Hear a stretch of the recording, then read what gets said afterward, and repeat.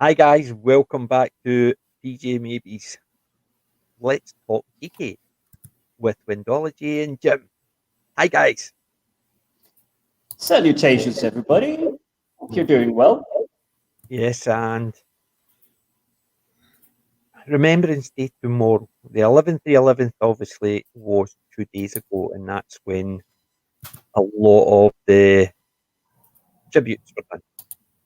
But tomorrow is Hockey Sunday in the UK. Mm-hmm. So, guys, thank you for joining us. I see answers out there, but I must admit, these are superb. Oh, I'm glad. So, Yeah, I remember as soon as I saw it, I remembered it. Shall never grow old. Yeah, I absolutely love that poem. So beautiful. yeah, It's just a segment of it, but that particular segment is so lovely. yeah. I definitely donate to the British Legion. I was even member for some time. Unfortunately, I moved away from the area. So I need to find the local branch where I am. Well, Yeah. I basically had to dig out my pin because I had I lost 2 copies today. It's typical. I was out and the pin kept falling off, so the poppy was gone, so I bought another one, and the pin fell off, and it did it again. But I want I to do. check something first. Yeah. Go ahead. I do find that it's quite hard to keep the poppies on sometimes. It depends on what type of clothing you have on and whether you have it inside a coat or something, because that tends to... It tends to rip and tear, unfortunately. Yes, yeah. Well, what happened with mine is I had this fleece on, and the pin, I didn't have anywhere proper to pin it, so pinning it to this, and it just slides out. So before we start talking about the great movie, I've dug out my box. This is my memorial box. I've got my grandfather's medal up on the wall. I would take them down and show you. That's lovely.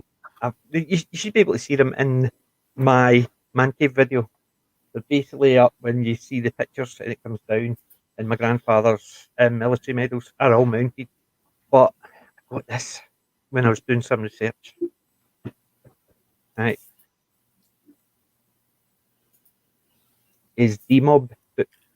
Wow. Still got it. That's It's in a wee bit of state. It was a wee bit of state when I got it.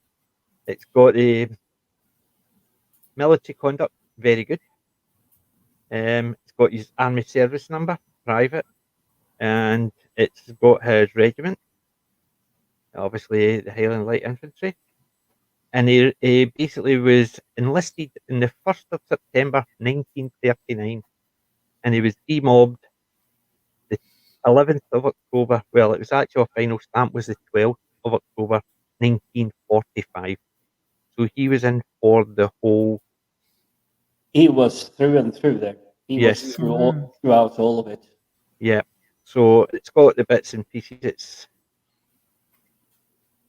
on His Majesty's service, officer in charge. It tells you the officer and everything. So I've got that. And when I did some research on him, I got some stuff from the Highland Light Infantry Museum in Glasgow. That's from their officers' mess. It's the diary of William Gavin, officers' mess, 1st HLI.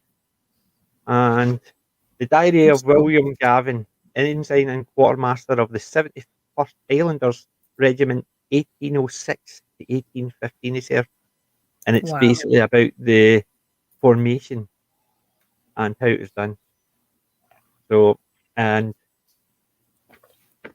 believe it or not, the date on this is the 1st to the 5th, 21. But believe it or not, that wasn't 2021. That is the officer's mess in 1921. So it's because the date's up the top corner there. You see it there? Yeah. Blurry. Just about. At the bottom, it's actually got the 1921. So when you look at it, you're starting to think it was done this year, but it wasn't. This was done about 7 years ago. And also got some other information from the museum It's all about the Highland Light Infantry Chronicles, and it's just a couple of pages I managed to get. Basically, they allowed you to take copies of certain of their documents, hence the reason why it's quite dark, because I had to use their photocopy on premises, so it's no That's something. And interesting. it was They let just you take this is the copies. Yeah. chronicles of them right through the start of the H when they were registered, marked as the Highland Light Infantry. So it starts when they were the 71st Regiment of Foot. I've even still got the form to actually get the information. So I have to write to the Ministry of Defence, and at the time it was my grandmother was the only next of kin that could get the information, and she was not keen. And I know why she wasn't keen, and my mum wasn't keen, because my grandfather, accordingly, on his record, he's got AWOL, and they didn't want me to find that out, but I'd already found it out because my grandfather had told me. Believe it or not, but my granny didn't know. My granda told me, so she wouldn't let me look at his records because she didn't want me to find out my grandfather had gone AWOL. And the reason he had gone AWOL is the Germans meant to bomb the shipyards at Clyde, but they missed. And when they were coming up the Clyde, they saw the road which they thought were the shipyards, but it wasn't. It was in Maryhill, where my granny stayed. So somebody had just come off leave and said to him, Maryhill got bombed, and they wouldn't give him leave to go. So he went AWOL to find out if his wife and kids were okay. And he was sitting in the front room waiting for the MPs to turn up. And they basically said, "We know why, but you have to get charged as AWOL." He says, "Fine," and I would do it again. But my granny wouldn't let me actually get his records because she didn't want me finding out he had AWOL on his records. But the fact that his discharge papers said very good conduct. There's tons of soldiers that have the AWOL mark on their record because there was something that they needed to get done, and it was like but the rules minor, like the minuscule detail, but unfortunately it's seen as bad, like too highly. It's like it's ranked really badly, even though it's really minor. Yep. So one of these days I'm going to fill in that form and get his full record. But my granddad told me a lot about his record, where he served and stuff like that. So I know a lot of it. I know do you know, what an interesting fact. My grandfather was in the same battalion as David Niven. Really? Yes. David Niven and another lieutenant were gazetted on the same day. My grandfather was the Batman to the other officer. And he says he was happy about it because David Niven was not happy that been put in a Scottish regiment, because when he signed up, he says any regiment at all except a Scottish one, because he wasn't Scottish. So they put him in the HLI. Probably best not to mention it then. Yeah. So the fact that my grandfather was the Batman of the other guy, he was quite happy. He says David Niven is very a nice guy, but he was always grumpy when you you were talking military stuff to him, because he just didn't want to be put in a Highland regiment because he thought it would have been out of place being an Englishman. Oh my goodness! So What an interesting somebody took story. offence to the fact that he says not a Scottish thing, and I think the guy was allocating was Scottish and didn't like that. So oh my goodness, what an interesting story that is. Yeah, so there you go. My grandfather had knew him, but his Batman was one of his colleagues. But there you go. That's my stuff that I remember every year around about this time. Yeah, my dad didn't tell me too much, but he was a sailor. He passed away a couple of years ago now. He used to have like a painted portrait. It's not a photograph, actually painted portrait of him in service uniform and everything.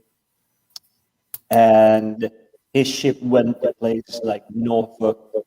He went to the Danish harbors, to the Norwegian harbors. And this was 44, 45. just as the war was ending, it was like less danger of submarines and everything. So obviously, it wasn't as bad as the Atlantic crossing, but he's still talking a little bit about. But his background was that he was a timberman. You've seen those Canadian films where they just chuck the logs into the river and they're just like dancing on top of the logs and just like trying to navigate them down the river. That's Yep. basically how he got drafted into the Marine.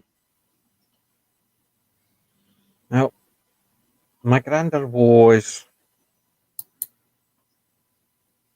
He was actually, believe it or not, a school janitor. Well, he was a school janitor after he came out of the army, but obviously when he went in, I think he worked in schools. Basically a caretaker, they were classed as at the time, and then he became a janitor and caretaker when he was demobbed. So he used to always look after stuff, so he was looking after stuff when he was in. But Yeah.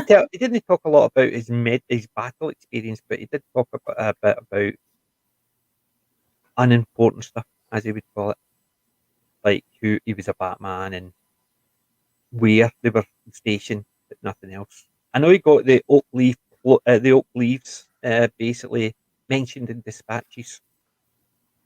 I know that because he had his medal had the oak leaves on it, but they were lost. The medals went about 3 different places. They went. My granny gave them to me, and sorry, my granda gave them to me.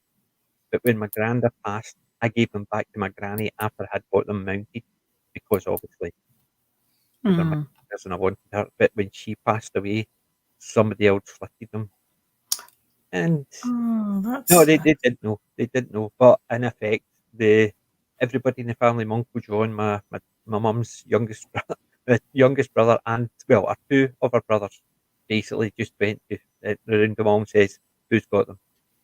Oh, I've got them for my son because he was into military. But same as granddad, and says, no. "That's his because grand gave it to him." So I've got them on the Yeah. wall again, but I still Oh, need good. to find the information and get the oak leaves on the correct medal. So apart from I'm that, glad you've got them back. basically they're my pride of place. They were the first thing I put up on my Yeah. that story where all the other That's stuff, lovely. they were the first things that went up my man cave. Yeah. Aye, but I'm called after my granda, so I'm. So You yeah, are. yeah. So that's why I think because I was interested. I was the guy my mum used to actually say, "See you." Too much like my dad. Because my granddad Mm. actually, every time I was there, he would come up and check my shoes. Polished, granddad. Obviously, they're polished. Every morning, they're polished. So stuff like that. He basically just, I get into the habit of it. I'm a lot lazier now, and I wear trainers a lot, so I don't polish them the same. But I do like my shoes polished, nice and gleaming, because of my dad.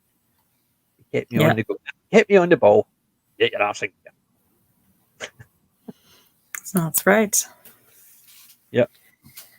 No, my mother and father, my dad was born in 33. My mum was born in 34.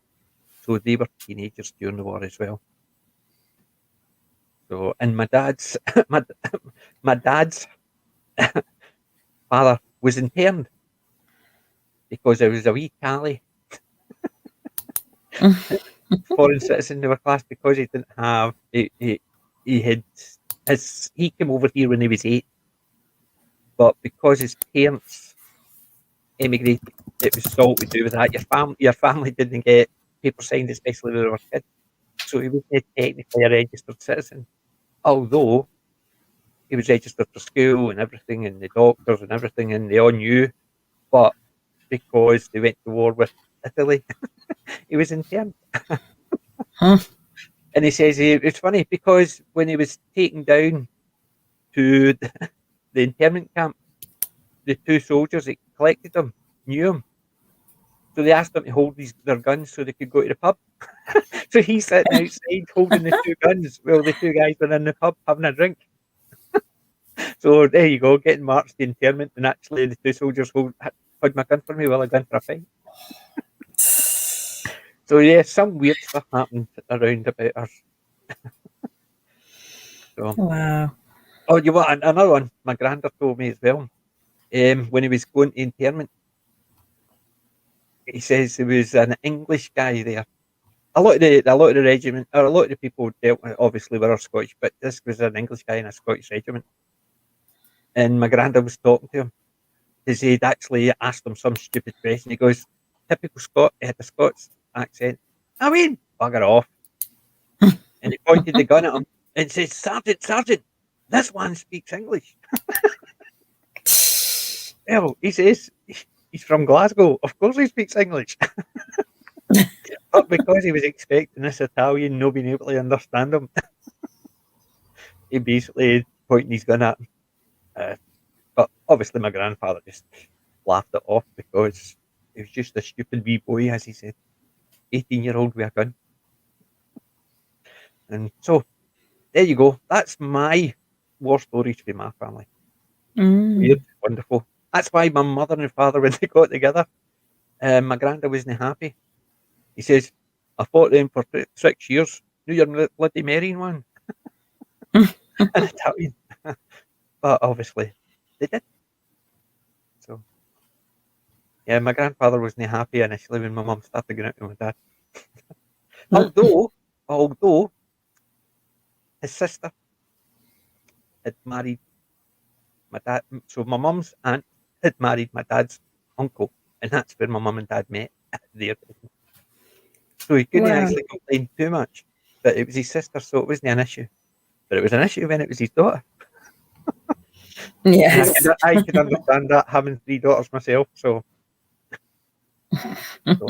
that's my family memories that I remember every year at this time. That's lovely. I'm just checking your thing. I'm just making sure we're catching up, make sure we don't fall too far behind with the chat. And then we will go straight to, did you watch it? Yes. Dun, Actually, he timed it dun. just so they finished just before we went on here. Yeah. Oh, Well, wow. my copy, my DVD has got the original wording, no dubbing. Oh, no, I have definitely the thing that cannot ever be mentioned these days. Yeah, the thing is, I know fine well the dub where they actually dubbed the dog's name to Trigger. They actually still kept the code name for one of the dams. Well, the code name is still on the official Wikipedia, and if you request the actual military documents, the code name is still That's there. what I'm saying. Even the ones that were dubbed to take out the dog's name or change it, they still have the code name the same. So they can't change that because it would be changing the military history, and they wouldn't have been allowed to actually still do it. I think Archer is already on to us. He knows exactly what we're talking about. The English ones yet? Yes, that's correct.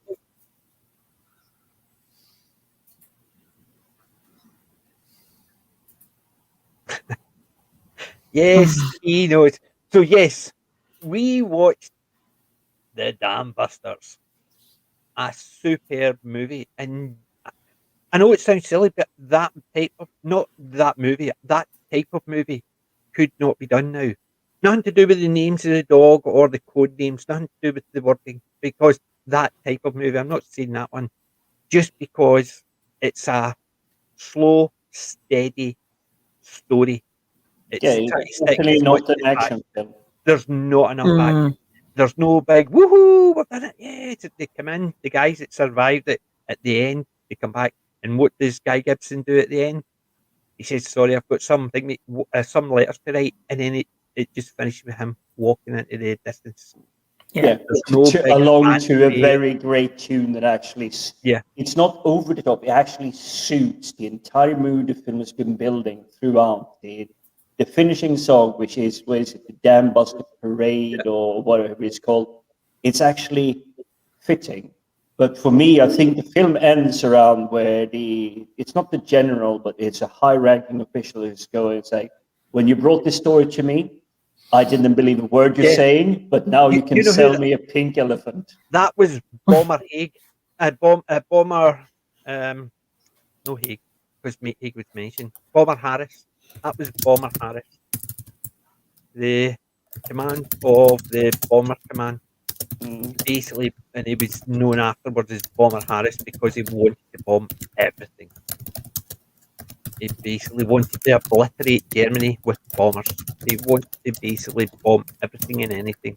Even things that weren't necessarily military targets. He wanted to bomb them because he wanted to demoralize the German military via destroying the cities. Even if they had no military targets, there was some military targets he chose, and he was told no. But it's some of the fallout from the dam busters, because the idea was to destroy the dams, reduce the electricity capability, reduce the water reserve for the region. But obviously, you break the dam, the water is just going to flow out. You're going to hit targets you don't even meant to hit. That's why the end scenes where they're flying over, showing factories and cities just completely destroyed by being overflooded. Yeah, Archer says the scene with Gibson is inspired by the likes. That did not happen. It was the boffins in the back office that had actually worked all that out. So yes, it looked good that he got the idea and sent it on, and then they sent it to the boffins in the back room so they could actually work out how to do it. But no, it was never Guy Gibson's noting it in on the stage. That was not how it was done. But it's a nice idea. But It is. this Dam Busters is just a damn fine movie. But they actually reckoned there's the thing about how big it was and how much damage it did. They actually reckoned that it only put the Germans back by 6-7 months. Back then, that is eternity. Yes, but it's not as if it actually wiped all the thing. It was months, and they were back up and doing the steel within those months. So they rebuilt and started manufacturing. But Considering what happened, just look at our planet today. We've had a global lockdown for 12 to 18 months, depending on what country you come from. Yep. And now we have a shortage of goods. We cannot deliver fast enough because there is actually, and people blame Brexit or Biden or Trump or whoever. No, it has nothing to do with them. There's a fact there is not enough people to be able to literally haul the crap off the ships or off the lorries or off the trucks and get it into the store quickly enough. There isn't enough manpower Yep. to do it. And that's just 18 months.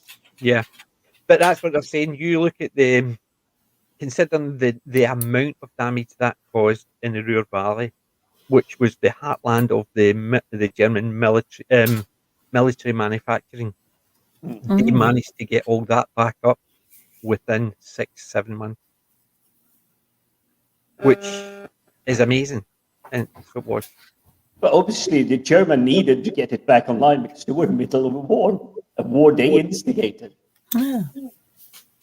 There you So I go. would say they probably assigned more resources than required just to get it back as fast as possible. Do you know what I found out today? I was talking to my father-in-law. His father was part of the Dam Busters unit, but he wasn't a Wow. flyer. He was the ground mechanic, the ones that actually prepared all the thingy.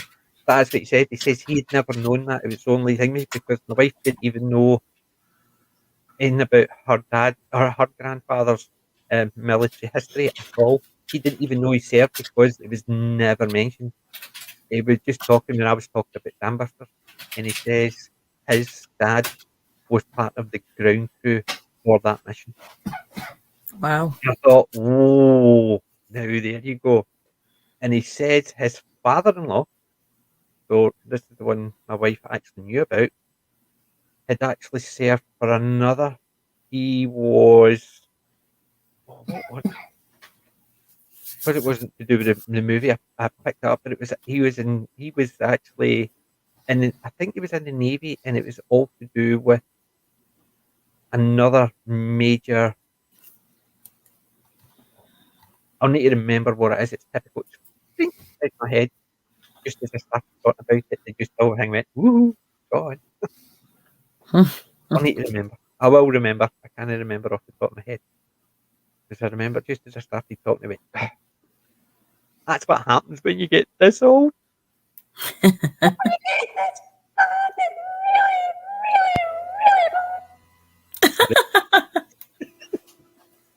Yeah, I got my wee sound card working. We love toys. We do love our toys. Definitely. The Dam Busters, definitely. I've got basically. I'm starting watching it, and You tomorrow. sounded like Rika. Who's champing the door? I heard Darren in the background. But I'm going to watch it again because I think there's some extras on the DVD. Yeah. I must admit, I just fired it in and just played the movie, but I can't even remember because there's the usual scene selection and other parts of the menu, but I just want to get into it. So I'm going to rewatch it again tomorrow. I'm going to look at all the extra stuff that comes along. Oh, I'm going through the Dub 2 films. So tomorrow for me is Guns of Navarone, Escape to Victory, and I just might go for Dirty Dozen in the evening. Yeah, well, I would Excellent be going film. for A Bridge Too Far, Oh, I love that film. Bridge Over the River Kwai. Yeah, that's a I'm very actually good watching Alec a Guinness TV one. show, which is a military one, but I'm keeping that for next week because it's going to be my pick of my collection next week. That's why I'm not going to mention too much about it. But it's not an old one, so it's a well, it's not a classic old one. It's about I don't know, maybe about 10 years old. So it was. There's mention of Doctor Who, so it's definitely after 2005. So there is, and there's talking about Game of Thrones on it. So when did Game of Thrones start? Oh my goodness. I've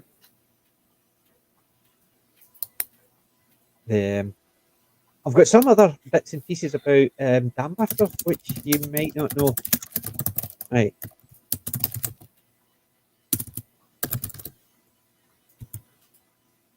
Right.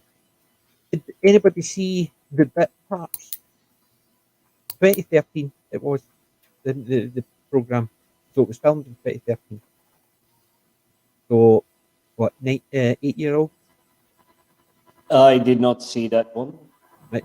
But right, there is this. I don't know if anybody picked it up, but how would I word it? So I don't want to give too much away, but I definitely want somebody to guess it. Right, I'll give you one, right? Right, I'll give you the first one. Does anybody recognise him?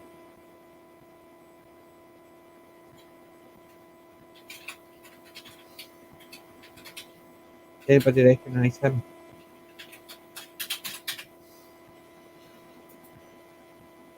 Yeah, that looks vaguely familiar. Yeah, he Trying to actually place him. he's been in a lot of comedies, but one of my favourites is Molly Sturgeon's That's My Boy. He played the brother, Will. That is Harold Goodwin. But he was the first one I noticed.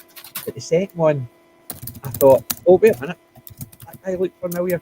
Let's put it this way, he's a bit of a prisoner. Right? So he's ready for this. Who this other one is. Right, show us. Right?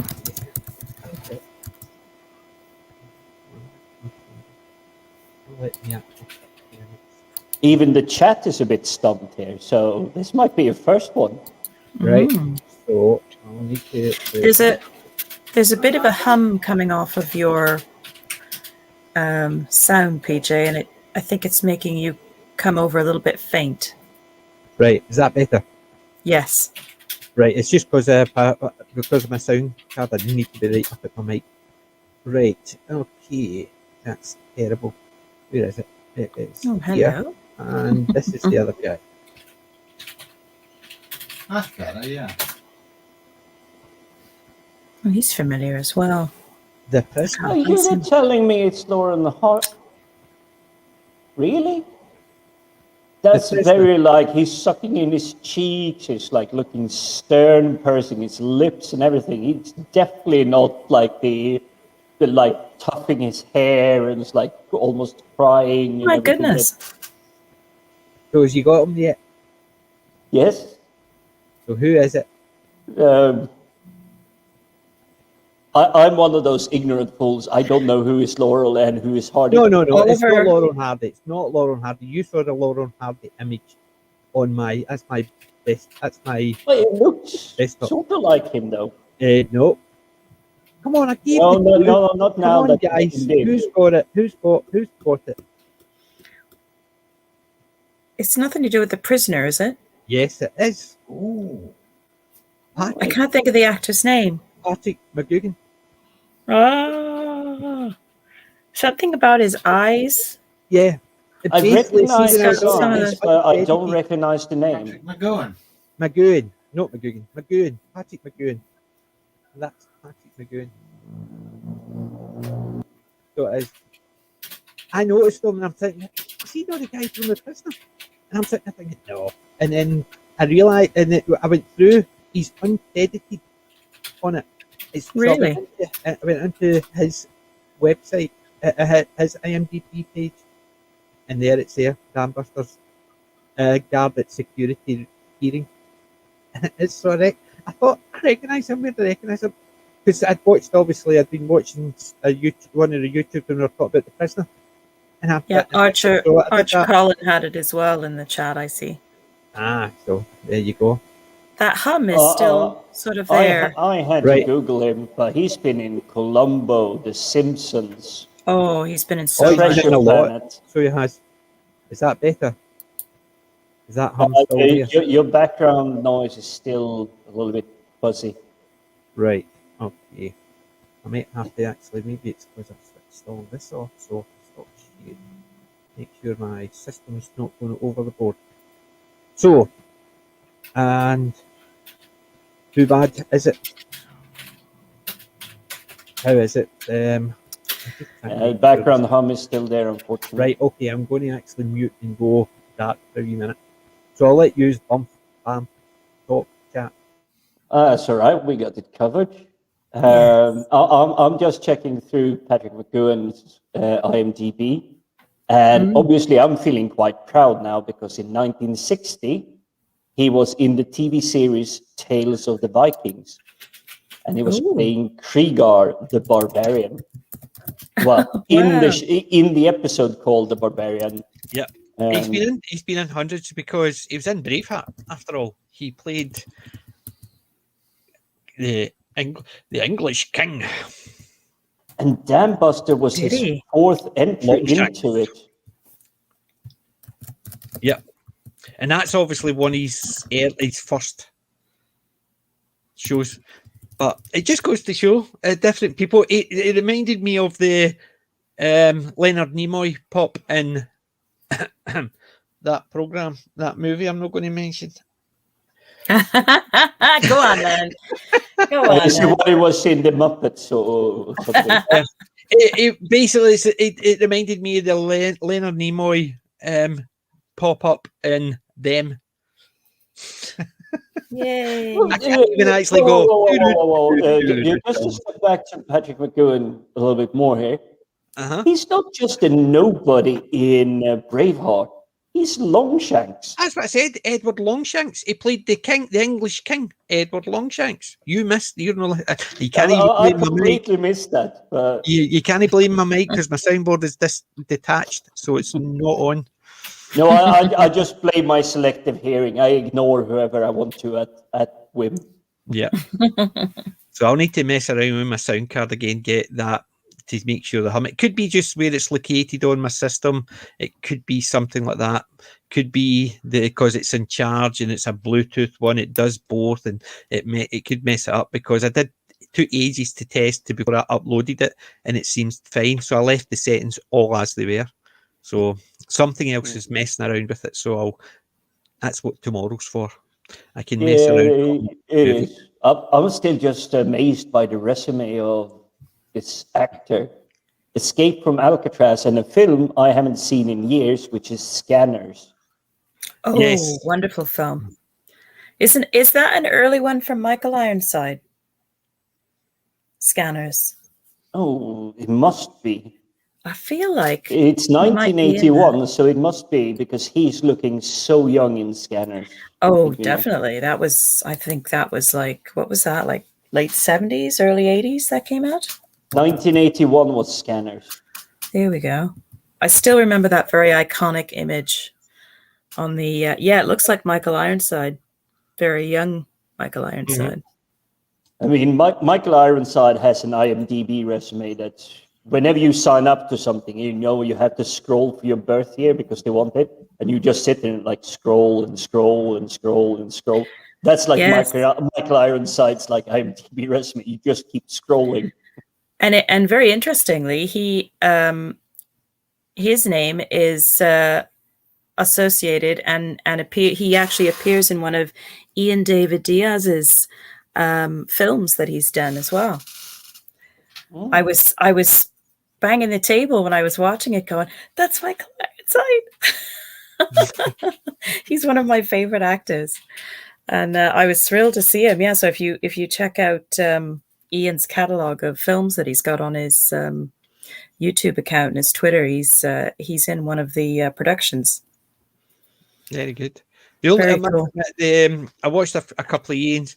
The only one I recognise, which is terrible, I recognised her is she was in EastEnders.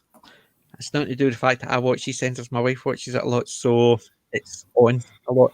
And I'm sitting there thinking, she was in EastEnders. She played, and I couldn't remember who she played, but I showed my wife, and she told us who she played. One of the sisters in EastEnders, and I'm sitting there thinking, there you go. So that's the only one I recognise because a lot of modern stuff, I don't really know a lot of the actors' names. I recognise them, but I don't know the names. But she was the one that I recognised. I can't remember her name again. I'm terrible with that. But, I'm just amused by the fact that when you put scanners into Google, you get images of Michael Ironside and then grocery scanners. Just struck me funny. Same difference. Yeah. And thanks to Daco, yes, They Live was a great movie, so we enjoyed doing that stream as well. That was great fun. Yep. So, the Dam Busters. Shall we go through it bit by bit, the good bits? Because I don't think there was any bad bits. Well, apart from the dog's name, but that was a sign of the time. It was not a name it was associated with anything. It was just the name. So, what was your favourite parts of the Dam Busters? Do you want to take this one, Jim? Because it's been quite a while since I've seen it. We watched it about a year ago, and we intended to watch it just before the stream. And today got a little bit busier than we originally planned, so we didn't have a chance to fit it in before the stream. But I just remember it very fondly, and I particularly remember the feeling at the end, where it's just, to me, that's one of the most powerful parts of the film because of that scene. Yeah, you're capturing the essence of the film quite correctly. I mean, you have the. I'm trying not to jump through the entire film, but you have the almost maniac engineer at the start of the film. You get introduced you get introduced to his family and the fact that he's clever. His brain doesn't turn off. He got ideas. He got solutions. He got experiments he wants to run and everything. And even his wife is worried about him. Mm. Well, you look at the cast of him, Michael Redgrave. Yeah. Yeah, I mean, well, obviously the three or the two main parts are Michael Redgrave's Barnes Wallis and Richard Todd as Guy Gibson. There was a lot of other great parts in it, but Barnes Wallis's wife, Jude Ursula Jeans, she was good because you could just see, even in the parts she was in, considering she didn't have a big part in it, she just came across as worried for her husband because he's just overworking, and she just comes across as worried, and that's quite a difficult emotion to come across just by looks. I mean, But even so, just when she was looking she at him, sets him up quite well because he is, as I said, like he's like a maniac. He's driven. He's like so hyper focused. It wouldn't surprise me if someone actually looked back at it and it's like, okay, ADHD, hyper deficient disorder, something like that, because he was always like super focused on the stuff he was doing. She was worried about him, but you also see it toward the end when the missions is being run through and everything. Well, spoiler alert, like if you took history in school, sad to say, you should know the outcome of this. You should know that a couple of them did succeed with their missions, but if you look at him in the command and control center room, in the war room, he's an super clap, everything. He's like, yes, it worked, but then he's just sitting down and it's like, it really worked. Take some happened iron to me brew. last week. That Swallow happened to the me frog last just at the correct time. Yeah, and you need more iron brew. Yeah, we actually have some iron brew. I'm about to get one. I'm running low Yep. on the last bit I have. Yeah, I'm just going back a wee bit. Archer Colin, obviously they were talking. There was a few like Eagles Dare and stuff like that. But yeah, there's so many great war movies. It's hard to, because I put I sent a list of my top 5, but even that I had to struggle with those 5 because. But we were struggling. We were. This is literally a week and a half in planning to just what film could we actually focus on. This because is so there many. was so many, exactly. There is absolutely loads that it was a case of where do you start? Do you go for First World War, Second World War? We decided the only thing, I must admit, the only thing we could agree on was a British movie, because there's so many great American movies as well. So at least we narrowed it down to only 40% of the great war movies. So, and then we had to decide, is it going to be a First World War or Second World War? We decided it had to be one of those two. So we took out another bunch of great war movies that weren't First or Second World War. So it was literally narrowing it down that way. We had to take a genre and then subgenre and then a subgenre of that and a sub. Yeah, and narrows it down. It was difficult. It was a difficult one. And I think the Dam Busters is definitely one of the good ones, because we could have done one for land, one for air, and one for sea. And then you could have picked 3 great movies. But then again, it would have just given us 3 times the headache trying to pick 3 great movies. So that's why we went for the Dam Busters, because it's a fantastic movie. It's something we've all seen and we were happy to see again, which is the sign of a good movie, that you've got great memories of it.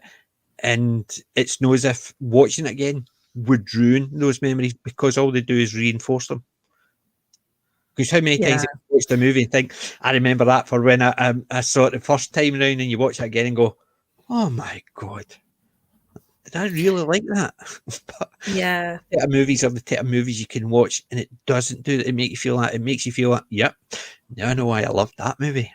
And I think this one is, because it's not jingoistic, it's not over the top. You did need, the good thing is, which unlike a lot of war movies, like when the dams went, if you imagine a lot of movies within that genre what would you normally see running across in front of the camera, in front of the wall of water?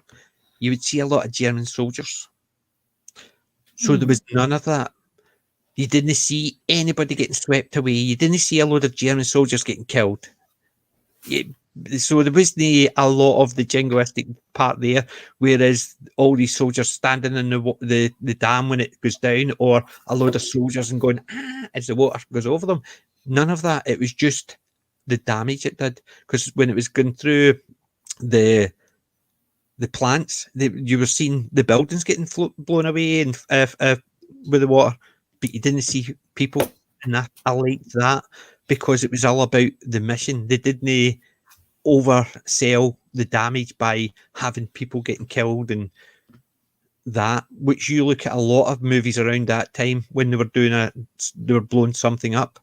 You would always see somebody running in front of the camera as something's coming over them, and it's to give the impression it was doing damage to not only the war effort but the people or the soldiers, because it's typical early war movies from American Britain where they were just German soldiers, so you do a Rambo on them and just shoot and shoot and shoot. It doesn't matter how many get killed. They were only German soldiers. It's like they would do now with robots. You just shoot and shoot and shoot, and it's all robots. Or aliens or something getting blown away. They weren't a big thing. But this movie didn't do that, which I loved. So it didn't glorify it in that way. It was telling you how it was done, the technical side of it, and the work it went in behind it, like with the bomb site, the getting the level they had to get, and the bomb getting placed properly and stuff like that. They went into that, showed that, and built up, and showed how the guys had to do it and the sacrifices they did, but it didn't show you anything else over the top to glorify it. This one is more unique because it shows more the emotional toll on the actual crew.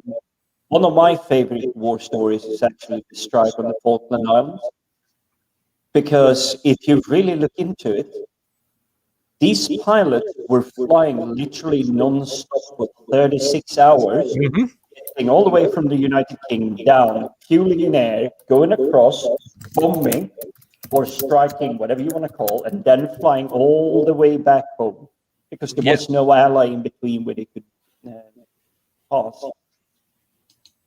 Yeah, it's true. Basically, these flights were long flights, but that's why they always had two pilots. It wasn't. A lot of people think when they watch a movie, because they obviously cut down the types. You see them taking off, they see them over the channel, then you see them on the bombing mission. People automatically didn't think about the time they were actually meant to be in the air, so they always thought they had a co-pilot just in case they get shot. No, that's not how it worked. The co-pilot was there so they could take turns, so they could rest, because if they were doing that non-stop for 8-10 hours, especially in battle and stuff like that, there's no way on earth a lot of them would have survived it, because they would have been literally, because it's not as if they're sleeping, wake up straight into the plane and away. They're still got things to do, get the plane ready, get everything organised. So it's amazing how many people actually still think the co-pilot's there just in case the pilot gets shot, because it's a big plane. Well, why wouldn't you have a co-pilot in a fighter plane for the same reason? Because, yeah, I mean, it's that type of thing, which I find quite interesting, because you've got a big flight, and they basically talked about the times they were taking off, how long it was going to be there, and how long it would take to get back. So they talk about a lot of that, which gives a lot of good detail, that you're not just up, fly, bomb, and back. It's basically the fact that they're circling. The ones get in to do the bombing raid, which means the rest of them are just circling around there. And how long are they circling for? Well, I'm a big fan of flight simulators and everything, and the ones that are obviously sped up a little bit. Yeah. But you launch the game, you tweak the buttons, the dials, everything. You do all the pre-flight checks and everything. And then you just sit there in the game. Yeah, I sit there for 15 minutes, and then there's like action, action, action, action. But then you have 15 minutes of nothing happening just to fly Yeah. back. And obviously for them, it's flying from London to, say, bomb Berlin, like a lot of the RAF did. It is like a 4-hour flight there, 5 minutes of action, and then 4-hour flight back. Yep. Nothing happening in between. Yeah. And it's probably the same for the German bombers doing the Blitzkrieg. Oh, of course, in they London. basically did the same. You think about it. They've obviously, even though they're taking off from France and they're bombing London or mostly the south of England, but it's the same idea. It's not just a case of up, across, and down. Even 2-3 hours there, 2-3 hours back. That's still 5-6 hours just doing that. But Arthur Collins thought about Michael Ironside, yes. Richard's Roughnecks in that, and he was also That's Roughnecks. Ooh. and he was also Total Recall. Arnold Schwarzenegger. Oh, he was absolutely brilliant in that one. Yeah, he's been in some great movies, but he's not in this one, so we're not talking about him. I will have to take a question. Has he actually been in a war movie? I don't think I can recall. Well, apart from Starship Troopers, I don't. No, well, that's action, but okay. But it's still technically a military movie, not a war movie, but it's a military type sci-fi movie. But I can't think if he's been in any. He probably would have been. So could probably check IMDb. We'll do that a wee bit later. The Hammer of the Scots, nickname, not a fan of, being from the Highland Scots. Well, so am I. Half of my dad's side is Italian Irish. My mum's side is pure Scottish, Highlander and Lowlander. My granny's side is from up in Inverness way, and my granny's mother is from. Sorry, wait a minute, that's not right. My granny is from the Highlands, and my granda was a Lowland. He was a Glasgow boy. So yeah. So basically, you're telling me, in comparison to me, you're from the tropical countries. I'm half Scottish, quarter Irish, quarter Italian. not a big mix, because there's some out there that have got bits of this and bits of that, but yeah. And my granny and my grandad were actually unusual when they got married, because one was a Catholic and one was a Protestant, and it was frowned upon. My granny got thrown out of her house for marrying a Protestant. Oh, must have been hell on earth back in the days. But see, the thing is, I didn't know what my religion my granny was until I was in my 30s, because she never talked about religion, didn't let her kids talk about religion. They could be whatever religion they wanted to be. But it's just one of those things. That's why religion's not a big thing in a lot of our family. It's because we could choose what we wanted. My mum's from my mum's side. So a lot of my family, my father's side is different, because obviously I Irish Italian. We were unusual because when we moved to a new area, the priest came up to introduce himself, and he'd been in the house for about half an hour, and my mum says, "I'm sorry, Father, you might be under the wrong thing, mate. We're Protestants." He goes, "Oh, I just thought with a surname." She says, "No." It makes it worse is his mother's Irish, but she's a Protestant Irish as well. So a Protestant Irish, a Protestant Italian, which people found unusual. So I think so, yeah. Who says I'm from a weird family? I don't know. We're all from a weird family, I think. Yeah. Yeah, definitely. If you scratch, I don't think anybody enough, we're all escapes from that big one. families. Yeah. Yeah. If you're not weird, you're weird. Yeah. If you're weird, you're normal. If you're not weird, you're weird. But what's that? I talked about Longshanks, not Brian Young. Even though I got a shout out in Cockney Spox, because they were talking about Judge Dredd helmets, and I got my name mentioned. I was watching. I was lurking because I was actually doing some work. I was working late last night, and then I was up at 6 o'clock this morning, and I've not stopped until a wee bit earlier today. So busy day. So no stop. I like what Big T Morris put in the chat a little bit further down in the chat. I thought it was pretty funny.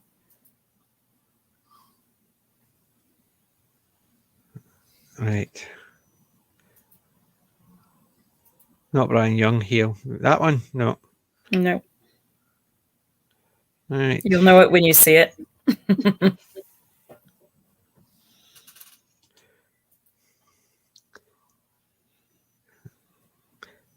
Right. Yeah. There it is. Yep, definitely. Cheers. Running through his veins. Yeah. Do you know how much it's running through my veins? Right, I'll dig out my war tin, my tank tin. Tank in a tin. And inside it is my Iron Brew chews. So I've even got Iron Brew sweeties in my tank tin. So who says I'm weird?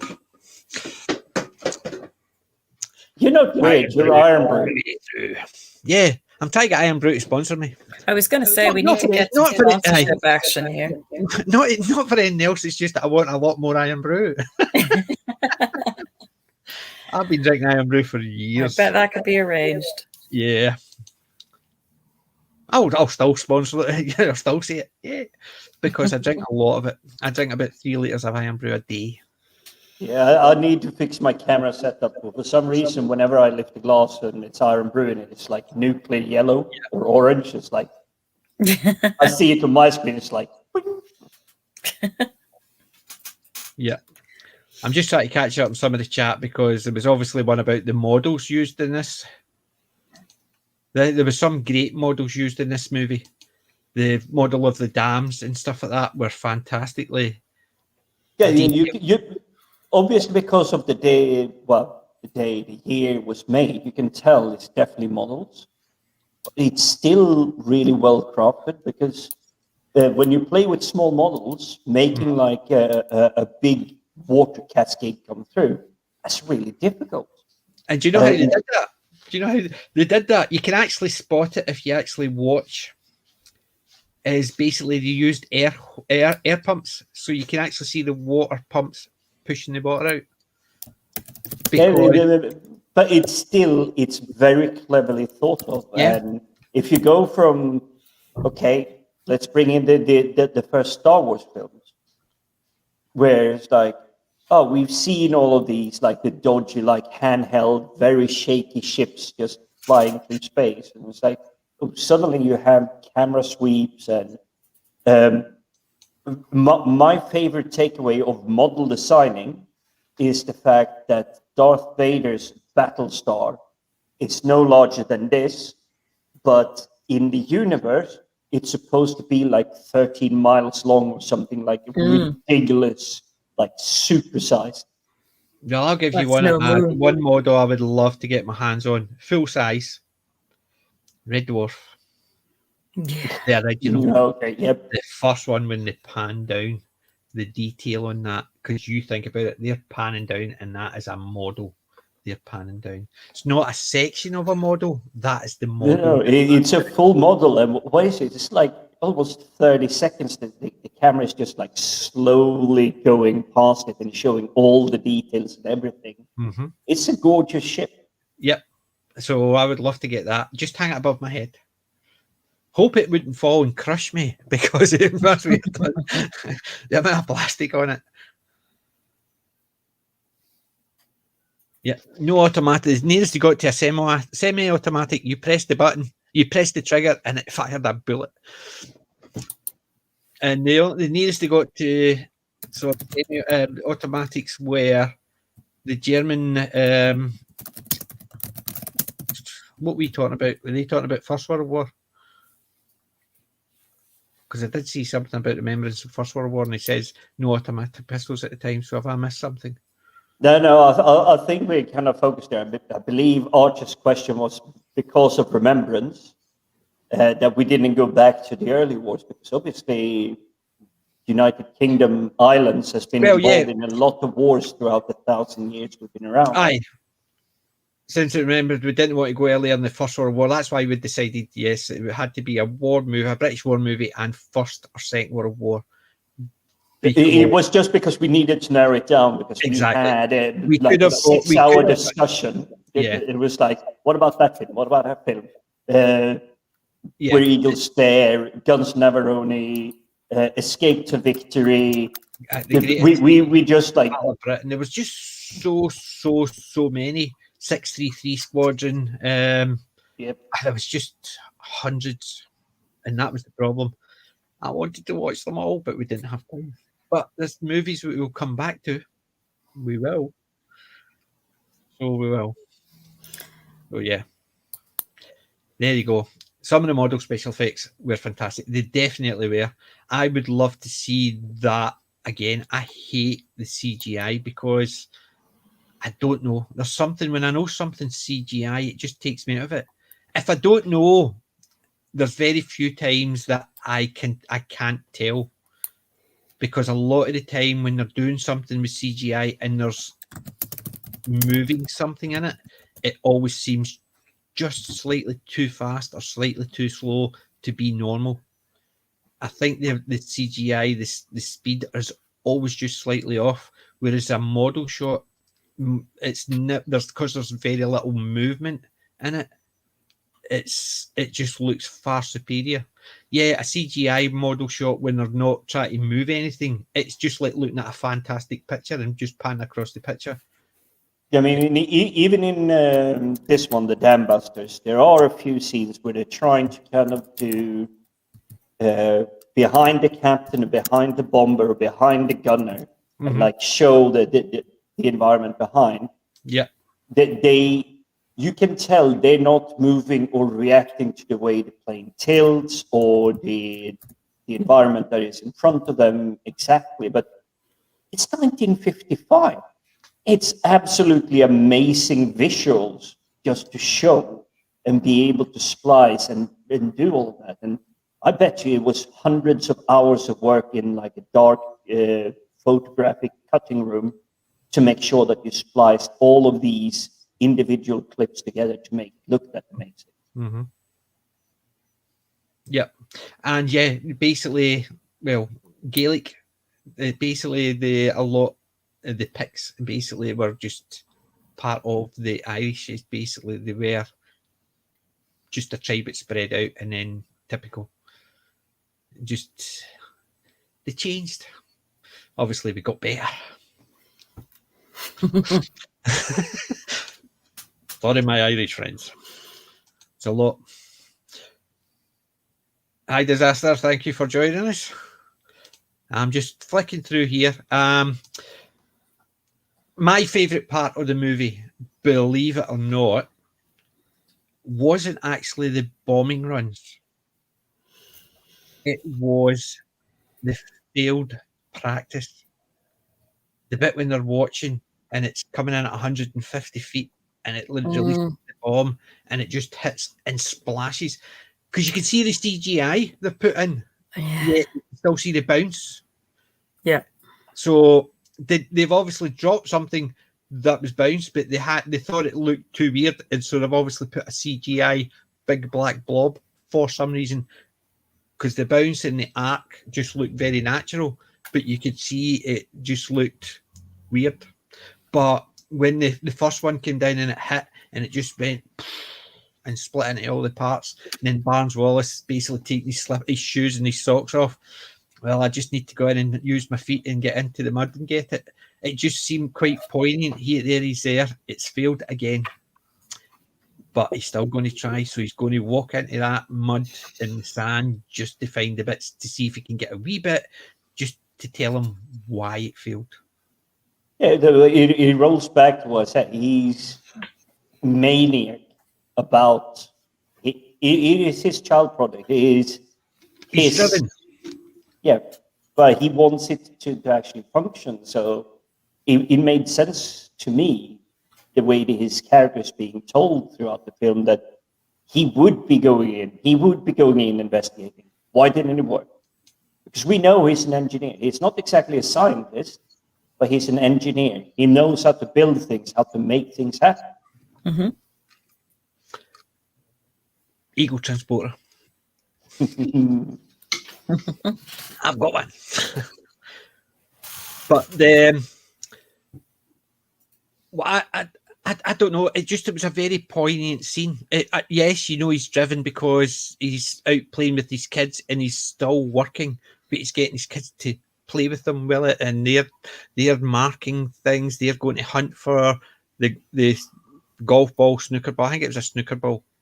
So they're going hunting. So he's still, even when he's playing with his kids, he's still working, and his kids are helping him. So he's encouraging his kids to get involved, just so when he's still working, he's spending time with his kids.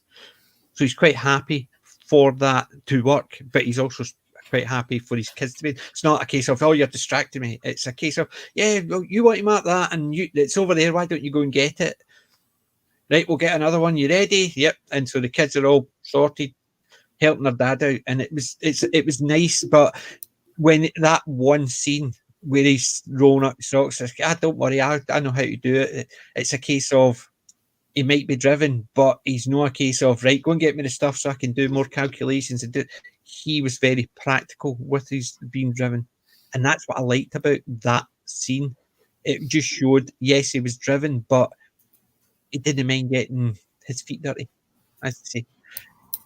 And that's why I like that scene in particular. That was my favourite scene in it, just because it actually shows how driven he is and how happy he is to get in there with the rest of the guys. Not a case of like a professor sitting there and people go and dig up the rubbish and he looks at it and writes the reports. He's right there in with everything, watching it, checking it, testing it, going to find the problems. That one scene sort of brings it all together. We're talking Dam Busters, the movie Dam Busters, 1955. That's what we're talking about, Keely.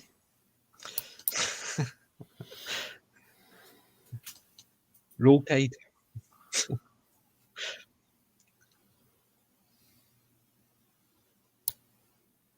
Sadly, what model deteriorated after Series 4? Yes, talk about Red Dwarf. That's the Red Dwarf one that they had to rebuild it, and then they did it in CGI. So, as you can imagine, we are basically jumping backwards, forwards. Cam, I'm Irish on both sides. Scott's dad's side, with some Russian, Polish, American, Indian thrown in. My equine. Pick of my clan badge tattoo. There you go. So, well, my first name is Scottish and my last name is Italian, and my middle names are all Scottish as well. So, but yeah, my oldest sister is Scottish, Irish. I'm just trying to remember our middle names. Scottish, Irish, Scottish, and Italian. And then Scottish again. No, Irish. I think our surname is Irish. Because we've all got multiple names. So mine's is 4. My sister's 4, but she's now married. She's got a 5th one added to it. So ours are all mixed between all our families. So we've all got part of my granddad's family. So my granny's maiden name is part of some of our family's middle name, and it's the same for my other granny. So that's why we're a bit a mix of all. So all our names may have a Scottish first name, except my second sister, she's got an Irish first name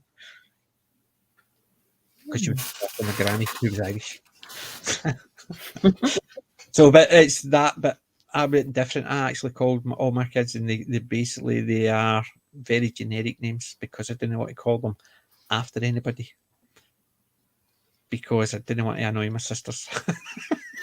That's a little bit, yeah, that's a tricky one, that is. Yeah. My first daughter I will call after, watch it. Nobody. And it turned out I had three big sisters, 3 daughters. It could have worked, but wasn't taking that chance. I had a fun one. My brother-in-laws used to, when I was a kid, and they obviously married to my 2 oldest sisters. They always used to give me a woman proves she's a woman when she has a son. A man proves he's a man when he has a daughter. So my oldest sister had a daughter and then 3 boys. The second sister had 2 boys and then a daughter. So they 2 of them used to go, see, both of us are proved, woman and man proved. So I had 3 daughters. And on the birth of my 3rd daughter, I went up to them and went, 3 in a row, hello. I remember that it might have been 10, 15 years later, but I still did it because I reminded them to teach me. That'll teach them that to be, you're not going to prove you're a man, you're going to have boys. Archer Collins says something I quite liked here. It says, not many war films focused on the backroom boys like Barnes Wallace, which is a good point. I think more modern ones have. What was the one about? Perhaps, but the earlier ones. Bletchley Park. There was not a lot of early ones. It was all about the invention or the raid that all these things were. And I think the Dam Busters was good at it because it had they focused on the background boys, they focused on the inventions to do it, and they focused on the pilots. They didn't focus too much on the actual raid itself. It was the build up to the raid they focused on. So it was about all the pilots getting slagged because they were doing nothing except training, and all the other ones were going out and fighting, and they were getting slagged for it, and they didn't like it, but they knew they had to because it was something they needed to do. And I mean, the Dam Busters could have been a completely different film if they just focused on, say, the pilots and the actual raid. I mean, it would have made a film all on its own, but it doesn't really make the story, because the story is about a newer-ish invention. How do we actually make this happen? How do we make it effective? Because obviously a dam would be reinforced from the other side. So if you come in on the actual plate wall of a dam, that is usually stronger, and you wouldn't be able to carry a bomb heavy enough. They do discuss this in the beginning. Yeah. Because if you want to attack it from that side, they need a lot more explosives. Aye, they thought it was whereas if they come from the other side, it ended up it would be 30 ton. Yep. And it was too big. The co-pilot comment regarding the co-pilots and crew size, yes, but the co-pilot within the craft was when they were flying, I think, maybe, but they still had to take turns because of the amount of time, because they could be called on at any point just to make sure. So they always had to have a pilot ready, even though the co-pilot did a lot of the level flying. So I understood I didn't quite catch what the comment was about the co-pilot and the automatic pilot, should I say? Because I thought he said automatic pistol, so I misread it. No, so back in the day, if you were flying a plane in World War II, you had to be on the ball, so to speak. And when they say on the ball, they actually meant that. It has a name. It allows you to see that you're actually flying level. That you're not climbing. No, it's not an altimeter. Basically had the one that had the level. Yeah, I know. Yeah, it's a ball rather than an altimeter, because an altimeter is actually just like a gauge going up and down. But this is a ball, basically making sure you're flying level, you're keeping that altitude. And if it's starting to tilt, you're actually going down. And if it's starting to bow, you're actually climbing. Yeah. And hi, Orville Nation, the other PJ. He's a PJ and I'm just a maybe. But no, I the fact that the Dam Busters actually focused in quite a lot of getting the raid ready. Even talking about the spotlights, even though the basically reason had it was slightly different. Even the Tupney bomb sites, just so they can actually do it. They didn't come up with anything fancy. It was just a wee thing. When those two match up with the press the button, that type of thing. It was just a case of how they came up with ingenious things to counter what they needed. They could fly level. It's an amazing mechanical solution to it. Yeah. All you need to do is hold this triangle up in front of you, and where you are, when it lines up, you're exactly this far away. It's basic trigonometry. Yeah, but that's what I'm saying. It's just they didn't do anything fancy. It's like the old, which is an urban legend, believe it or not, because it was a case of the Americans spent billions developing a pen that could write upside down, where the Russians used a pencil. And space, down in space, where the Russians used a pencil, which is actually a fallacy, because the Russians wouldn't use a pencil, because sharpening it and the graphite, even though they couldn't have had, they couldn't take the chance. So the Russians still did the same thing, but it's used as it's not true, but it's seen that you don't need to always go high tech, low tech works. Yeah, it's a moral of a story kind of thing. It's a moral rather than actually. It is actually just it's an urban legend, because the Russians had to do it as well. It's just that people saw, well, the Russians just used a pencil. They didn't spend billions in actually developing a pen it could write in space. Yeah, and CGI can look too clean.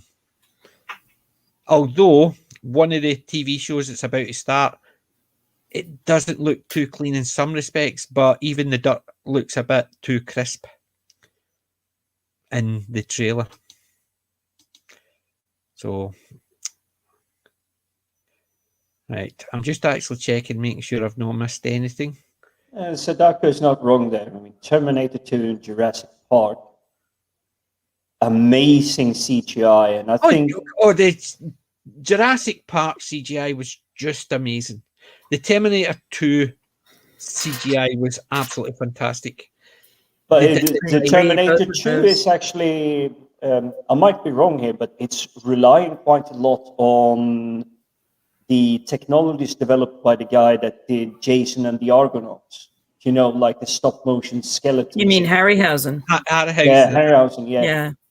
Yeah, they did, because the bit where he's walking out the flames, what they did was they had him walking through the tunnel, and then they had the explosion, and then they had him run in so he could walk forward, and then what they did was they matched the two up, and then they just basically they did the CGI over his motions, so it was still his motions coming through, so it was actually done on top of the real. It's the same as you remember seeing the Lord of the Rings, the animated one.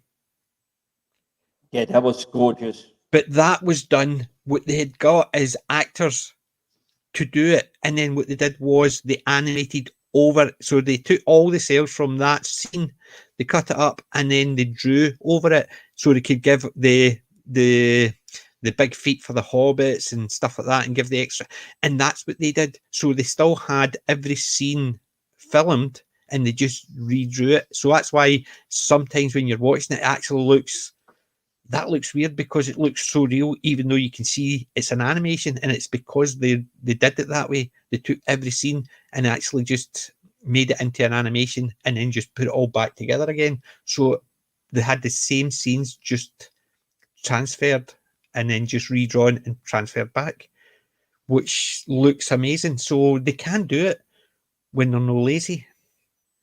I mean, I would love to see a film made today that relies more on models and practical effects and this kind of clever, shall we say, visual effects that aren't really CGI. because if you really put your effort into it, you can make it good. But I think people are getting a little bit lazy because it takes 2 minutes to build a fire scene in Adobe After Effects. Yeah. It takes no effort whatsoever. But if you actually build it on there, not only do you have the fact that it looks like it belongs, really looks like it belongs, but also the actor in the scene has something to actually play off of than rather just pretending, oh, it's a white cross mark on the floor, pretend that that's a wolf or something on fire. Yeah. See, the CGI, sometimes it can look really, really good. Well, it is when it's done over the top, like the Iron Man. So Robert Downey Jr. had a part of the helmet on and nothing else. So you would have maybe the marks, and then what they do, the CGI over the top of it. So they've still got his movement. They just CGI hides a lot of his movement and makes it look a bit natural. And then when he had the mask on, it was CGI'd on. So he didn't need to worry about all that. So he could still go through it with the mask on. So they put a lot of CGI into it, and it looked good because it's when they actually try and build something that's not there and people have to react to it. That's when you can see it's slightly off. You look at what they did with Jurassic Park, right? Here's the T-Rex. They didn't say the T-Rex is up there and you need to look up there. So that's why you see somewhere somebody's doing that and somebody's doing that, and they might be looking in the same place because they don't have an eye line. Whereas they had a big stick with a fake head on it, and they were basically doing that, and they were going CGI over the top of that. So when they were looking up at the jaws, there was a guy floating about with a head of a T-Rex on a big stick. So they knew where that jaw was meant to be. And it's that. Whereas... me as the geek, as the fan, I'm bringing it back to Iron Man. I love to go to the convention and everything.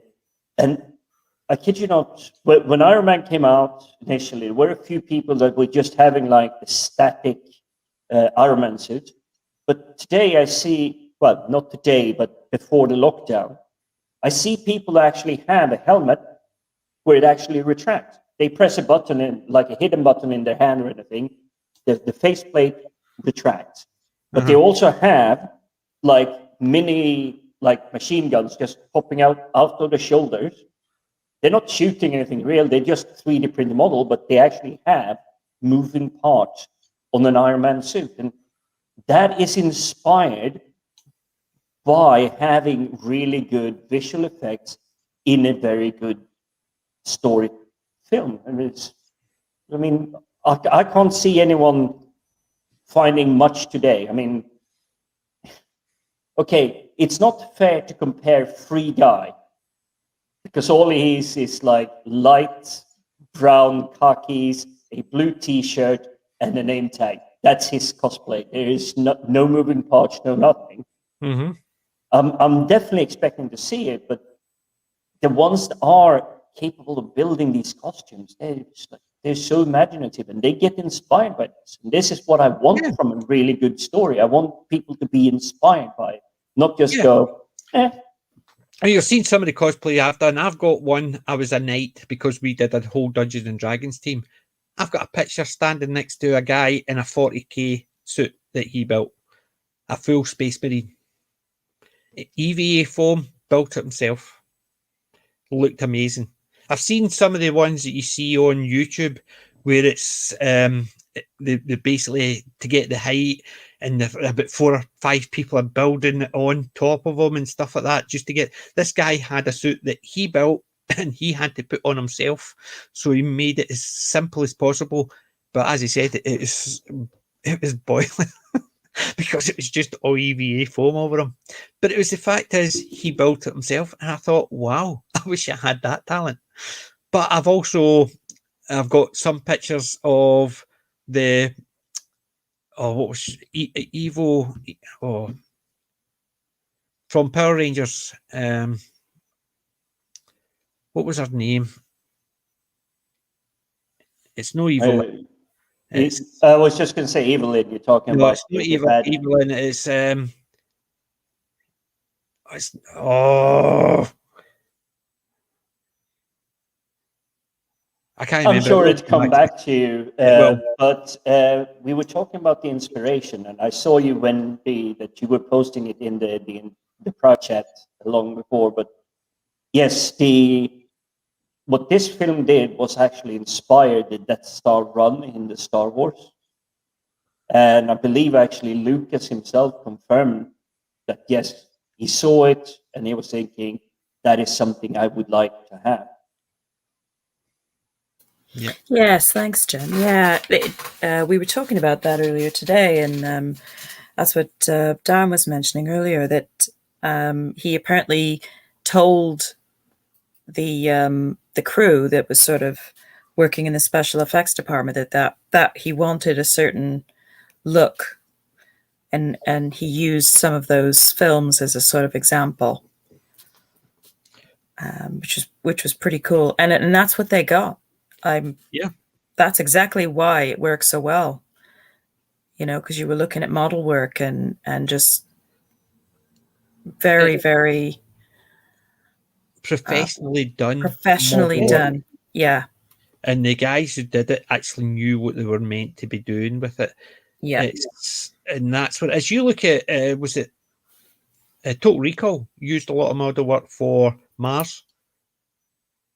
So a lot of the scenes on Mars, it was they had the backdrop was actually a model which they had filmed and put it in the backdrop. It was That's really well interesting. done. Arthur Collins talking about, was it Operation Mincemeat? I loved the documentary, The Man Who Never Was. It was all about how they fooled the Germans about that's where the D-Day landing were going to go, and it was all to do with finding the person with the right death. So I think it was pneumonia, so his lungs had filled up and he died by drowning. And then they commissioned him, and then they basically had to keep him on ice, then float him into, so he would be found at the right place with the right plans on him, and hope that they actually believed it. Right. But still, it shows. And going back to what Wendology was mentioning about the Star Wars, we're not just us, the geeks, the fans, the consumers, whatever. We're not just the only one getting inspiration by this. Yeah. One that I like is Hideo Kojima. He's probably not so much known to you guys if you don't play too many video games, but he's been a Japanese video game creator for 25 years now or something. But he draws inspirations from some of the creators we really love.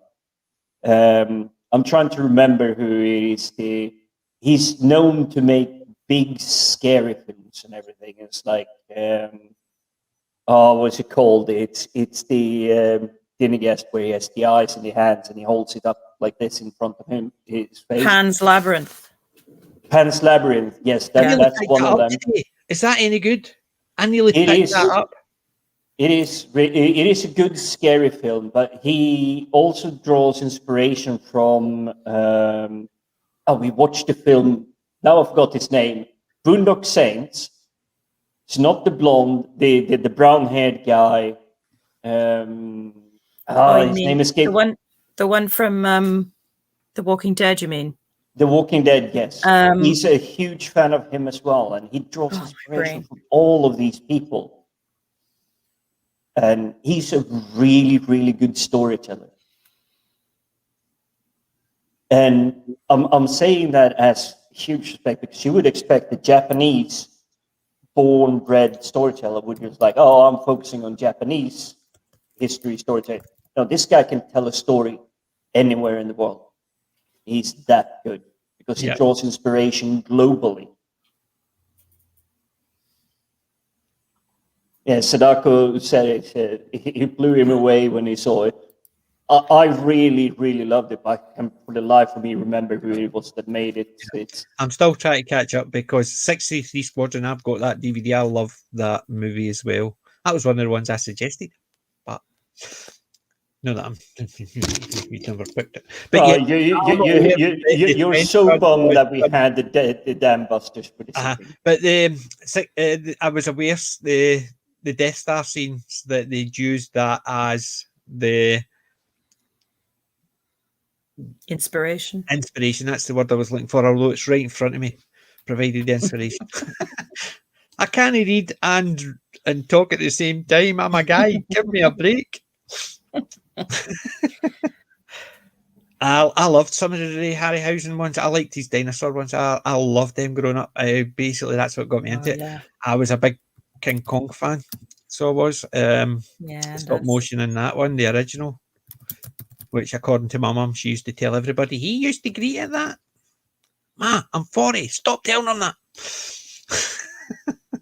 So yeah, but I love stop motion stuff. It just looks absolutely amazing.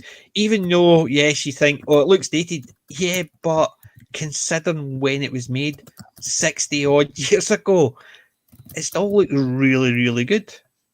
Yeah, it doesn't look as good as like the King Kong movie now, because the CGI, they can actually get the hairs to ripple. But considering they didn't have that, and that's just a guy taking a wee movement, take a picture, wee movement, take a picture, and it looks that good. Ray Harryhausen was just an artist. You see, when people say Harryhausen stuff looks dated, the only counter question I have is, okay, you make it better. Rita Repulsa. Thank you, Sadako. Rita Repulsa. That was the one from Power Rangers.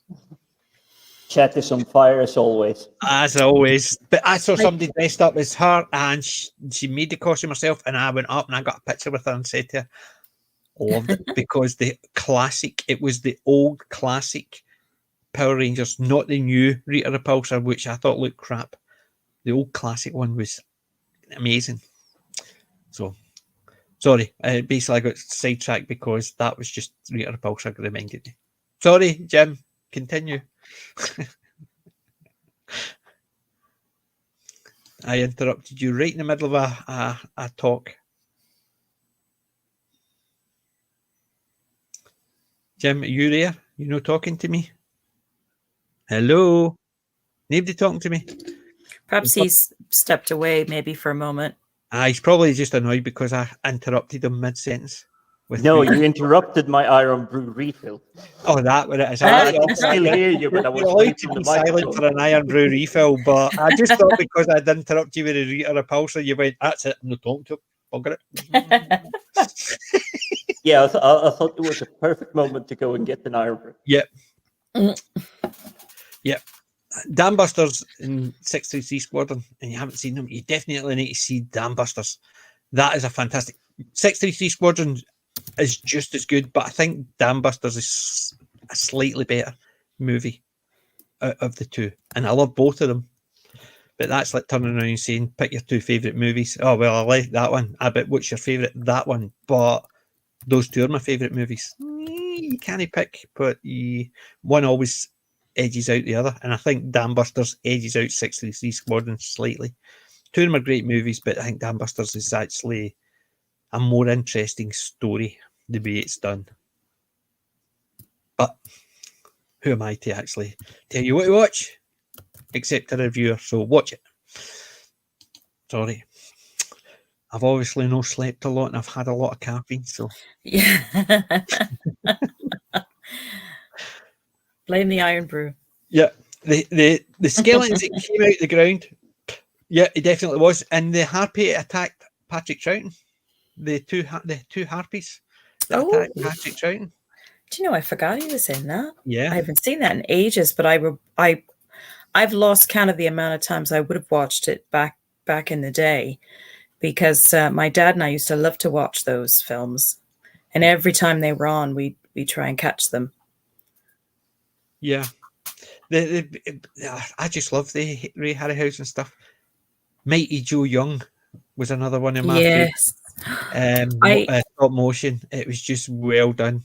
That was one of my dad's favorite films as well, and I can't watch King Kong or Mighty Joe Young again, partly because they're quite sad in in points, but also because it's quite because of the sadness of it. It just I get too emotional when I'm watching them because like I say, I used to watch those with my dad, but I can't stand a film where it's so frustrating because you can see what humanity has done to both of them and how they suffer for it, and it's so powerful. I mean, both films are just so incredibly powerful, but they are hard to watch for that reason. Yeah, I must admit there is a lot of movies like that I find hard to watch for certain scenes. I can sit and watch a gory horror, but I can't really sit and watch things like Schindler's List. Yeah, you're right, PJ. I mean, I've seen Schindler's List once, Same here. and it was just so powerful that I was shredded, by the end of it, and I was very proud to have watched it. I was very glad I watched it, but I couldn't watch it again. See horrors and violent movies. We know that didn't really happen. That's just a horror. We know that there's no a real pinhead out there. We know there's not a real it out there. Things like that. There's not a real Michael Myers out there. There's nutcases that are like that, but there's not one that if you shoot him 14 times, he gets up and walks away and comes back. Yeah. And, I mean, they're safe characters, but they're safe because they're fictional characters. You might have people who are as bad as, but you can put them down. I completely agree, and I have similar difficulties. But when it comes to something like Schindler's List, it is the gift that is given. He who saves one saves the world entire. Yeah. It's essentially what he did. Yeah. Sorry, I didn't. I think I've picked that up somehow. Mincemeat was about the Sicily landings, not the D-Day landings. I always thought that one was to do with the D-Day landings, the misinformation. But they did a similar one for the D-Day landing, but the mincemeat was the Sicily landings. Thank you, Colin, for keeping us straight. Pan's Labyrinth. I could have picked it up today, and I thought, no, I'd heard about it, but I didn't know enough about it. Yeah, you have to be careful of spoilers with that, but it's an incredibly beautiful production. It's a beautiful film, but it's very dark as well. So it's worth a watch. In my opinion, it's one of those films that's definitely worth a watch. Yeah, but most of the stuff he does, and his name is still escaping me. And no, chat, I am not IMDbing it because I want to try and remember it. But most of the stuff he's doing has that kind of darker undertone message. He's very good at crafting the environment, building it up for you, building the world for you. Yeah. Do you want me to tell you who it is? You can go ahead because it's still not IMDb. Yeah, Guillermo del Toro. Guillermo del Toro, yes. Yeah. Even I've heard of him, and I'm not one for thing. But I need to see Jason and the Argonauts again after talking about it. I think it sounds like a good idea. Need to dig out a copy. I don't think I've got a copy of Jason. I've got Clash of the Titans, but I've not got Jason and the Argonauts. Ooh, that's a good classic. I've got both the Clash of the Titans, the new one and the old one. I prefer the old one, but I did end up picking up. And I picked up one today called The Wrath of the Titans. It's meant to be 10 years after. This is an older one. It was done after the Clash of the Titans. It's called The Wrath of the Titans. So it was meant to be set 10 years after the Medusa and... What was the Titan? It was actually coming to actually destroy. Oh, the Sea Titan. What was it called? It was the Medusa's head. It turned it to stone. But what was it? It was near Hydra. It was near. It's not the Hydra because that's Hydra. Seven heads, and you cut one off and two more. It was near Leviathan. The Kraken. That's what it was. The Kraken. I was just trying to remember. It's amazing. Like the most known name on the title is just like slipping all our minds. Yeah. 63 Squadron, yes, I think it was friction, but they based they based it on, it was loosely based on a few different things that happened during the Second World War, whereas the Dam Busters was about a mission. So 63 Squadron was about a fictional squadron that did these things, but it was taking different aspects of what happened in war and actually put it down to one squadron. That's what the 63 Squadron was. So it was loosely based on true facts, but very loosely.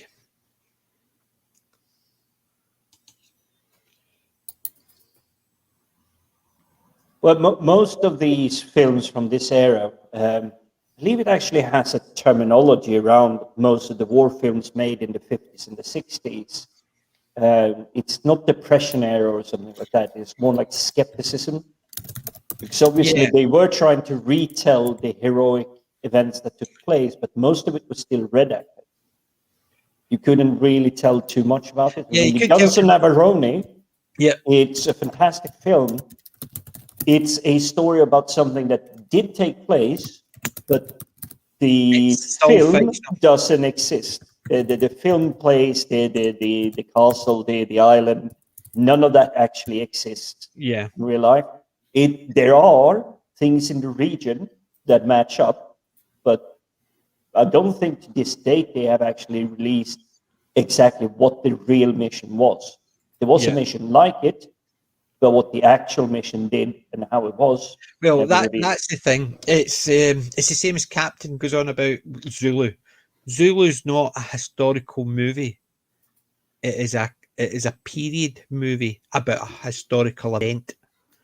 And I think this is the same idea. This is a period movie, as in Second World War period, based on an actual event, whereas 633 Squadron is a period movie based loosely on actual events. They've just taken events from different aspects of it and put it in. So it was completely fictional, whereas that is based on a true event, as in a very named event with named people and exactly what happened. But you can see it's fictional for the simple fact things like how they got the idea for the spotlights. It was more dramatic. Did Barnes Wallace actually walk out to pick up all the bits and pieces, or did he have a crew of people who did that for him? It's really good that it's shown in the movie he did it, but did he actually do it, or is that just something that people have actually believed since the movie? It's that type of thing. It's like the Braveheart thing. Bad movie, but people automatically, they changed the Wallace Monument to look more like Braveheart. Gibson, yeah. So they did. I won't say it's a To me, was the bad stupidest movie. thing I'd ever seen. I will not say that Braveheart is a bad movie if you disconnect his history from it. Yeah, as in a historically, it's a standalone bad movie, film. but as a Scot, I can understand why it was. I mean, because it was one of the few movies that I sat in the movie and people cheered at the end. Never happened in any other movie I had been in, and it was all to do with the feeling about the Scots and English, and it was all because of the running up to getting ready for a Brexit and stuff like that. It just it hit a note. Yeah, it hit a note for a lot of people. Yeah, exactly. So people knew it was just based loosely on a character, but it wasn't historically accurate to the character. Whereas 633 Squadron, I see Braveheart as I see Mad Max. Gorgeous visuals. I don't think Mad Max is a representative of Australia. but see, that's different because Mad Max is a future dystopian Australia. Well, it's still the countryside Dundee. where it would look out like outside I don't the see cities Crocodile and Dundee as Australia needed. No, but it's visually gorgeous. yes. It's very beautiful. Oh, you look at Crocodile Dundee. It's filmed in Australia and it looks amazing. It's an entertaining movie, but yeah, I'm still not going there because they have spiders this size. I'm not going anywhere near. Oh, hell sometimes no. they have the mother spider as well as those ones. Oh, hell no. No. People say, but you get dangerous animals in every country. Show me a And they're not dangerous here. animal in Britain. It's going to hunt me. We Well, have no I could dangerous say animals. something, but I don't. I don't want to. I don't want to get you in trouble. We do in Britain. We do get the house spiders. They're like that Yeah, size, they are a good size. Yeah, they're like, but they're not size of your dangerous fist, some of them. at all. Except The only, if thing, you know, the only way they'll you, kill you is by giving you a heart attack. well, I because was you just go, yeah, well, that's it. I was just thinking to myself, yeah, we saw one. We stood at the bus stop one day, and it was like one of those things where, I mean, I get pretty freaked out if it's a big enough spider. That probably freaks me out. And Darren's pretty cool with them, but we were at the bus stop and this big bastard came across the road. Big house spider. He was casting a shadow, man. We were standing at the bus stop and we were both, our jaws were actually on the floor. We were watching this huge house spider just trekking along the footpath, you know, and I was just gobsmacked.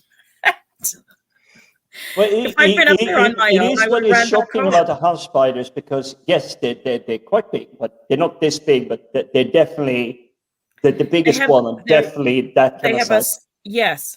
And they move fast. They move really, really fast. Yes. You can see they're designed for it because they've got quite a small body and very long legs. Yeah. Our house is basically small village, so it's a lot of countryside around us. And so sometimes we get spiders. So I've got a pot sitting there so I could just go slide under and throw it out the door. Yeah, Darren's great. One time, he's my hero with the spiders. One time I heard my wife screaming and I came in, she says, there's a spider under there.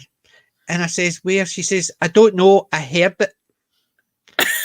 She heard it. If you can hear it, it's big. Yeah. Running across the laminate, she could hear, you've heard my dogs coming in, so you hear it. Obviously not as loud as that, but she heard it running across the laminate. She just heard, and she just sounded, I heard it. She didn't see it, but she heard it, but she knew what it was. And to me, that's scary. If you can hear a spider, it's got some weight behind it. Yeah, you might want to start running. Yeah.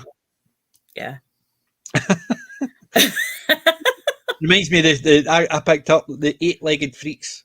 I've watched that twice. Thankfully, same again. I can actually watch something that I know is no real. Well, do you know what? For as much as I'm terrified of big spiders, I can watch those films because like you said, PJ, I know they're not like real spiders. Mm-hmm. I can watch them.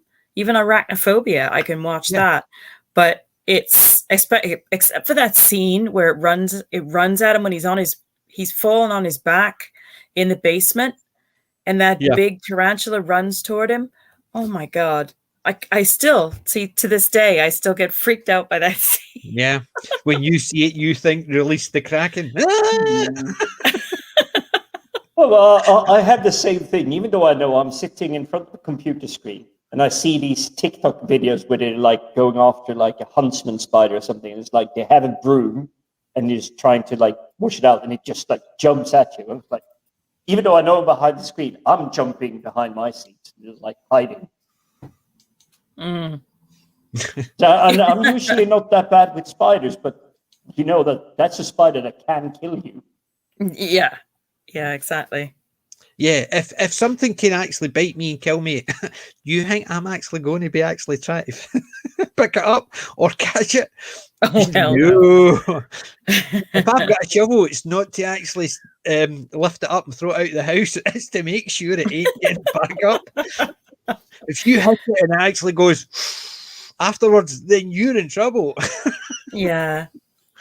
I was actually minuting a meeting one time, and it was at an external site, and it was a huge room with a big, oblong table full of very high up people, right? And I'm sat there minuting the meeting, and I saw across the room this spider, massive spider, just marching along the carpet, and as I'm minuting the meeting, I'm picking my feet up, and I'm putting them under me on my chair, and I snapped my handbag closed because I was just terrified this thing was gonna start heading for under the table, and I think I would have completely lost it if it came that close to the table. But I managed to just totally not let on, what I could see, and I watched it walk under someone's desk that was sort of, their desk was in the same room we were having the meeting. And after the meeting, I kind of went up to her and I was like, I just want to let you know there was a huge spider that went under your desk. And she was like, oh my God. And she threw her chair back. But we couldn't find it. It was massive. I was in the shop. I don't know what kind of spider it was. And there was a box that size, and it was a remote controlled spider. And I was so tempted to pick it up. Yeah. The person I would be able to terrify is my wife, and that ain't happening. No way. No way. I want to survive. I want to eat. I want to breathe. I want to sleep in this house during the winter. Yeah, you don't want to go there. Yeah. See, Archer was saying about like some of the actors in the film served in the war, Dick Burger and stuff like that. That's the same in A Bridge Too Far. A lot of the actors served during the war in different parts, but they had their experiences. One or two actually served on the same raid, so they could actually give experience of it. I've not watched Crimson Peak. I've not even heard of it. Is it any good? I've been thinking about watching that. I stuck that on my watch list the other day. I think it was on Prime, but I haven't watched it yet. I'm quite curious about it. Yeah, if it's on Prime, I'll catch it. Hellboy 1, I liked. Hellboy 2 was okay. I love Hellboy 1. That was a great film. I haven't seen the second one. It set up the characters really, really well. And it was good fun entertainment as well. Plus, you had a superb actor in the role of Hellboy. Yeah, Perlman. Yeah, Ron Perlman. He was perfect for that role. And the wee professor. The one who raised Hellboy. Yeah, I'm trying to remember. It's been so long since I've seen the first film. Is it not John Hurt? No. Wait, is it? Is it John Hurt? Was he in Hellboy? I thought he was. I thought he was. It's just been a bit too long since I've seen it. At the beginning and brought him up, and he gets killed at the beginning by the German assassin. Yeah, it is John Hurt. I thought it was someone else. No. See, sometimes I remember things. Sometimes I completely forget the simple ones, but sometimes I remember things. I know the feeling. Well, you were trying to think of the actor's name that was in the Boondock Saints, and it's Norman Reedus. And I had to look it up because I'm only surrounded by Walking Dead paraphernalia around me. I'm only a massive Walking Dead fan, and I couldn't think of his name. And I've got like a portrait hanging on the wall, and I sat here going, "Who's that? Daryl," but I couldn't think of his name. I can't think of the actor's name. I think you see, I need to give Walking Dead a chance again. I got into it right about the time where the ex-police colleague is trying to make stronger moves on the main hero's wife. That's pretty early on. Yeah, that's pretty early on. I lost interest when they met up with the group. It had them all in the zombies and the shed, and the wee girl came out, and I thought, yeah.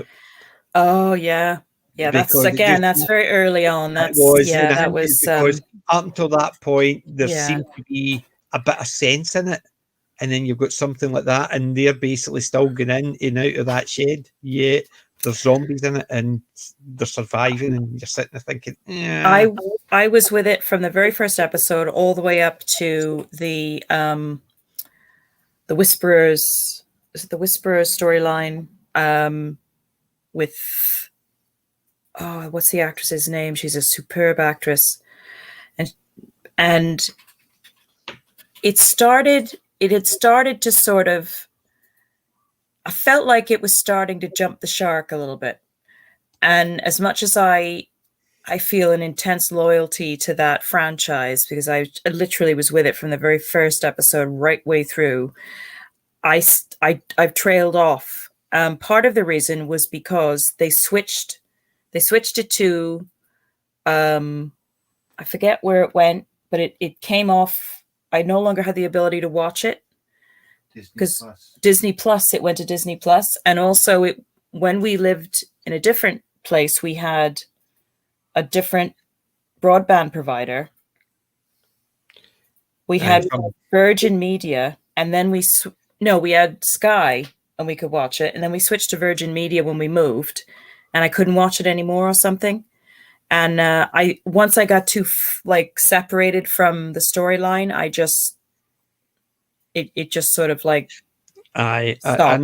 know that sometimes that can happen. I've watched stuff, and you're sitting there thinking, why did I stop watching it? And it's usually something it drops it off, and you just try to get back into it. Just the It can be whispers. infuriating. But if you do like The Walking Dead, that kind of like, how do you describe it without spoiling it? Because obviously I'm trying to be nice to you, chat, but it's kind of like a family community building. There is something bad out there. We need to kind of like pull together and everything. And there's something I came across that was surprisingly entertaining to me was Falling Skies. Yes, we loved that. And I do love one of the supposedly bad guys in that. I haven't seen him in much. I recognize So Falling Sky has Noah Weil. Noah Wiley, yeah. What's the guy from Armageddon called? The guy that plays the estranged father. Yes, I know who you mean. I can't think of his name. He's amazing in that one as well. He's literally the surviving captain, so he's the one in charge, but he's obviously the people underneath. And there are so many intricate storylines that are being played out throughout it. Is it an alien invasion type asteroid? It's an alien invasion type. It's not asteroid. Basically, aliens came here, they kicked our butt. These are the survivors, and they're basically just trying to get out of harm's way because they don't really have an option to fight back as it is. Is that the one with the with those sort of machines that used to stalk around and they made a howling sound? Those were awesome. They were really scary. Yeah, I think they do make sound. It's been a while since I've seen it, but it's a bit they like also. Go ahead. No, go ahead. What have we got here? I don't know. I think I've seen it, but I don't I recognise the name, but I'm still trying to work out. And was there not things called Screamers in some program or some movie? It's close to it. What was the name of it again, Jim? Tell me again. Falling Skies. Falling Skies. Yeah, we early that. 2010, 2014 maybe. Yeah, it came out. Yeah, it was superb. I'm trying to remember it. That's right. Noah Wiley plays Tom Mason. I won't say too much, but I'm trying to find. Yes, I'm trying to find the other actor. But for me, this one is when Noah Weil came out, and he's kind of like I lost his name now, but he has that deep, very extremely recognizable voice. Yes. Oh, who is he? He's in Blacklist. He's in Boston Legal. I'm trying to find he's him now. Playing Jarvis. When Jarvis goes bad in Iron Man. Yeah, he's a fantastic actor. He's even in Stargate, the Stargate film, so the original film, not the TV show. He's the science geek. Where is he? The one right up near the top. The one that played Will Patton. So Will Patton is the other guy, but I'm trying to think of. He's the Colonel. Yes, he's the Colonel. That's Will Patton, and I mean, for me, by far the best I've seen him in is in Armageddon, where he's playing the estranged dad. Yeah. I can't find anything about Fallen Skies in IMDb. There's a Fallen Let me drop a Skies, link for you. SKYES. SKIES. I know, but you've put in Fallen, and it comes up with Fallen Skies with a Y, and that's definitely nothing to do. Lives between fantasy and reality, justice and revenge. No. No. I dropped the link in the private chat. James Spader. Thank you, Sadako. Spader. Brilliant. He also has that really amazing, narrative voice. You recognize him. Daniel Jackson. James Spader. James Spader was in Stargate too, wasn't he? Yes, yeah, that I was saying. Daniel Jackson in Stargate. Falling Skies. I thought you said Fallen Skies. Falling Skies. Survivors of Yeah. Sorry, my Scottish accent isn't tuned in this evening. Aye. Yeah, and Archer is pointing out, I love the Librarian movies as well. I wasn't too keen on the TV series because it was less of him, because he was kind of the charming character that made it the Librarian. Yeah. The Librarian. I remember the TV show, The Librarians, but I don't know if it's the same ones as, because the TV show was very Warehouse 13 type. It definitely was. It was good fun. It was definitely above the cut of the rest of stuff that came out at the same time.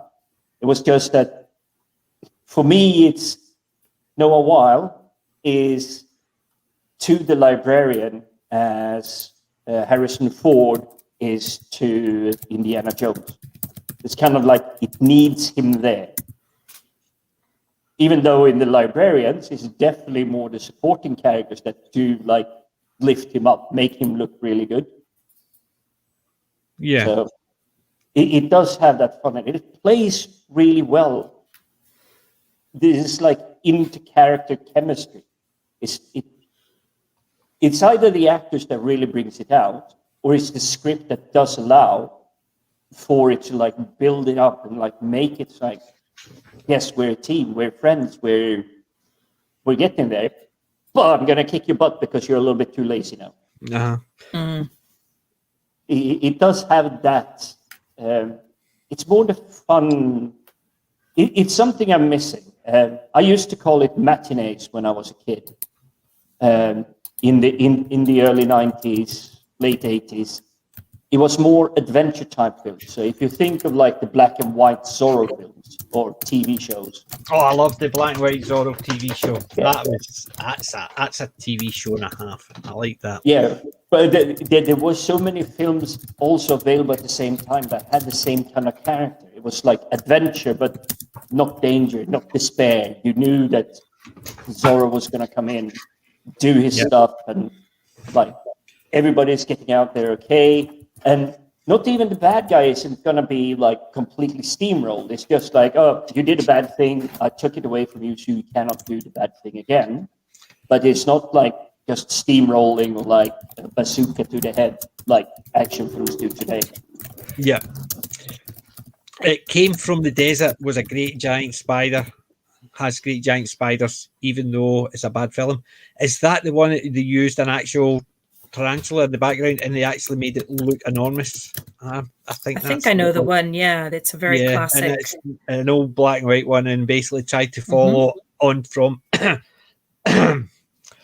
movie, and because the giant thingies in it.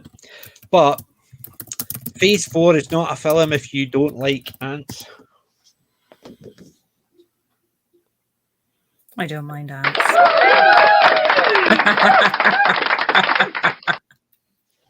I knew you were going to say that. I know. But I love them. I love ants. I love uncles as well. You see, I'm when it comes to the on-film scariness, I love them. It's an amazing film. But the giant ants are not as scary as, say, tarantula or gigantula, or whatever they call it. Spiders are somehow, maybe it's just the 2 extra legs or whatever it is, but spiders are somehow more scary than ants. It's a fascinating thing, and there's a lot of speculation as to why. And I've heard that it was because of ancestral memory. yes, exactly, genetic memory Yeah, of some kind. Yeah, I find that really interesting I do. because I must admit, yeah, it's But I will say because this when it comes to ants.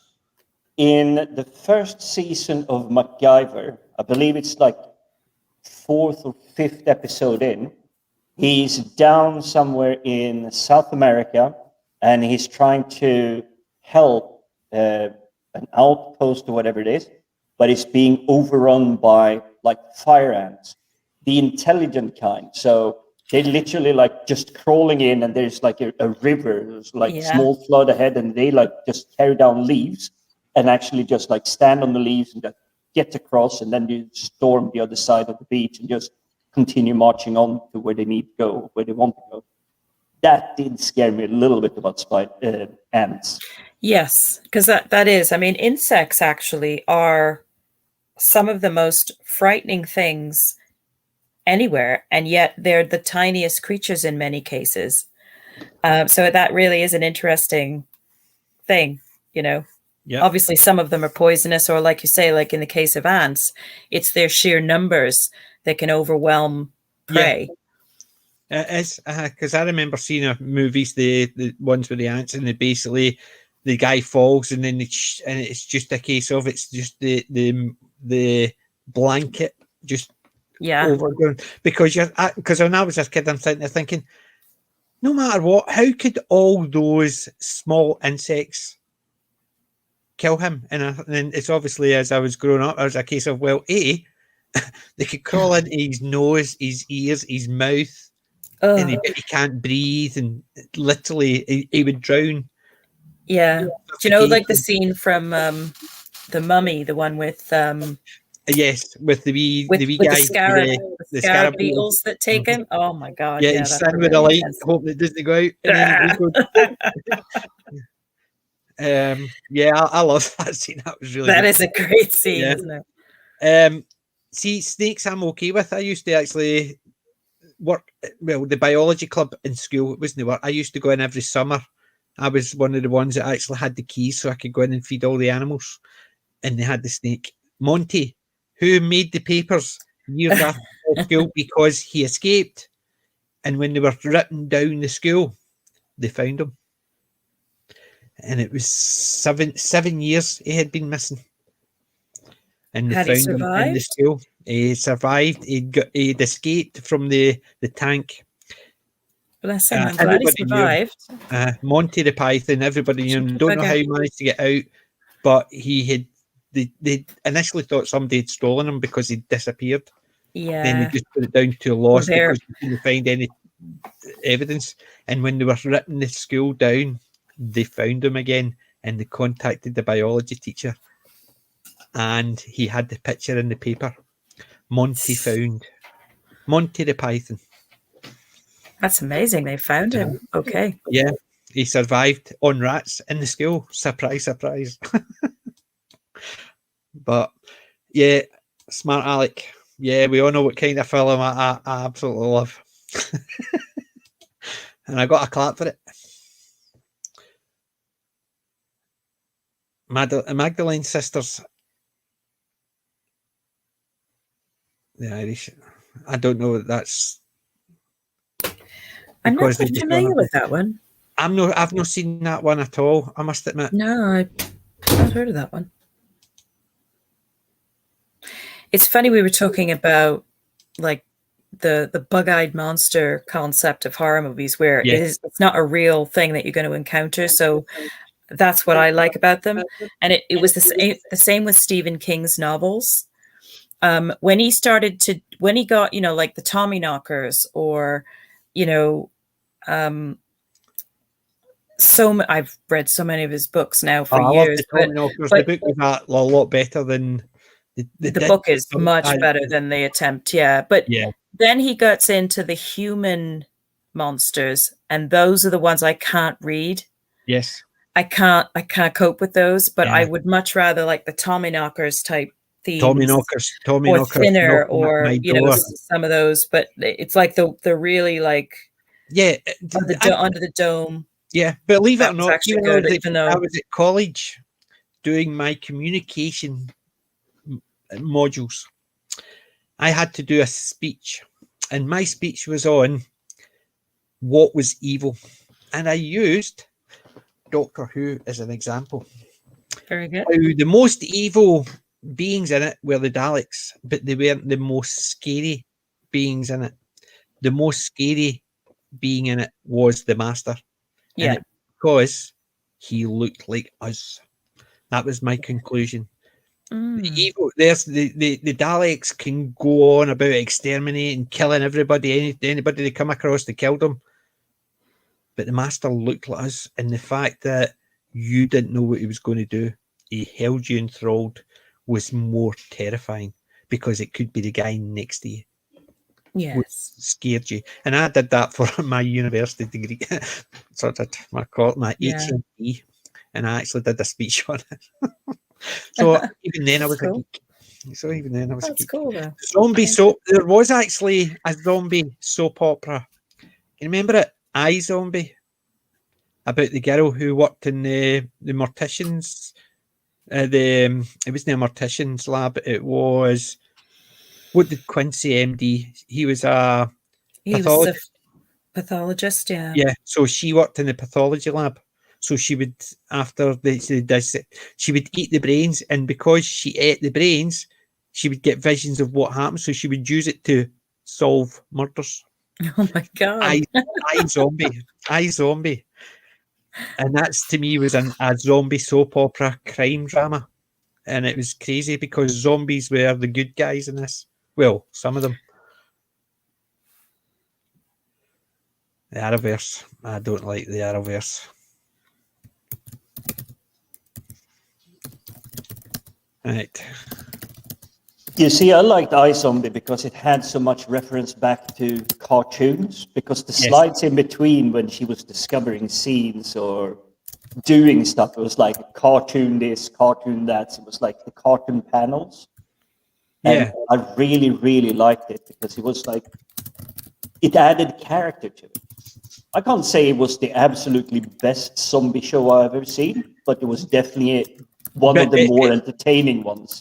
Yeah, but I think it was very similar. As I said, it was almost like a soap opera because there was a love interest and all this. It was very soap opera-ish. It wasn't what you would class as a standard zombie fare. And as you said, it pointed the light. It's like, oh, the zombies are actually a little bit more like the And do you know why iZombie got greenlit? Because of Twilight. Because they had Twilight, because their vampires were acceptable and sexy, all these young girls, and then they tried a similar idea with werewolves. People have had ones where werewolves are the good guys. The only one in that sort of that ilk, and it's not in the same ilk because it's a lot better, is Buffy. That was a Buffy. brilliant. Yeah.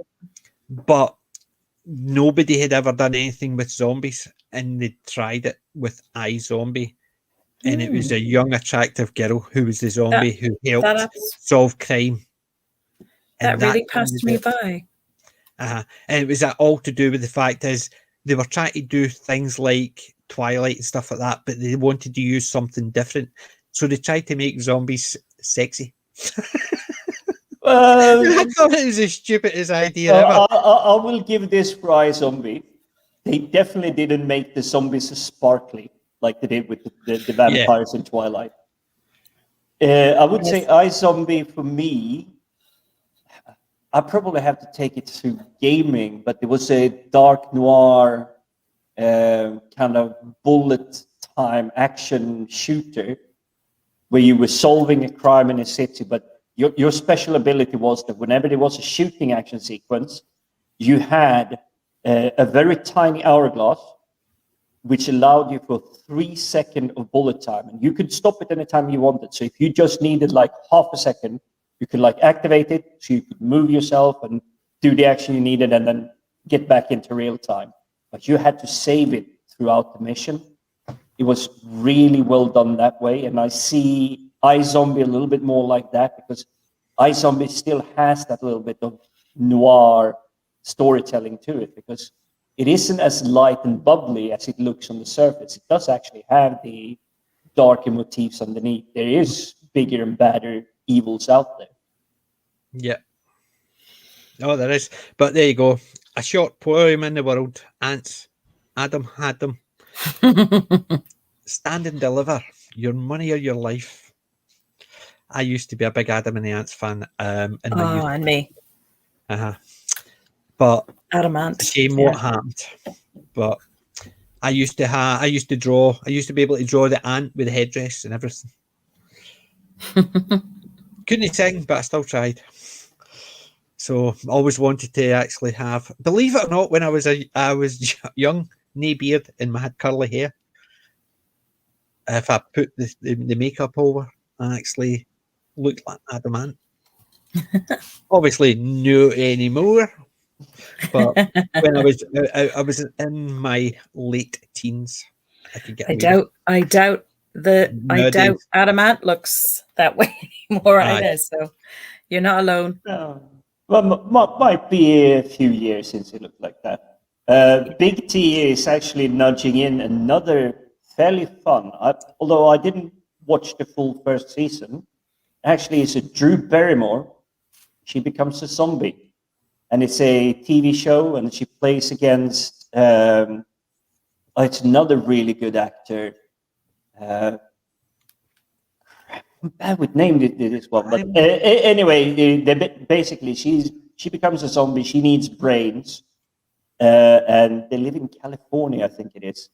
But they're trying to no fairness, if they live in maintain. California, we all know they need brains. Come on. Yeah, well, she would definitely be starred out there, but no.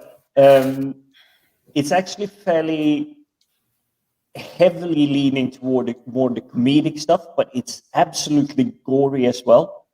Because when she gets a little bit hungry, the poor pool maintenance guy, he gets rips to shred. Yeah, and she is I very would good. agree with Cam. iZombie was a different take on it. It wasn't great, but it was, especially the first season, was fun to watch. Then they started trying to make it a same idea. They tried to expand on it. That's when I thought, yeah. So halfway through the second season, I stopped watching. So I'm trying. What was the Drew Barrymore one? I can't remember that at all. Santa Clara Diet. I've never even heard of that one. Oh, it's definitely worth a watch. At least the first couple of episodes, because I was just laughing. It was like shock value, and it's like, no, that's too ridiculous, or wait, that's way over the top. But it was still good fun. Well, I had never even heard of that one. So there you go. That's a new one. But then again, it's one of those ones where I'll need to keep an eye out for it. So I will need to check that one out as well. But I don't know. Anywho, caught up with the chat. We've sort of skewed a wee bit sideways from that.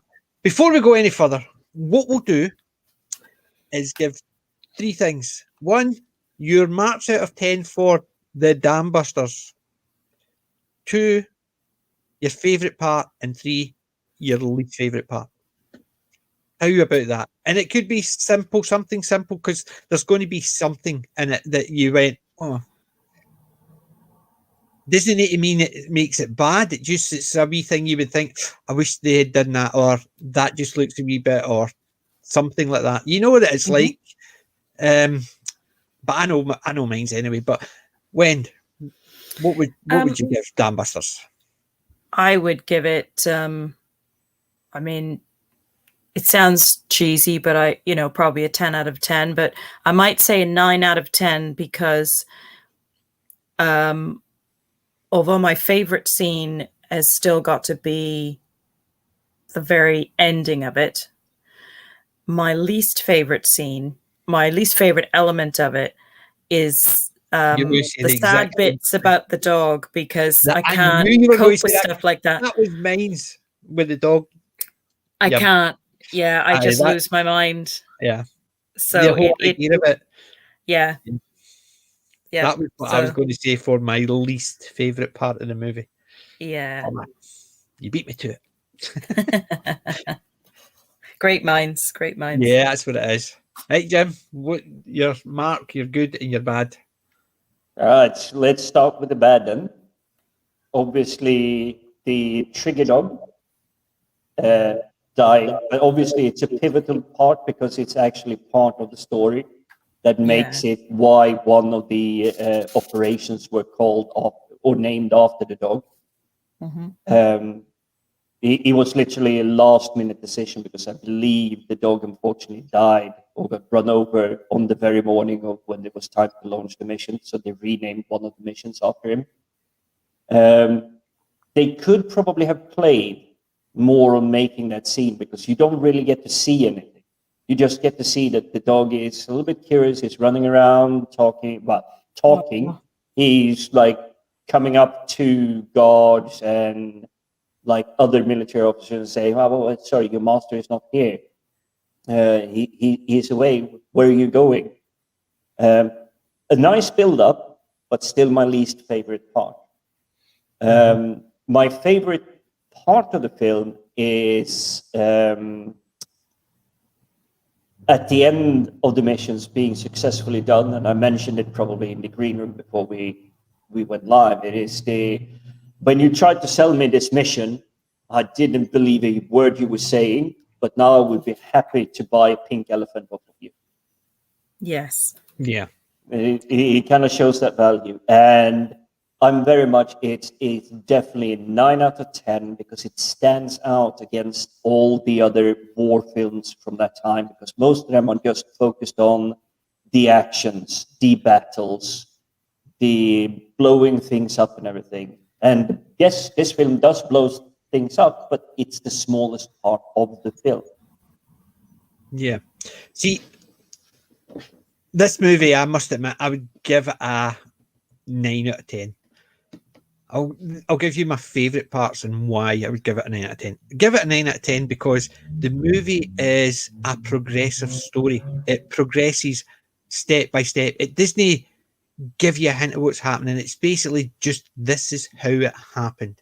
It wasn't somebody telling a story and then they're going back. So you know something had happened and they're starting to tell the story. So they're in a particular place and then they're telling the story. Because you used to get a lot of movies that, well, when I was in the army, and then they would give you, he would give his life story, and it's basically all about him. So you know he's not going to die because he's the one giving you his story. It didn't start like that. It basically just gave you a progression of somebody had an idea. They tried to get the idea. They tried to get the funding. They tried to get the people involved, and it was a build up and bringing in the experienced crews, creating all the things. So it was a progression. And as you said, the final raid wasn't the big thing. It was how they got there. And then, as Ben said, the bit at the end was very moving. My favourite part of it, however, was the bit with when they did the failed bomb test. It just sort of gave him that, Barnes Wallace, that it's only a failure. People are going to be disappointed with me, but I'll still get back out there. He was more worried about what other people thought, but he was quite happy to just keep trying again and again. And he didn't want to upset people, so the bit where he's taking his shoes and his socks off to get right in the mud to carry on no matter what. Failure thing. The part I didn't like, the part with the dog,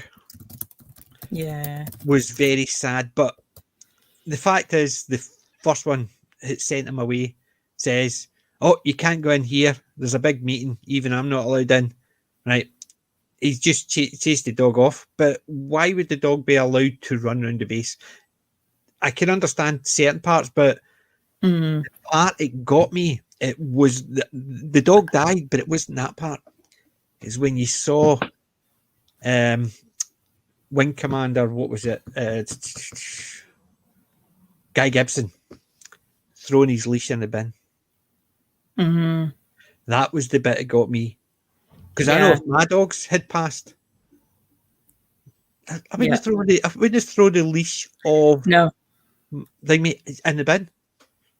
No. That's the part that got me. It was not the fact that the dog died and he was sad, and he was obviously a trained warrior. So they had the stiff upper lip and he's not going to break down and go, I understood all that. Hmm. See the sadness in his face, but it was the fact is he threw his leash in the bin. Yeah, thinking back about that. I would have actually rather he turned around and handed it and say, could you bury the dog at 12 o'clock and here's his things to bury with him? But throwing it in the bin was, to me, it was a case of, oh well, poor dog. Yeah, that was the one part it took that one off, because the part with the dog dying was, I wouldn't say quite good, but it was the way they built up to the poor dog, because you're just seeing the dog hunt for him and then he suddenly gets out and gets killed. That is a very sad part of the movie, but it was just that one part really, really annoyed me. Why would you? Oh, I love my dog. Right, bin all your stuff. Go on, move. Really?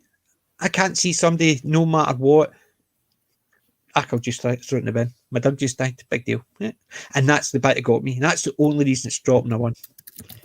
The rest of the movie was fantastic. That one wee teeny 3-second clip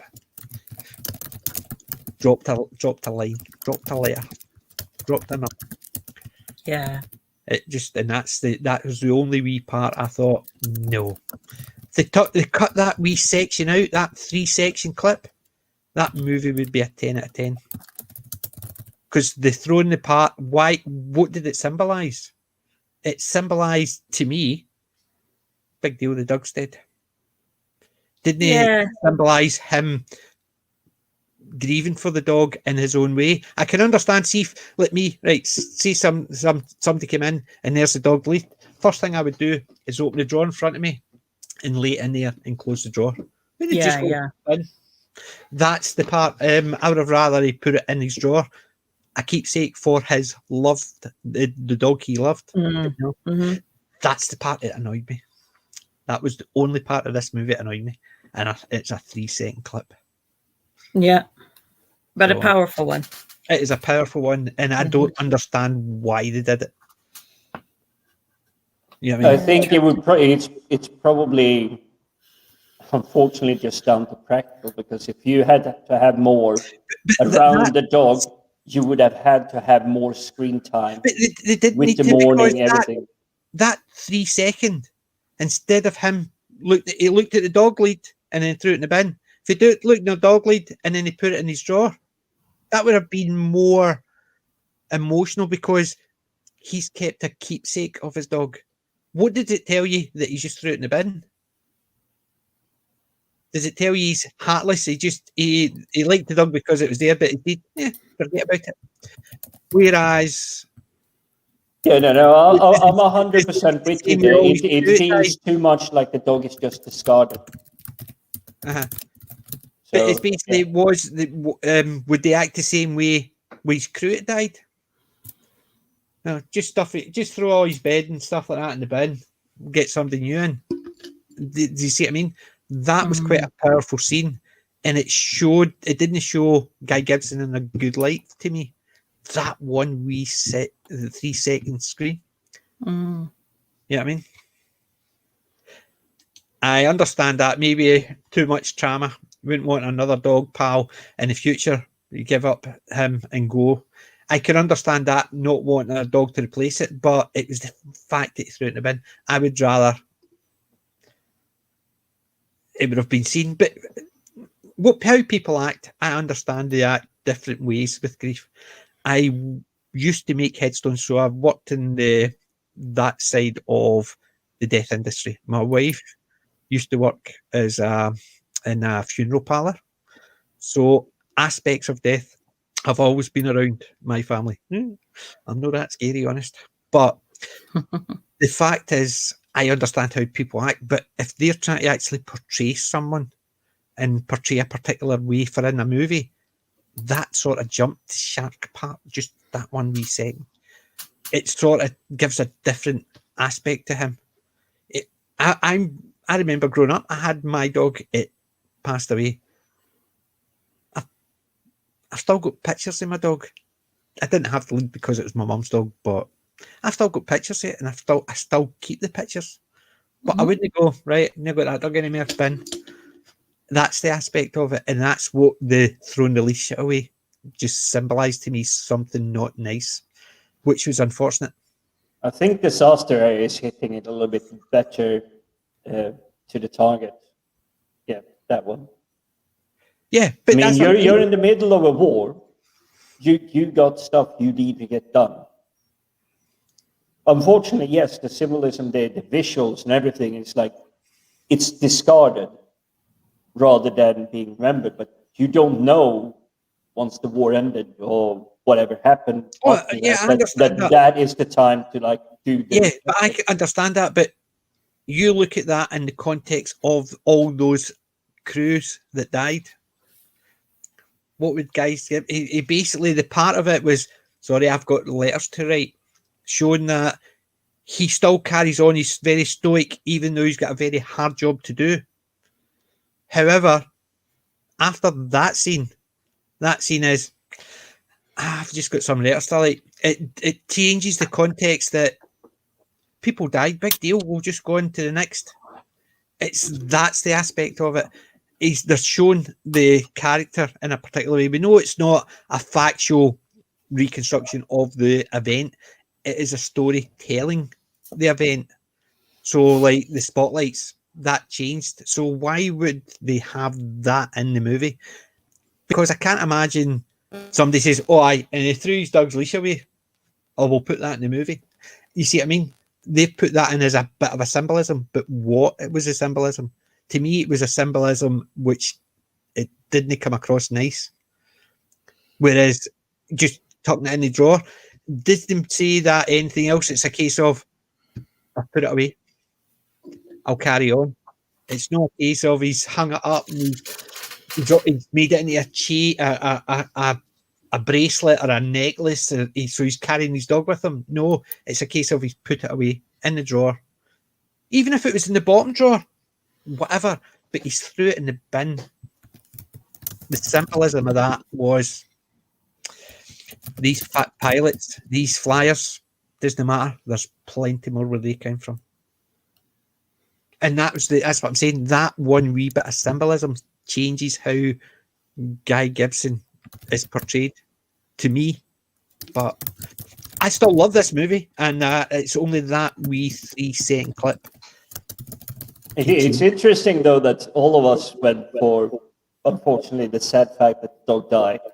You're probably having the more upset focus on the aftermath just behind that. Yeah, but even so, there are some very controversial areas around the dog. Obviously, we won't be mentioning it too much of this. That aspect of it is just, that is a sign of the time.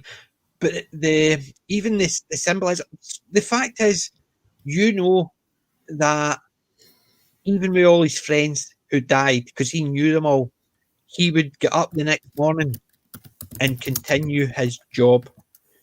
He was stoic. So there was no doubt about that. However, there's a difference between him walking to write the letters without that scene or him walking to write the letters with that scene.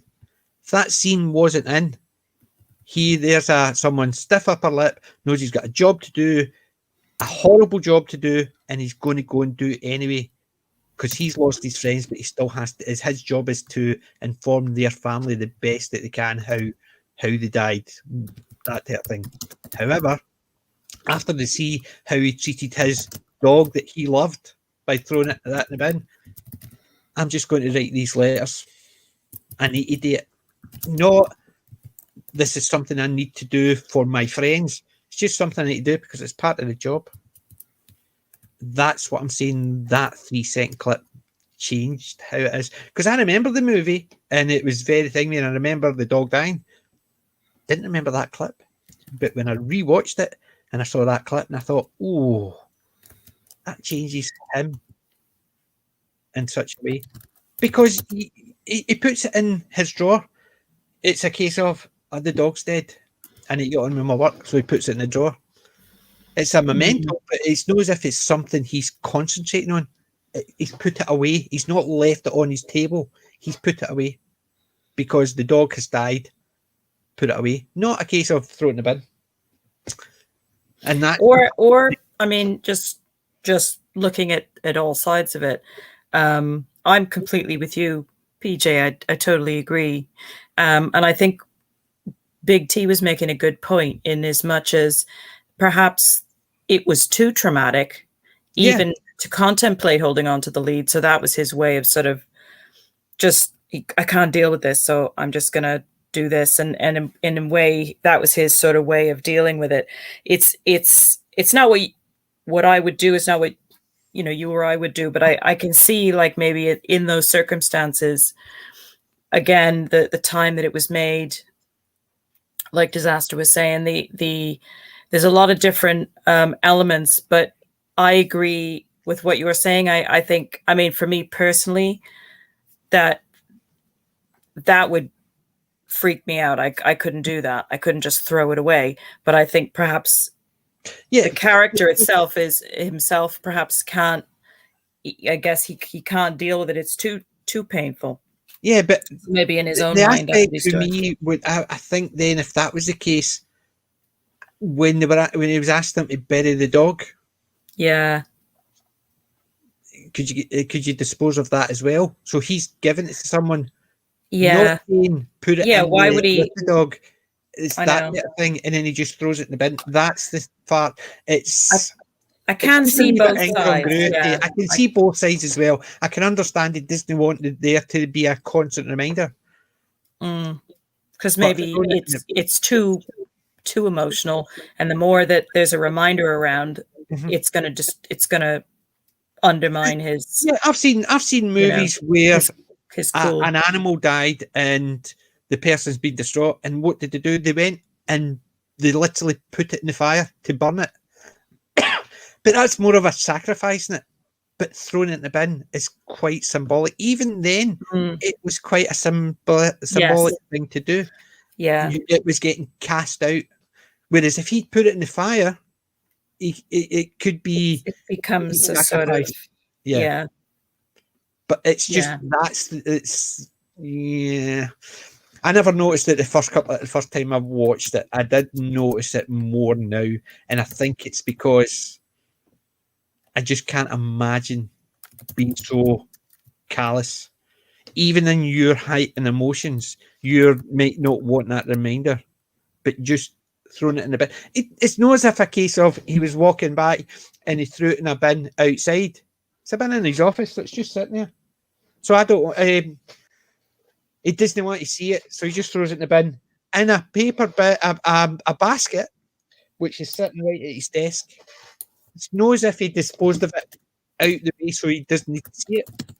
Right in the bin, right next to him. See what I mean? Archer has to go. I think I've talked him away. Thanks for joining us, Archer Colin, and thank you very much. Have a good night. I'm going to have to bail, I think. Only because it's not by choice, but it's just been a super long day. And do you want to just remember the things I was talking about last week? I'll just sort of show you one of them. Oh yes, fantastic! That's a must. That's a must. That's what I got. Because I remember saying last week I was expecting it. I got it, and it's sitting there. But that was it. Lovely. So you didn't miss it again. Yeah, I'm gonna come up with a good pick for next week, because it's just been a little bit of a busy week. Yeah, I can understand so that. We've had a few things going on. So, but yeah, thanks very much again for having me. And Darren's been in the chat. We lost him a little earlier because he's. Well, I'm surprised you didn't hear the wood splintering sounds as the tree went over. It just sounded as if he was building an extension. Yeah, he was.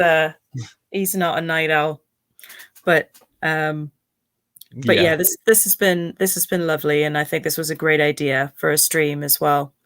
So Definitely. I've really thank enjoyed you it. very much.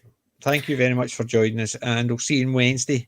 We'll talk Yes. about what we're going to talk about on Wednesday. Yeah. We need to plan that as well. It's been a pleasure as always, Wendell. With you. Yes, likewise. Right. Good night, both, and good night, everybody in the chat. Thank you so much for joining us. Take care, everybody. Good night. Good night. Hey, Jim. So, shall we pick of the week?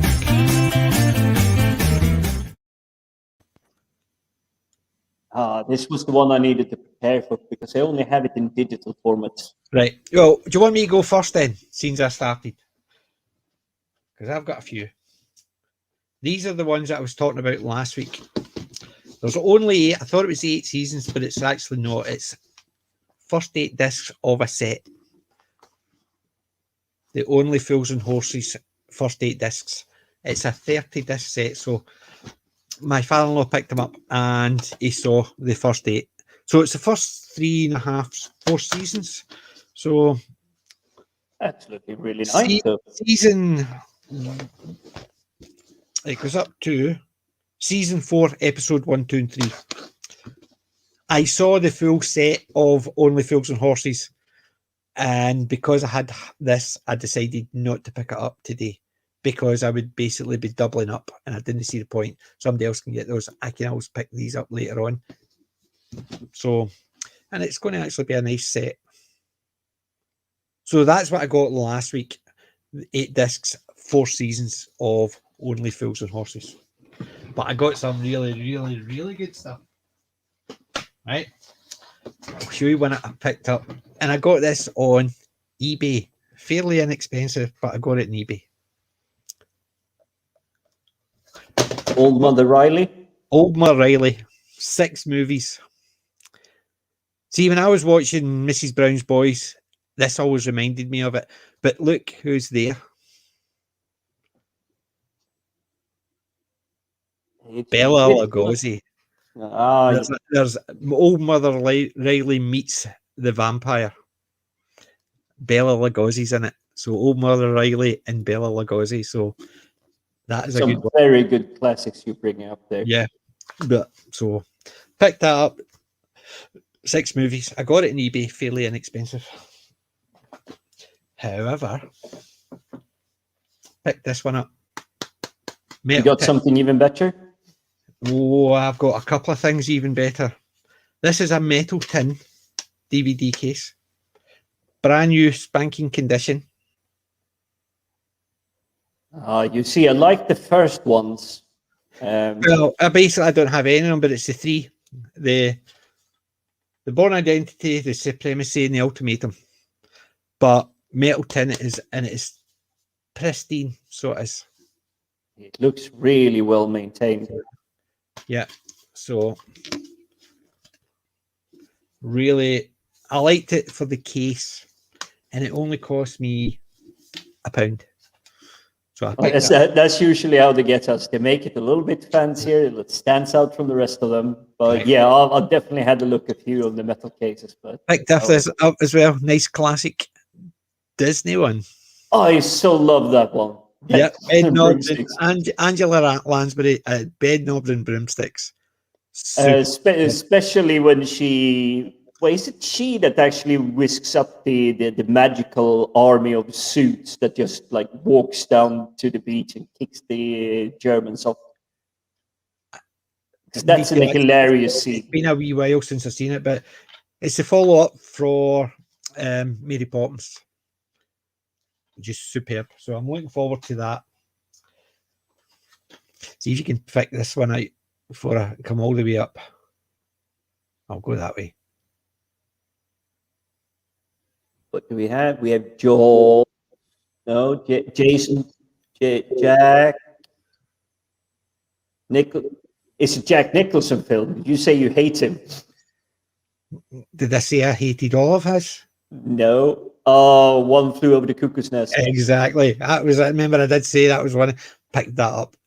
20 you go. pence. 20 pence. Can't go wrong with that. I mean, it's an amazing film as it is. A two-disc special. So it is. So special edition. And my last one is a box set. And I don't know what's in the box set. Oh. There is a number of discs in it, but it doesn't give you a full, proper breakdown. Fellowship of the Ring. Yeah. Is it the extended or is it? It's the extended DVD collection. So, opening it, nice cover art and everything. All right. It has it tells you what's on each sleeve, right? So, go to the first sleeve. It says the special extended DVD edition.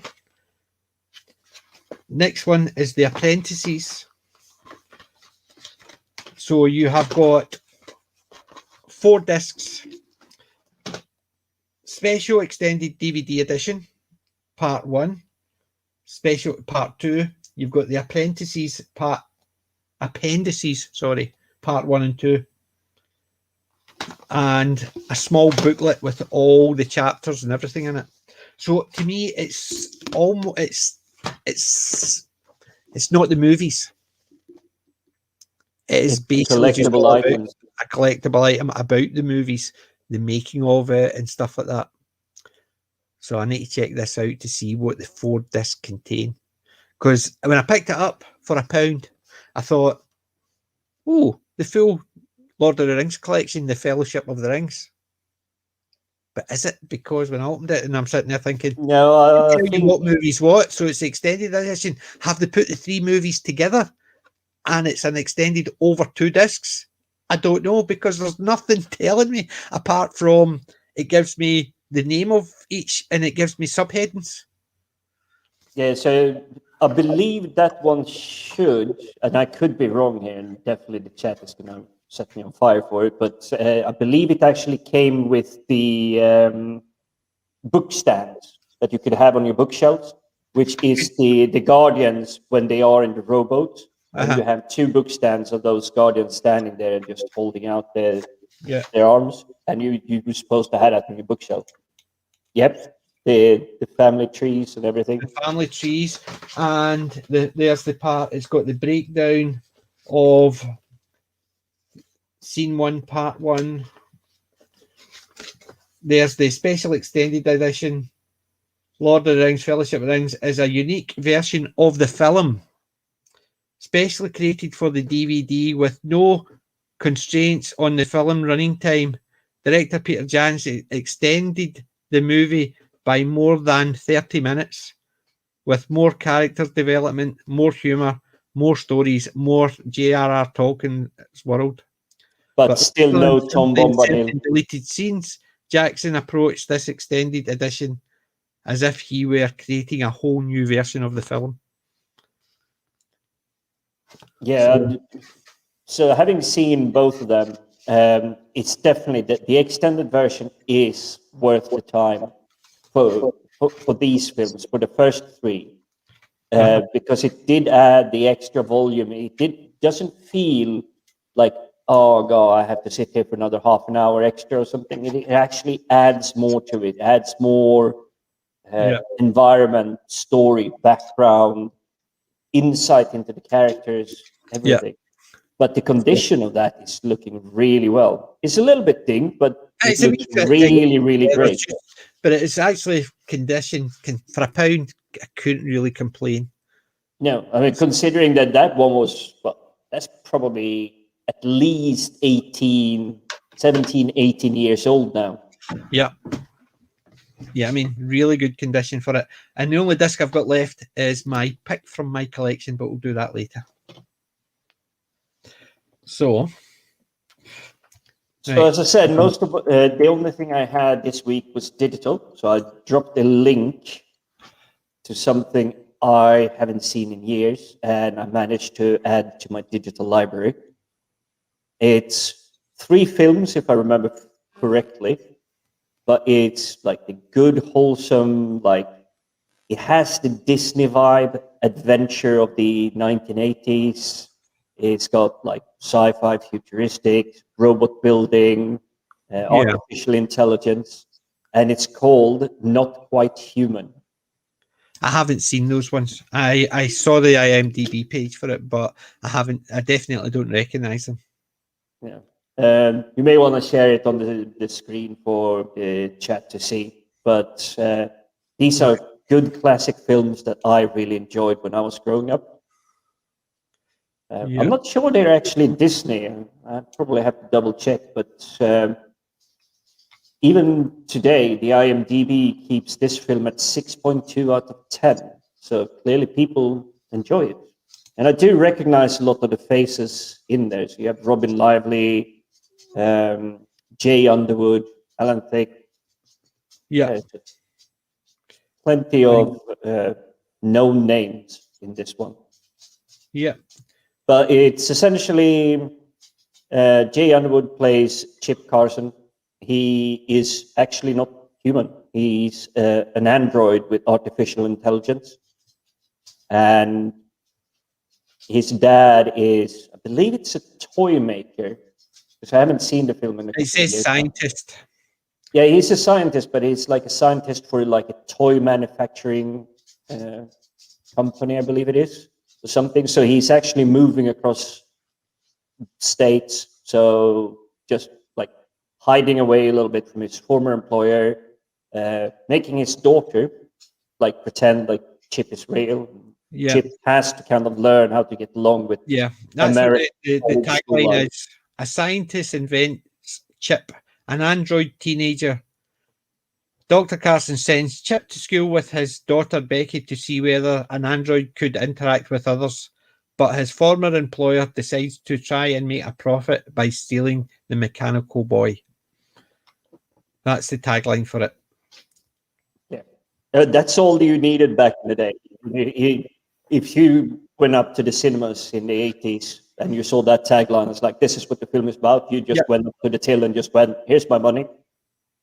I'm going in and watching it. But yeah, I haven't seen it. I must admit. So I have seen some like it. There's been a few movies, that type of movie out there, but I haven't seen. Well, you definitely have. The more memorable is Johnny 5. Yeah, but the ones where you've got AI rather than actually Johnny 5, where you had an actual robot. You had one. It was, what was it? I Am Number 4 androids, weren't they? And you've got a lot of other movies like Almost Human with Carol Urban. Yeah, that Things one like was that. good as well. See, I I like think that. Big T actually made a very funny comment there.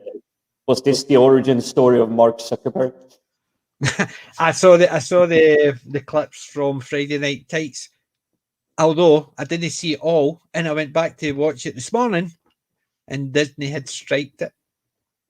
Friday Night Tights had been struck by Disney, so Gary had to edit the bit out, and he's uploaded it. So I've got it ready to finish watching. God knows what the bit with the Disney he had to cut out.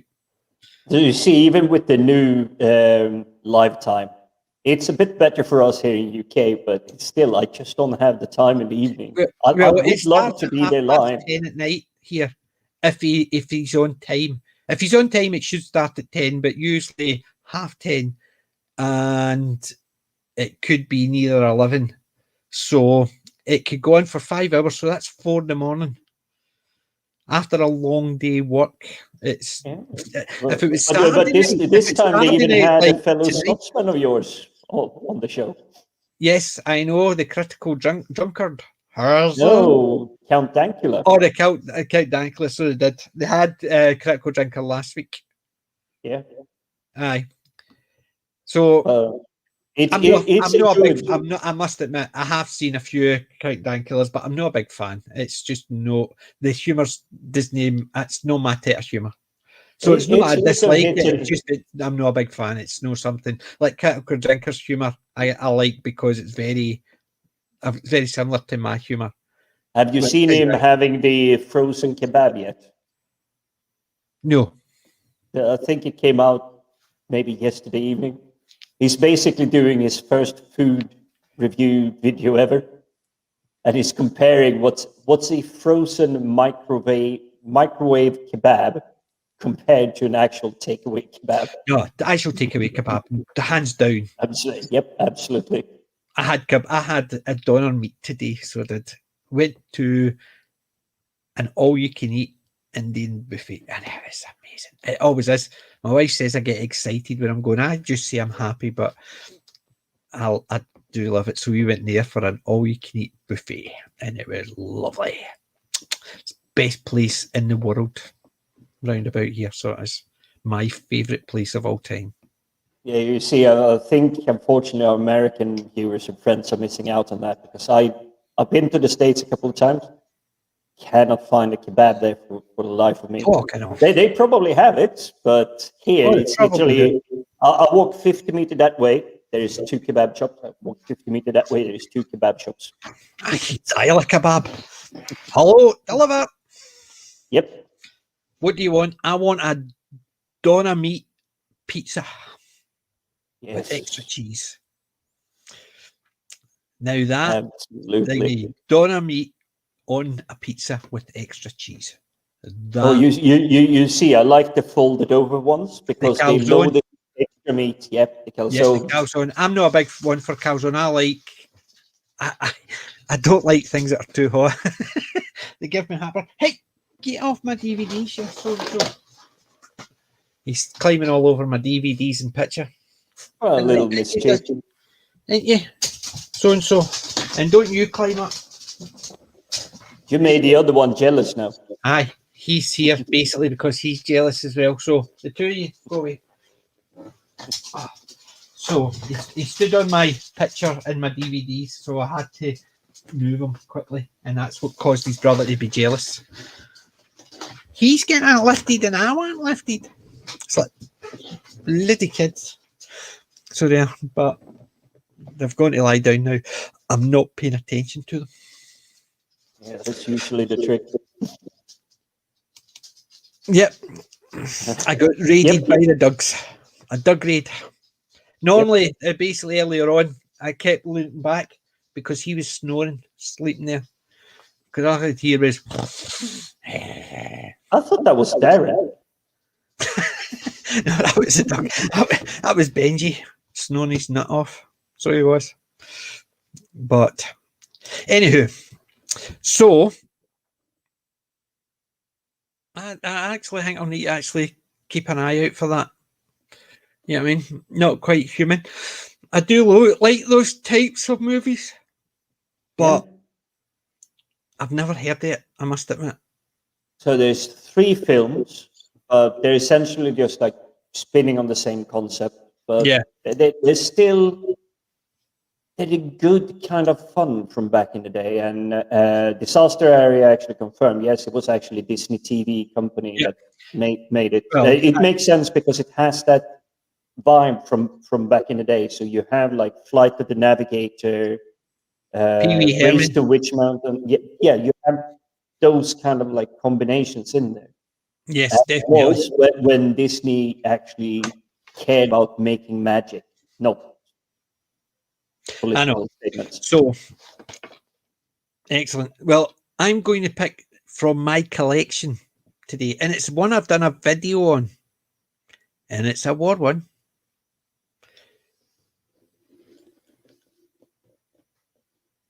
Light Up the Sky. I don't think Benny Hill and Johnny Steele. I'll put the link in the description later on so you can have it. But this was one of the first ones, and I hadn't seen it, and I thought, oh, Benny Hill in it must be really good. But it's before he actually hit it big with his sketch shows and stuff like that. And he's a really good actor. And yes, I've seen him in things like the Italian Job and stuff like that, and Chitty Chitty Bang Bang, because he plays Another the good one. comic relief character. But this one, him and his brother are a double act who want to make it big. However, his brother, Tommy Steele, is a bit of a womanizer. It is really good. They basically light up the sky because they worked in a searchlight battery. So it's basically that. And Benny Hill actually did work in a searchlight battery during the war. So it's a good movie. And I'll put the link for my review in the description. I quite enjoyed this one. So that's the pick from my collection. So it's interesting. I was trying to Google it, but it comes up with skylights. But when you do click through the link and get into IMDb, it is actually going back to Light Up the Sky. So it might have double names, so one for America and one for UK. Oh, I don't know about that one, I must admit. So I get Skywatch 1960s, but if I click through on that link, I get Light Up the Sky. And that is definitely the film you were showing. It's got Ian Carmichael, Tommy Steele, Benny Hill, Sidney Taffler. That's the one. Ian Carmichael, Tommy Steele. Yep. But Google tells me it's Skywatch 1960s, not Light Up the Sky. Even though when you click through the link, you get Light Up the Sky on IMDb. That is an unusual one. Let us see the details. It's the original country in English film production company. No, can't see where it was. By the name Light Up the Sky, officially released in Canada in English. But I know it basically. Do you know who actually wrote Light Up the Sky?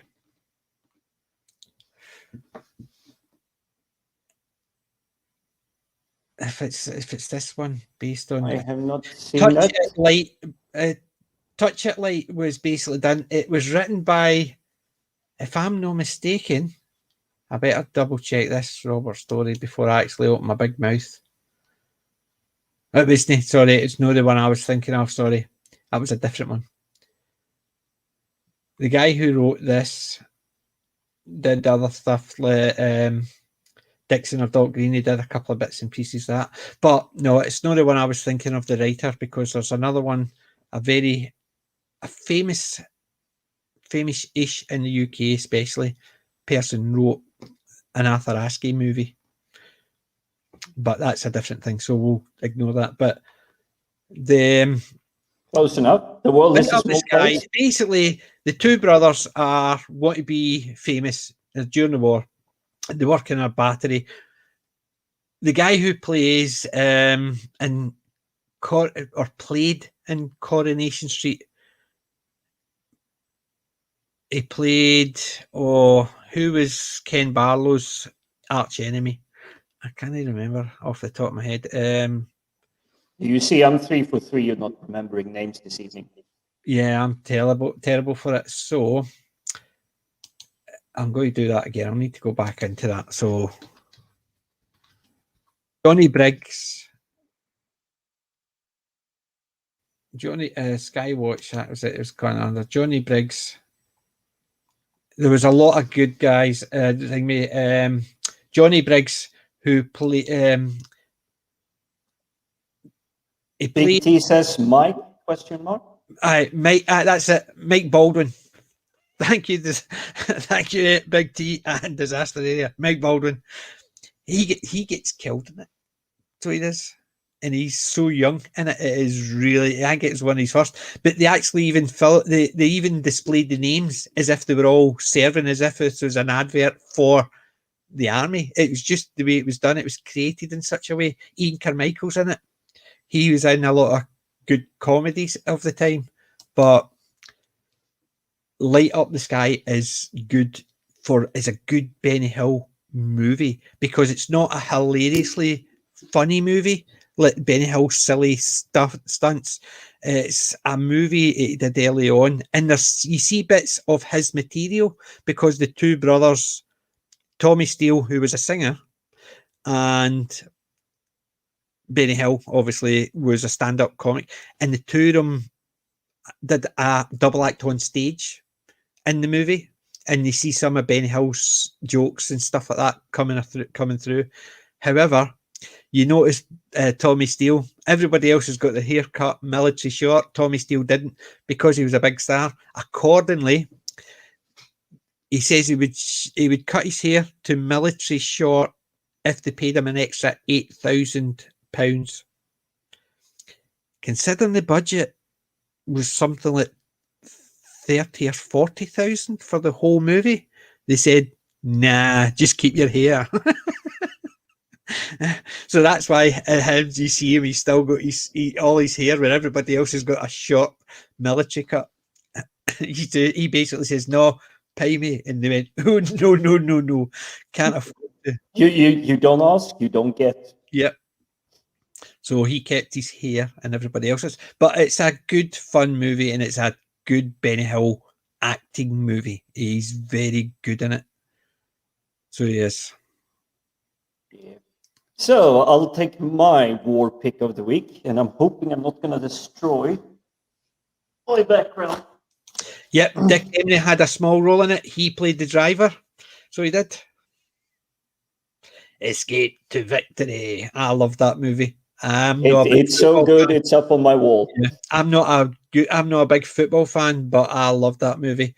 Sylvester Stallone in it, playing the goalie. But Michael Caine, Max von Sydow, Pele. See, the thing is, a lot of remember they brought in all the prisoners. They were the Polish and all that. They were all footballers. Yep. They had all the footballers playing footballers from their nations. So the ones that were bringing in the Russians and the Polish, who were all malnourished, they actually got a lot of Russian and Polish and Ukrainian players to play that part because they wanted to actually show what happened when thingy. So although it was fictional and it was based on an event, yeah, thingy, but it still has it's more a feel good kind of film, I would say, for the terms of being like a war film. Why would Sigmy, if your geek license been revoked, then so is mine, because I remember they was from Coronation Street as well, remember? And as soon as I got the Mike Baldwin, so I can't actually, I'm not Barney.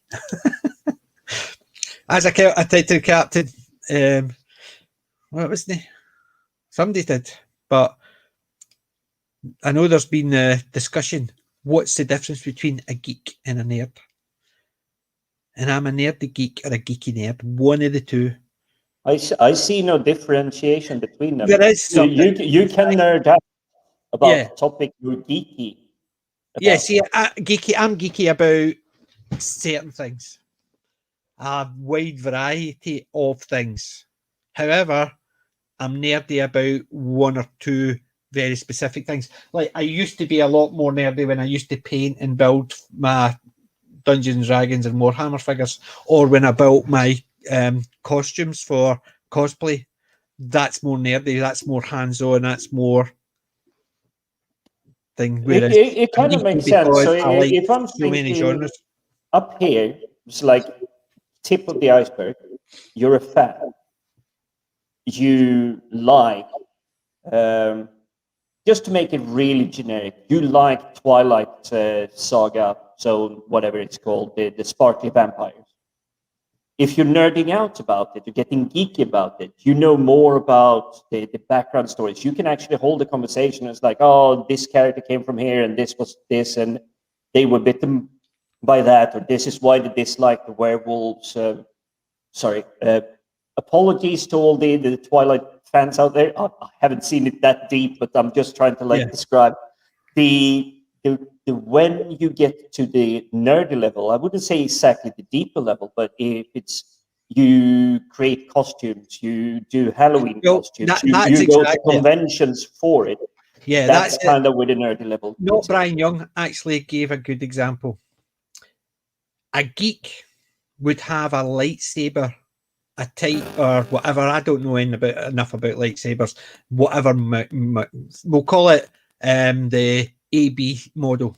They would have an AB model lightsaber on their wall. They would take it down occasionally and give it a woo, woo, woo. A nerd would open it up, change the crystal, and repair it if the crystal stopped functioning. That's the difference. Both of them would have it, but one would be able to repair it, and the other one would just be collecting it.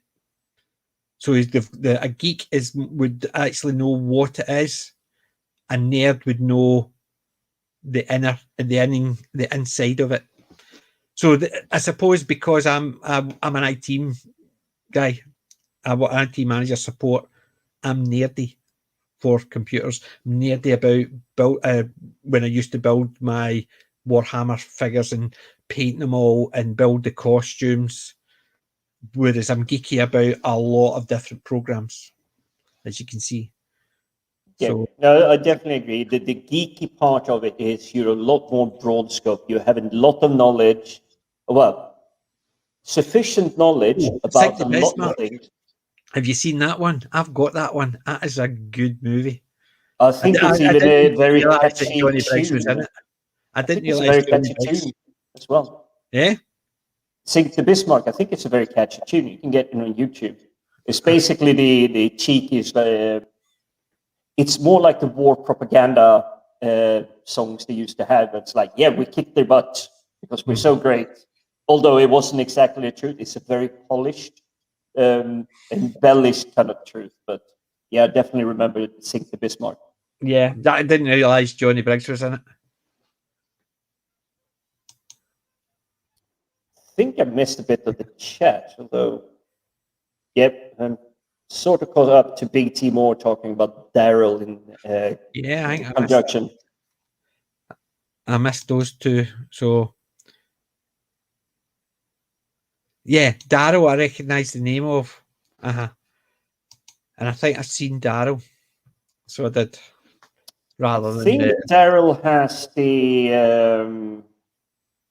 oh god, names are really escaping me. it wasn't Fred Savage, but it was. No, it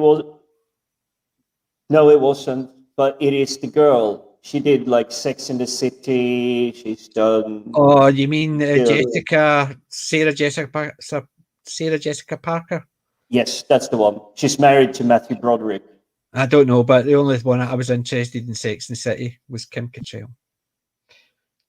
I have no comments on my interest in Kim Cattrall from Star Trek to anything else she's been. Well, I did show you the Rabbi's comic collection, didn't I?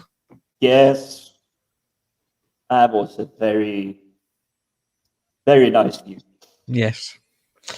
They definitely need to next time actually have Kim Cattrall in whatever movie. Porky's, which I've got Porky's 1 and 2. I love Kim Cattrall. She's just got that special something. She was definitely an attraction in Porky's, if you put it mildly. Yeah. And I know she's been in some sci-fi. I'm just trying to remember. She's been around in quite a lot. Just need to actually find something she's in because I'm sure she has been. So we have her in Porky's. Was she in Police Academy? I think She was. And definitely Sex and the City. She was in Mannequin, yeah, which is a sci-fi type fantasy where the mannequin comes to life. Yeah, and chat is as always on fire, way quicker than Google. But yeah, I just Mannequin is actually quite a good one. I've got Mannequin. I bought it. My wife loves Mannequin. It's one of her favourite movies, so I bought that. Let's see what she been in. Good Against Evil, but that was her early stuff, TV movies. Quincy, Logan's Run. She was in Logan's Run. That's Wait. right. It's basically Rama 2. It was the TV show, not the movie. Okay. I was just like, I remember skimming that one through because it. I've got the TV show as well. I don't Um, think I've seen the TV show. Columbo, she's done. I remember the Columbo one she's been in. She was in a TV show called The Bastard. You can't get a TV show called that anymore. That's what it was called, The Bastard. She was in Starsky and Hutch. The Incredible Hulk she's been in. Which Dr. one? Gabrielle White, it was a TV series again. Mhm. How the West Was Won. Knight Rider, TV Nice. movie. She's been in that. Charlie's Angels she's been in. I'm trying to see Porky's, obviously. Tucker's Witch. But by the way, it's worth mentioning she was in the Porkies, and it's well worth watching. But Definitely. you should definitely be at least up a teenager before you watch Yeah. it. Police Academy, which we knew. Big Trouble in Little China, which was so How good. could I forget? How could I forget She that? is so good in Big Trouble in Little China, so she was. Mannequin, obviously. The Return of the Musketeers. I'm missing but ones that Bonfire of the Vanities, I remember that one. And Star Trek 4, that's what it was. She played the Vulcan in Star Trek Yes. 4, The Undiscovered Country. She was the one that Spock does a Mind mind meld. meld with. So she was, because there's a few things. She's actually, I think she's the Helms. Because Yeah. she's, I'm sure she is. But she's not a Vulcan. She's actually Cardassian, I believe. I In don't know. Undiscovered Country. Kim She's basically an Kardashian. under- It's Kim Cattrall, and she was a Vulcan. It's not Kim Kardashian. No, Cattrall is a Kardashian. Although I can see the confusion actually building up now. Did she play? I thought she was a Romulan spy. Rather than Yeah, Kardashian. Romulan pretending to be Vulcan. That Uh-huh. might be the way it is. Yeah. But so she has been in something geeky. She was in Dream On. I remember that. I've got Dream On. I loved Dream On. She was in that. Oh, come on. She was in a movie called Live Nude Girls. 1995. Apologies, I do need to do some Google research now. I've never even heard of that one. I have a feeling the title is going to be extremely misleading. Yes, of course, but she was in the Outer Limits. She did a Definitely voice. geeky stuff again. She was in Invasion. So she was for a couple of episodes in Invasion. That was a TV miniseries, 1997. I remember that one. See, I don't recall that. Definitely need to put this later on my. This is something I'm going to watch over Christmas on the list. The films I've been in. The Devil Not just and because Daniel they're Webster. there, the films themselves are really good, or the shows. Yeah. She's obviously did voice work in certain things. Comic relief, Uptown, Downstairs Abbey. It's more like Red Nose Sunday or something, isn't it? Yeah. Horrible Histories, the movie. Filthy Rich. How I Met Your Father. Which is actually still filming. That's not Is the. Horrible History still around? Because that is actually, I found it quite amusing takes on My friend's daughter loves Horrible Histories. Remember they did there was the big kerfuffle because that toss pot, the one that threw rolls at the audience after he told them they were all thick and they booed him, and he threw a tantrum and rolls at them because they didn't find him funny, because he called them all half-wits and thickles because they didn't vote the same way he thinks they should have voted. He only does stand-up comedy. He does stand-up, yeah. He basically, well, he did the Horrible Histories, and it was basically how everybody in Britain was really bad. and that was the Horrible Histories, and that bombed. Of course Right, it is. I'm looking at, what is it? I'm looking at How I Met Your Father. Kim Cattrall's in that. Near future Sophie telling her son how she met his father. Okay, it's a spin-off of How I Met Your Mother, but it's not from the mother's point of view. This is somebody else doing the same, but it's from the female's point of view. Isn't that like How I a new Met Your TV Mother. show coming? It's a new one. It is filming at the moment.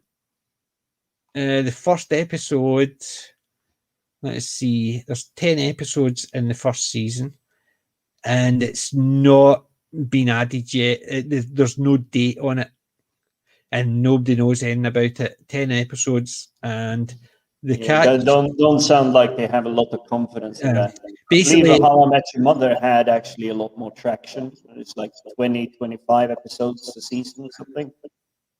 right, basically, it is effectively How I Met Your Mother, but from the a woman's side. In the near future, Sophie Duff, it's Thingy Duff, Hilary Duff is playing that character.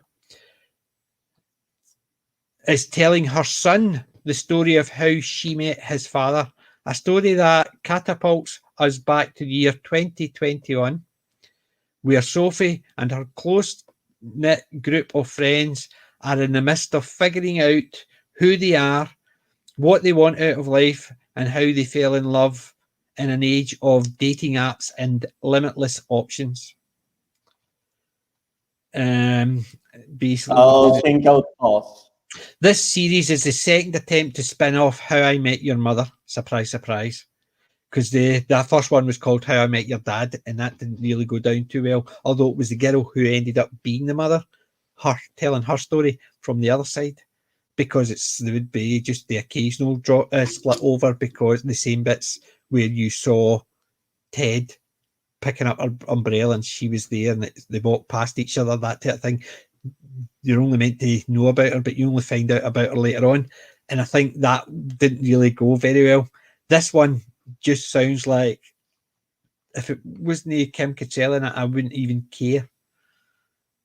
You see, she might be the attraction for it, but No, really, she's in all 10 episodes. There's basically Kim Cattrall, Hilary Duff, Josh Peck, never heard of, Christopher Lovell, never heard of, or actually I have. I recognise his face. I don't recognise any of the other ones' faces. Christopher Lovell, do I recognise his face? What's he been in? No. He was in iZombie. So clearly he must have been on the slab in the morgue. iZombie, what was the part he played? There was only one episode. All well. Byron, deceased. Yes, so he played a guy in a morgue. Nailed it. So there you go, guys. Kim Cattrall's new stuff. And she did play a Vulcan, but I think she was a spy for, I'm sure it was for the Romulans. The Romulan. Yeah. It's been a while since I watched it, but I remember her getting the mind meld because she did something. Yeah. Sure. That's right. So, but it's Kim Cattrall. Can't go bad. So. Oh, just you wait until Hollywood gets their hands on her. Will it definitely go bad quickly? Well, this thing, it sounds How I Met Your Father sounds a shit show. Basically, they're not going back and then they're actually bringing it up to date. What they're doing is putting it into the future so they can do it now. And you're sitting there thinking, they did that with How I Met Your Mother. Yeah, but the How I Met Your Mother still had that central perk element of Friends. Yeah. Where the friends went out to like just hang out after work in the evening, talk, chat, converse about the trouble, discuss what was going to happen in the next couple of days. Do you want to hang out? The whole thing. It had that charm. But if you're sitting at home and it's like, swipe whichever direction it is to like, don't go away, go away, go away, go away. Do you know, I think rather than having Hilary Duff done up in makeup, All right. is Kim Cattrall going to actually play that part? I never actually checked to see if what name they gave her. They do have sort of, shall we say, similar traits, though I think Kim is probably quite tall compared to. Let's see what it says about her, because the characters How I Met Your Father. It's filming at the moment. Surprise, surprise. Kim Cattrall as Sophie. Hilary Duff as Sophie. So Kim Cattrall telling her story of how... If they're going to do like they did How I Met Your Mother, the person is going to be behind the camera talking to the kid. You're never really going to see the person. But no, you're going to you see do. the younger actor. But the thing is, the one in How I Met Your Mother, they did do that a couple of times, showed the older him talking. So they did. So he was in makeup. So he was. And he was telling the kids. Because you even saw the kids. Then, obviously, when the kids got too old to show, they just either kept repeating certain clips that they recorded, or they stopped doing it, and it was just him talking over it.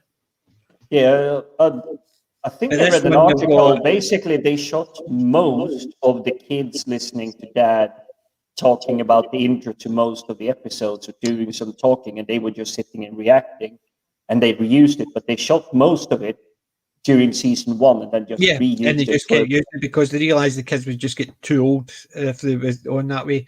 But yeah, you've got Kim Cattrall playing Sophie and Hilary Duff playing Sophie. So Kim Cattrall's the one telling the story. So she'll be the voiceover, and you'll see her occasionally, and it'll all be about Hilary Duff's Sophie, how she basically finding somebody in a dating app. Unfortunately. Right, so where were we? I mean, it could have potential, but seeing that these days it's She was born in 99 out of 10. 1956. She's still fairly good looking for that. So But I might have my rosy tinted glasses from Porky's and be the 60, 80s. 65 now. 65. She'll be. Big T also has a point there. If they can't have Barney. Well, that's the thing. There's no way else. I initially, see, before I went back, I'm sitting there thinking, please be the Barney character. Please be the Barney character, Kim Cattrall, because she couldn't have fitted in if they're all dating. So she'd have had to be the mentor or something later. Barney always thought he was a mentor, but Kim Cattrall could have worked that part of Barney because she's got the humour, she's got the sex appeal, she would have been superb in that part, but obviously because they've decided she's too old to mix with all these young people, so it has to be her story, which is unfortunate because she actually would outshine any of these young people. So yeah. Yes, Barney is funny. In fact, Barney was the funniest character in that, and considering he was only meant to be in it for a couple of episodes and people liked him that much, they kept him. Neil Patrick Harris, the Starship Troopers. I loved him in that. So I did. Yeah. I mean, NPH has been around in quite a lot of stuff that I like. He managed to play a convincing character, although I'm not as fond of when he plays like the young doctor. Doogie Howser. I've never seen Howser. it, but I'm aware of it because obviously I've watched a lot of American TV there. There's been jokes about the Doogie Howser character, but considering he's how definitely long like it lasted, his name is definitely like a staple in the American culture. But I had at the same, well, I'm not sure if it was the same time, but I had TV shows like Parker Lewis Can't Lose. And it was like, okay, you had Doogie Howser and you had all these other competing shows at the same time. And for me, I was more drawn to Parker Lewis Can't Lose. I don't recognise that one either. Never saw Doogie Howser, but I knew the character. But I don't know. I was watching all the British comedies. Oh, I'm starting to flag. It looks like your Iron Brew level is just definitely sinking, but we should probably start because calling it. As I said, I've been up since 6 o'clock this morning and didn't get in my bed until about 12:30, 1 o'clock Friday night because I had stuff on and that's why I couldn't watch the end of Thingy because I knew I was up early this morning because I had stuff to do before we went out. It's definitely been one of those weeks, and I am just like you. I'm in IT, and we're coming up at the end of the year. It's literally all the year projects. It's delivery time. Yeah, you have to make a decision. You have to write your report, and I'm off up at 7. I'm off part of next week, so I've got stuff to do prior to being off because I've got a couple of days off for I've got stuff to do around, but I'm looking forward to it. I've already booked my holidays for next year, which will be a Saturday. I'll be away, but I'll not be in the house. But I've managed to get a hold of, and I'll not dig it out, an i7 laptop, so that'll be my backup. So if I need to take it with me, I can go, and I've got a nice fast laptop with it. Okay, just make sure you don't do like what's it, Ryan Kimmel or whoever it was on Friday Night Lights, like setting it up in his dodgy hotel room, and it was like echoey and real bad. So basically that was Geeks and Gamers. It was Geeks and Gamers. It was not Ryan Cannell. He did that the last time, but he had the headphones in. Jeremy. Yes. Jeremy from Geeks and Gamers. Yeah, but that's assuming I get a place that's actually got internet access. Yeah, I mean, they might not actually have decent internet access, so I might not. Yeah, you might get unlucky and have like a potato phone line hookup. So the weekend of the Valentine's weekend, I'll not be broadcasting. I'll be away, and the only person that'll be in the house will be whoever's looking after my dogs. So I'm looking forward to that. It'll be in the Friday, back in the Monday, the Valentine's Day. So I'll miss Friday night takes. I'll not be able to go into the Father stream, and I'll miss the Saturday stream. However, I can set up an admin on what do you call it, on StreamYards. So if you still wanted to stream, you can. You can set up the stream, or you can control it. So there is still the options when I'm not available. I can. I'm sure I'll scare away most of your subscribers if I do that, but I can probably come up with something. I mean, my it's Valentine's. Are hardy. We're Laurel, but they're hardy. It's another fine mess I got us into. Oh, I need to rewatch those because I used to love Laurel and Hardy when I was a kid. I've got the full box set of everyone. Let me see this. You see, the standout one for me is it's not Sahara. It's Sahara. I think it is when there's soldiers. The French Foreign Legion. Yes. Aye. Oh, look at that.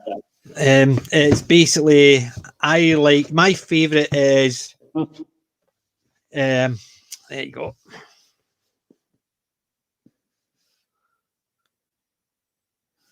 Every movie they've been in. So they have. Is it really that many? Well, there's 21 discs here. But that's slim boxes too, isn't it, as well? Yeah, there's the slim ones, but there is a fair number. of movies, but that's every movie. Not only Laurel and Hardy did. That's every movie Stan Laurel did, and every movie Oliver Hardy did separately or as bit parts. There's the ones where Stan basically was his own character. What was his name? I can't remember his name off the top of my head. That was superb. However, there's some where they were in Charlie Chase as basically just as a guy, and Oliver Hardy was the robber and stuff like that. So I need to. But my favourite is Toad in the Hole. That's the one where they buy the ship to fresh fish, and they sell it, and they're basically painting it all up, and they end up ruining it.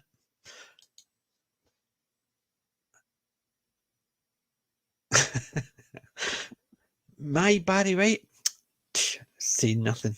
I can't sing, and I don't like music. I'm not a big music fan. So you keep saying. Just because I know words for songs doesn't mean I actually like music. I like I know more music from TV shows. So I do. So if there's a music out there that was on a TV show, I probably know it more from that than I do it from hearing it on the radio, stuff like that. I don't listen to I'm radio. mostly like a metalhead. I love my rock and roll, the Bon Jovi, Sabaton, Metallica, Black Sabbath, the Iron Maiden, that kind of crew. Well, my I do friend, see- a I snakehead, feel like he's a white snake. ones, and that comes through from just like you said, it's from films. Yeah. Well, I'm not like listening to radio every day and like catching up Yeah. with the latest tune because Yeah, my friend's a snakehead, so she is. She grew up listening to Whitesnake with her dad, and he's a rocker, so she grew up with Whitesnake. So, and she still listens to it and loves it. So her and her dad have got that in common. And her daughter has started. I've heard her singing a couple of bits and pieces. So our daughter's actually started picking it up as well. Which is great because she's got a lot with her mum, common with her mum and her granda. So perfect. So That's your cheeky. snakeheads, or whatever white snake fans are called, I think it's snakeheads. It would probably be It something could be, like that. it could be guilds, but then again, if I had my setup working properly, don't know why it's doing that. I'll need to actually check it tomorrow. Or I may actually. You probably got something like I have with my webcam that just keeps flickering. I mean, there's nothing wrong with the webcam. It's just when I do longer streams, it just goes blink, blink, blink. Aye. So I think it's to do with. See, I think this mic is no the greatest. It is. I've got two others, but this one is the best of them all. And I think I might just need to get a new mic and set. See, this came with a wee sound card, and I think the inside of the sound card where I put the mic in is dodgy. So I bought a condenser one, so as an adapter, and it made zero difference. However, I got this new one, and it seemed to work. It was a bit iffy at first, and it took me about half an hour to get the settings. So I created the video to see it all working, and then it worked.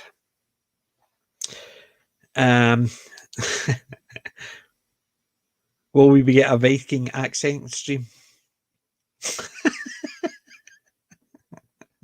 Big T more. Will we be getting a Viking accent? Yeah, I put it in the chat. I cannot confirm or deny that. But I definitely started thinking about maybe I should do a little bit like reviews, stuff that I thought, were they really good back then? Because I do have films that I've revisited. It's like, oh, that's really good. And it's like, really? Did I really like this thing? Because I'm going to have to start doing a couple more videos, even if it's just one or two extra a week.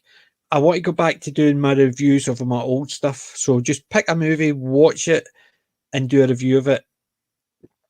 And then maybe actually take snippets out and put them in, but that could take a whole day just to actually edit the video together and take out all the or pause, silence, take all them out, and then actually edit it so it actually is a coherent sentence, and then put all the images behind it without getting a copyright strike. Because I think you can do 9 or so seconds without it being copyright, but you have to be very careful. I think there was one of mine's, it kept getting struck, and it was because I kept saying Michelle Yeoh, and it kept getting struck for Asia. And I think it's because of that. So if you use a particular character's name, person's name, I think it was the bit I kept getting hurt on boss level. And he wasn't favourable over in China, you had to watch what you said. So the fact that I mentioned her name in the review, it kept getting a copyright hit, but it only got a hit on those areas in Asia. So I just published it, even though it wasn't broadcast there. This is just the thing. What most of the content creators we've been following, both you and I, been talking about it for years, just getting like a massive minefield, what you can and cannot say. Mm-hmm. I know that apparently they do have some kind of audio algorithm for live streams. So whatever you say in the first 30 minutes, they care about what you say 4.5 hours in.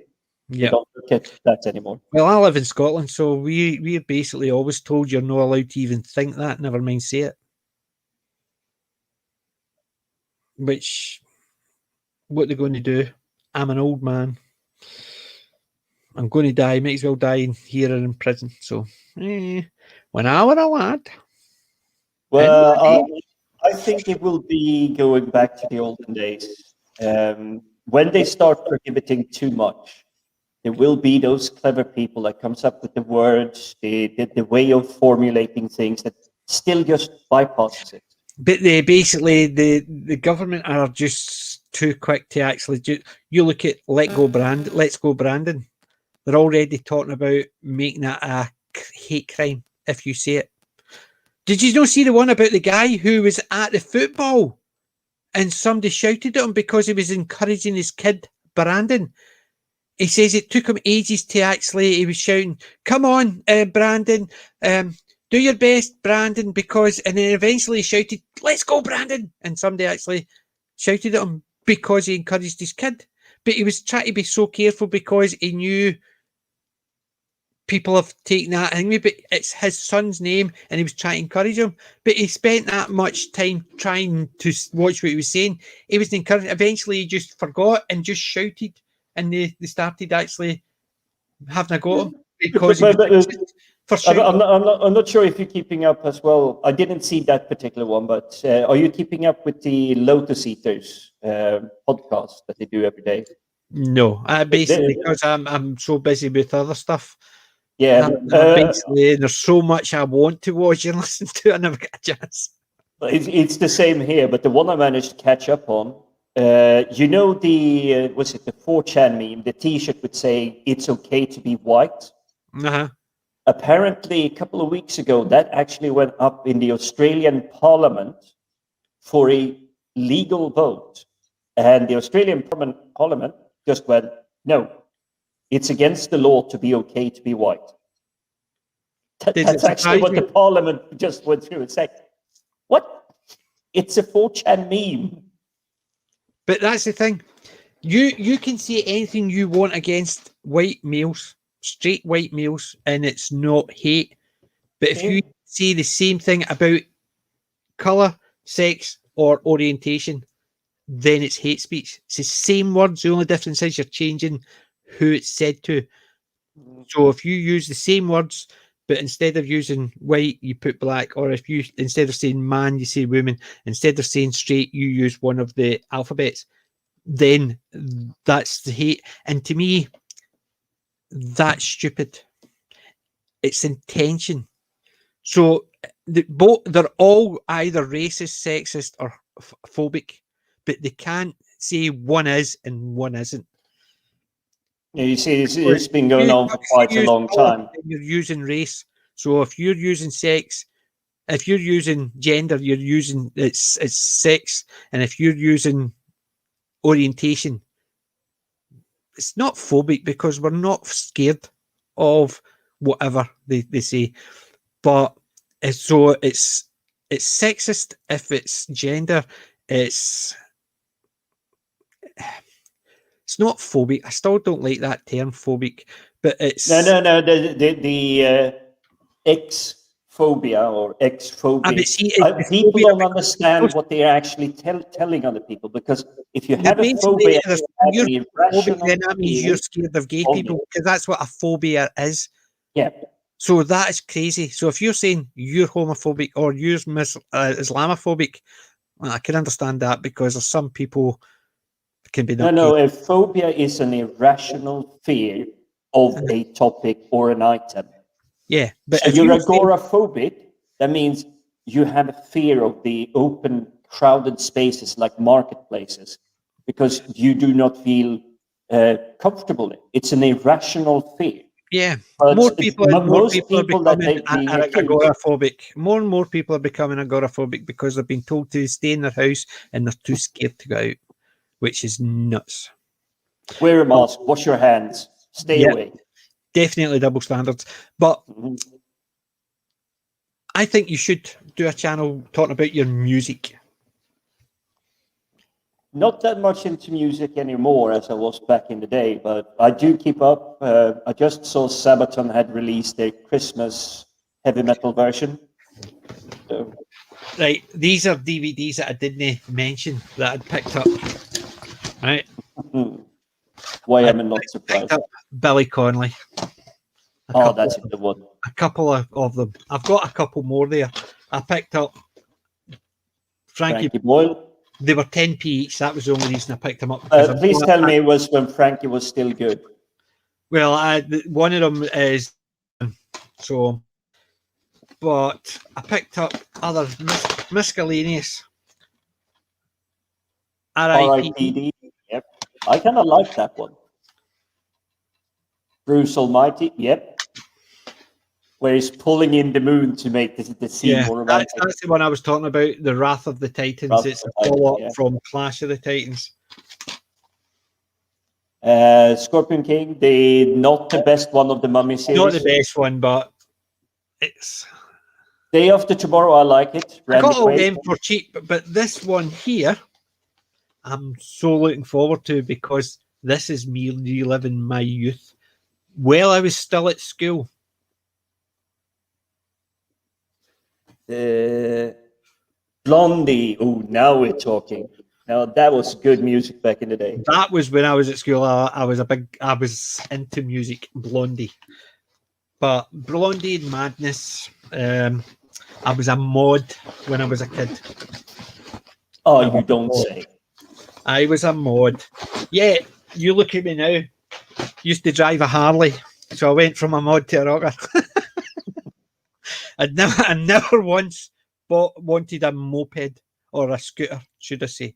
Never once. Even with all the mirrors, no. I always wanted a big bike. So,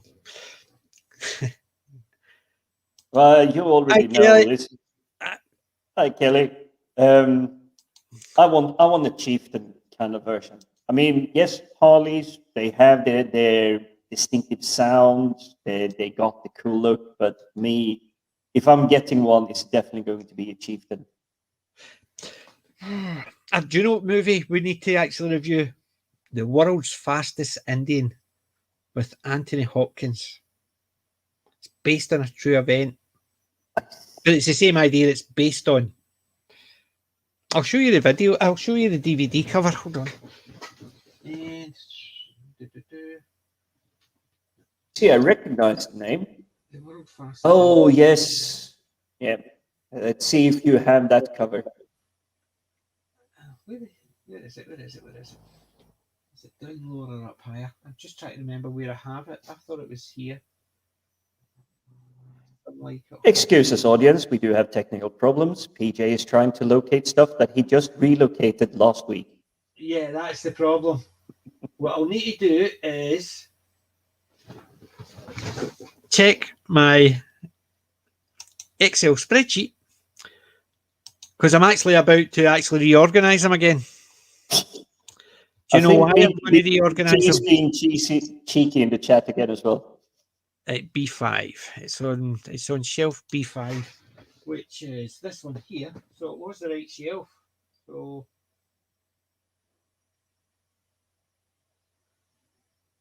I'm sure it was here because I'm sure I was looking at it. There it's there, right in front of me. Sylvester Stallone's model was standing in front of it. Yep, that's the one. Yeah, and that's a really, really good one. So it is, and it's based on true events. So it is. See, I don't say it's a true story. I always say it's based on true events because there's no such thing as a true story. There's always two sides to the same story, or two sides to the same point. Two sides to the same story is they'll say, well, we'll just say that this how it happened because it's more pleasing to the audience. And you're sitting there thinking, well, that's not how it happened. But it's a better story. So it's romanticized, I would say. Yeah. As soon as you change one thing, then it's no longer a true story. It's based on an actual event, but it's no longer a true story. We should probably not tell the woke crowd that Ghostbusters from 2016 wasn't actually a real thing. Because I'm certain that they believe it. Was there a movie in 2016 called Ghostbusters? So I'm classic. I couldn't tell you. I wouldn't know. I wouldn't know anything about a movie with Melissa McCartney in it at all. And I can't believe they managed to rope in the actor playing Thor, or the former actor known as Thor. Well, you've heard what they've done with Eternals, didn't you? Oh, I haven't dared look into that. No, I saw a review. I think it was Gary or Az or something. They were talking about it, and they talk about other heroes. They don't talk about Iron Man or Captain America. They talk about Captain Rogers. So that would be before Captain America. Yes, but they don't talk about. So when they're talking about Captain America and Iron Man, they talk about Captain Rogers. So they don't call him Captain America. So they're implying that's who they're talking about, but they don't use the Captain America title. I wonder if there's a copyright thing because, well, I don't know. All I know is that one of the best stories in the Iron Man universe saga is coming up, but they're going to make a TV show of it or a film. I'm not sure which it is, but apparently it's going to be without Iron Man. And that would not make sense. It's accordingly Ironheart, and I saw bits and pieces of it. Right. Oh, wrong button. Yeah, Big T. Look, I know it's not going to look too impressive, but there's my collection. Oh, it's just my movies, right? That's the stone and chisel tablet for you, Big T. Yeah, that's the thing there. And then you've got my TV shows, which are all there. So they are. And then you've got my miscellaneous, which is games, music, stand-up, workout, obviously not mine. And my VHS, my Doctor Who and my Farscape stuff. But my movies good go all the way down into the 750s. And that's actual it's movies. So basically some of them I've got 2 or 3 movies on them. Some of them, like the Laurel and Hardy collection, is marked as 1, even though there's a load. There's like 22 discs in that one. Oh, there's 22 discs, but I can tell you exactly how many movies are on it because I think I've got majority of them ripped off because I like ripping them off just so I can have them on my iPad.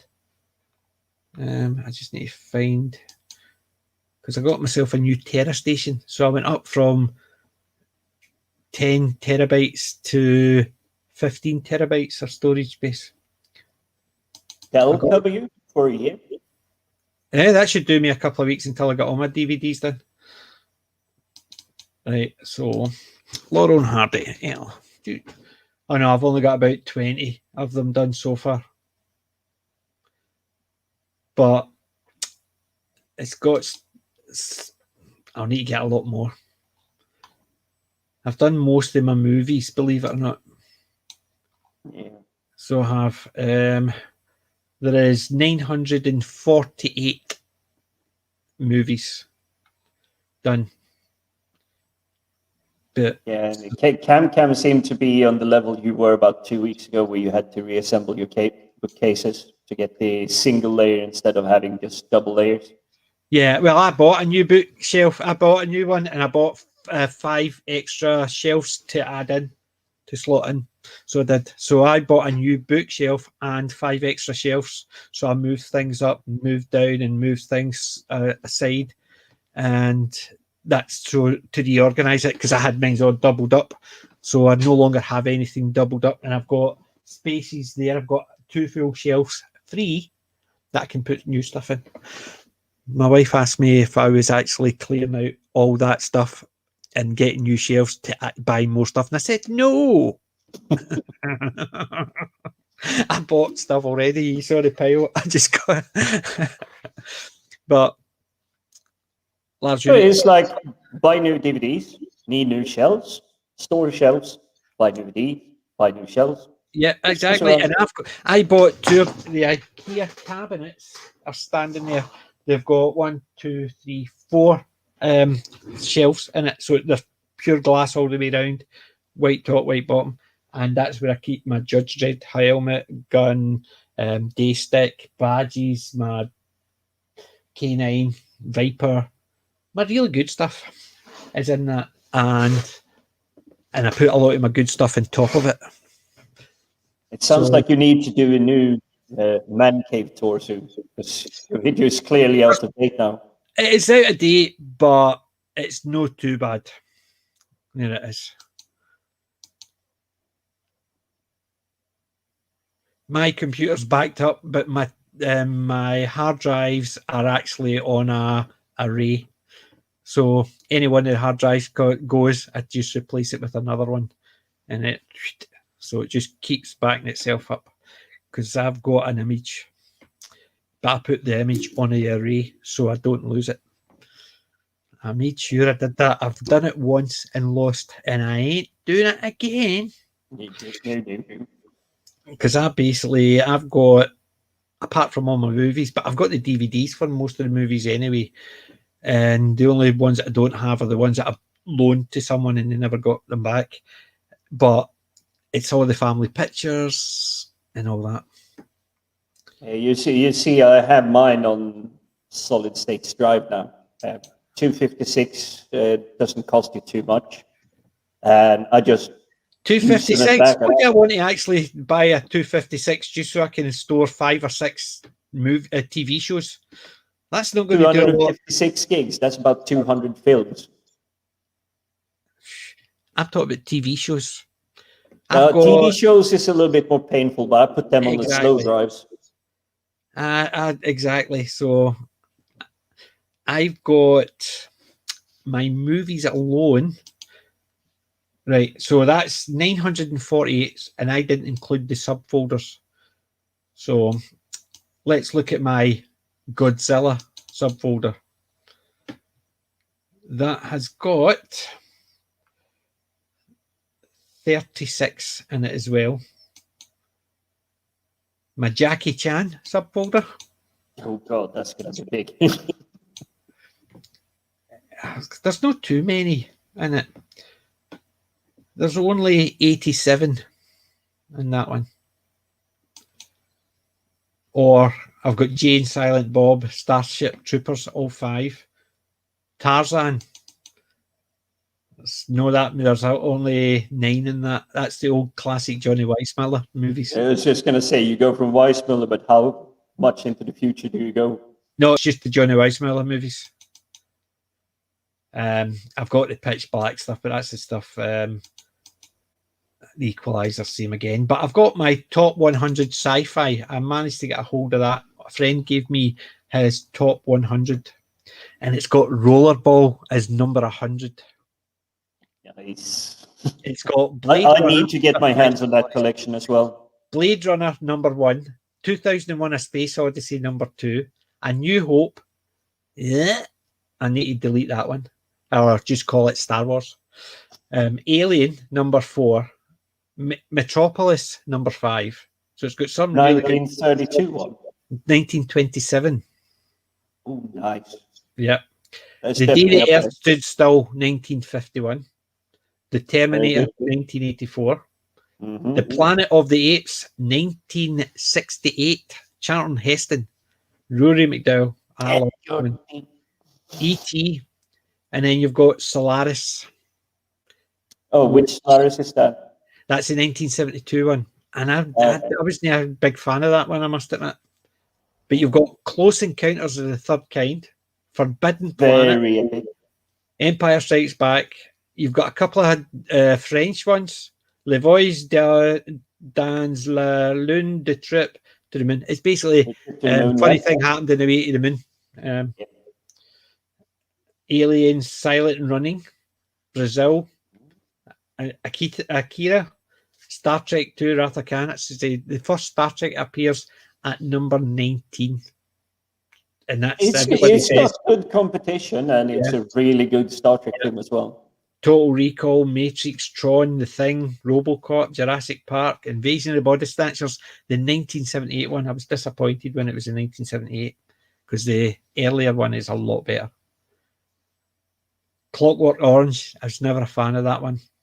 See, I like myself a bit of Kubrick. And Clockwork Orange isn't the best, but it's a film you should have seen. Oh, need to check that out. Tom Kiercube. Sounds ideal. See, I did that. I've ordered actually stuff online to replace because a friend gave me a downloads of a TV show and I bought them. I sat and I've watched them before and I liked them, but I rewatched them this week. I've only watched the first 2 seasons. I think it's 3 seasons all in all. And I decided I like it that much. I'm not just going to actually keep a copy that somebody sent me. So I just went out and bought it. And I'm expecting it tomorrow. Sorry, I'm expecting it Monday or Tuesday. I'm not going to mention it because it's going to be my pick of my collection for next week because I did enjoy it, even though it's a fairly new one I'm buying. I've had it for a wee while because somebody gave me a Tortuga copy, which I don't really like because they're always crappy quality, or else they've got junk in them. They've got subtitles and stuff like that. So I always try and avoid that. However, believe it or not, I ordered another one. Somebody was talking to me about it today, and I could not remember for the life of me what it was called. So I'm going to actually just double check to see what the other one I bought was. Right, it's not in that. So where would I have put it? I must have got it via eBay. So let's have a look at my eBay stuff. Purchase history. And season 3 of Plebs. Because I only had season 1 and 2. I don't like season 4 of Plebs. With a new guy, I like season 1, 2, and 3. As soon as Stylax left, I was not as keen on it.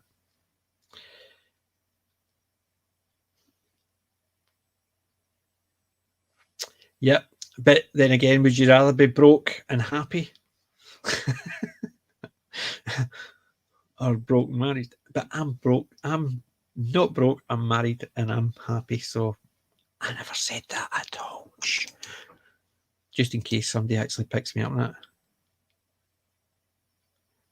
There's a couple. I'm sure someone has made a sound clip or a sound bite of it. There's a couple of movies on this list that are French, I think.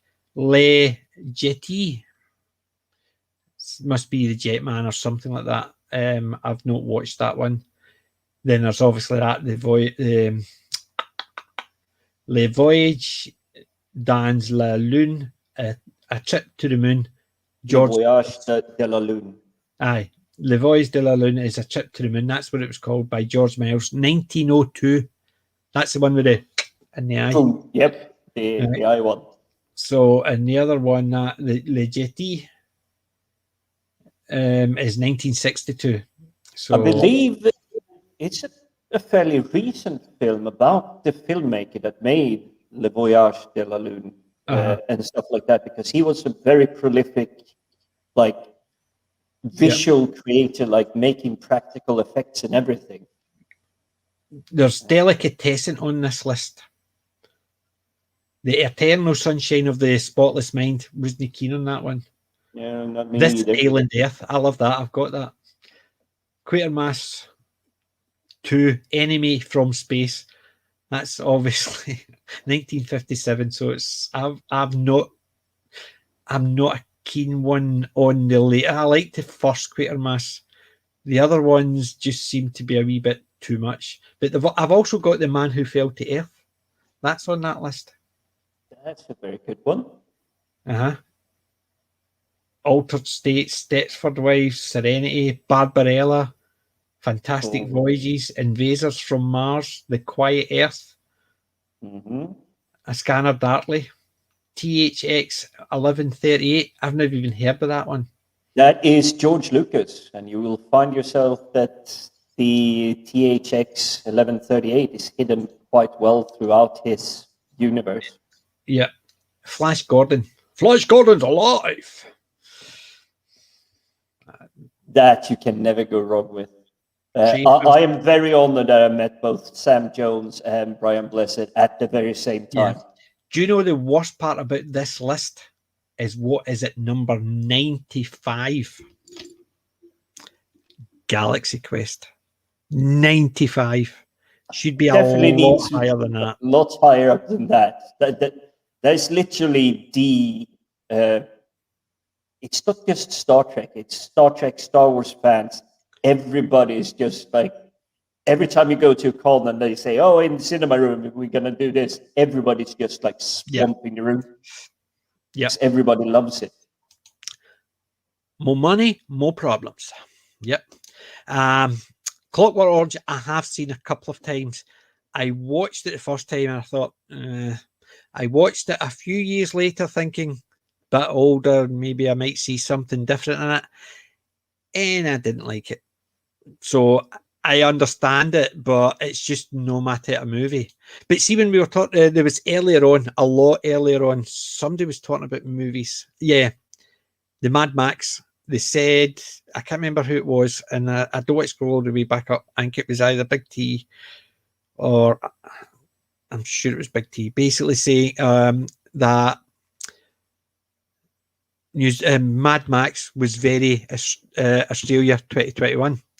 The problem is, you look at a lot of these dystopian ones.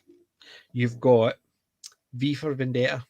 Look at the British government's dealing with you. You look at They Live. Look what the American government and big tech are doing to you. You've got Mad Max. Look what the Australian government are doing to you. You've got RoboCop. Look what the American government's again doing to you. So I think somebody's actually went through and watched all these dystopian ones and thought, yep, we could take that. Yep, we can take that. Yep, we can take that. And just rolled it into present day politics and thought, nobody will notice. And they keep forgetting it. We've seen all these movies. So when you keep rehashing the same crap, we notice it. So the fact that the government have actually just taken it out of the cinema and put it in the streets, we notice it because George Orwell's 1984 already happening. Yes. Already. It is unfortunately the double-edged sword part of storytelling. If you look at all the, shall we say, technological improvements that Star Trek has brought us, smartphone, tablets. Okay, we don't have teleporters yet or anything, but give it time. I'm pretty certain there's someone that's going to be able to figure it out. But you also have the dystopian stories that the governments Yeah. really today seem to soak up. And it's like, what are you doing? It Yeah. was bad in the film. It's definitely bad now. And I'm waiting for the time when we're going to have it like Escape from New York or Escape from LA. Yeah. Cam, those DVD lists I showed were not including my Doctor Who stuff. All right. And remember, mine's is only classic. It does not cover the new Who. So, shall I show you this? This is my Doctor Who collection. As you can see, the green, I've got the red. They've not made into a series yet. So that's William Hartnell, Patrick Troughton, John Pertwee. I've got all of John's. Tom Baker, I've got 1, 2, 3, 4, 5, 6, 7 to get to complete that. And I'm just gradually going through because I like the hunt. So I could go out and buy them all from eBay or Amazon, but I do check. And it's sometimes somebody's selling a collection, I'll pick up the occasional one. So as you can see, Peter Davidson, Colin Baker, well, I've almost got Colin Baker's finished, and Sylvester McCoy. But I've got a couple of bits and pieces as well. The Scream of the Chakra, Doctor Who and the Daleks, and the Dalek Invasion of Earth. I've got Adventures in Time and Space. I've got the the Paul McGann TV movie. And I've got a couple of miscellaneous stuff. Demon Rising, Sarah Jane, Invasion of the Bane. 30 Years, Time Travel and Beyond. Lost Tales of Doctor Who.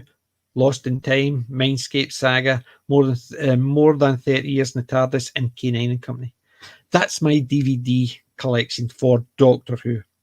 So what was the color code going there? The color you had code was blue, yellow, green, white.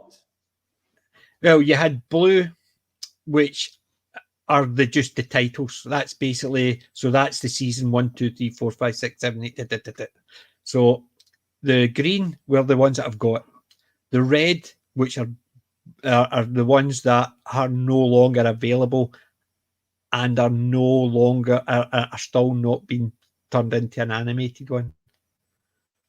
So, like you've got things like the Wheel in Space, the Space Pirates, but I've got things like the Macra Terra because they've created that one into an animated one to fill in the gaps. The yellow one is Paradise Tower. That's one that somebody's actually said they've got, and I've not got hold of it yet. So if they've still got it, I will get it next time I see them. But they said they put it aside for me. So the blue is just seasons. The green I've got. The red are not available. The white are ones that I do not have, and the yellow are the ones that somebody said they've got hold of it for me. Well, I think Big T has settled the discussion of geek versus nerd. Right, where are we? I'm trying to actually remember. It's the latest. Yeah, I'm just making sure I'm actually catching up first. Yeah. It sounds like Cam is doing a proper Neo in the Matrix here. He's dodging bullets. See, the thing is, I came close to marriage 3 times. I married the first, just slept with her. She was already married, so that didn't count. And the third, I married, and I'm very, very, very, very happy. And that is no even me just saying that because you can hear me. This room here, we got an extra room so I can have all my shit in my room, not in her house. But she basically says when we were purchasing a house, she wanted a room that I had for myself, for my stuff, and she doesn't bother me with it. If I buy stuff, she'll say, not an issue. It's my money, so which can't get better than that. Earth Girls are easy. Earth Girls easy. That's a good one. I've not got Killer Clowns from Outer Space. I don't have a physical copy, but I do believe I have a digital copy somewhere. Right, where's the list? So I think Earth Girls are easier on it. Well, easy thing to do is do a search.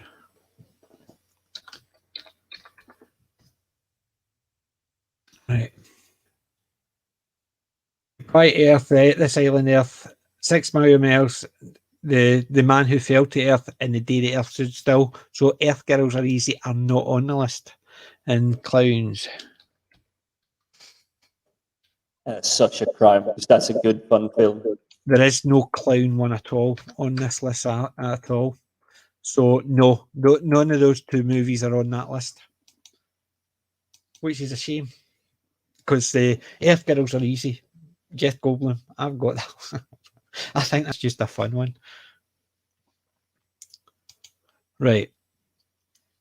Lucasfilm stars Robert Duvall. Oh well, must see along with the lines in Logan's Run. Oh, if it's along the lines of Logan's Run, ideal. It's a great movie. I love that. Yeah, it's been a while since I've seen it, but I remember it's definitely got the lines of Logan's Run in it. It's an okay film. Mind you, it's Lucas's first, so take for that what you will. Yeah. Yeah, this is the one I was talking about. Yeah.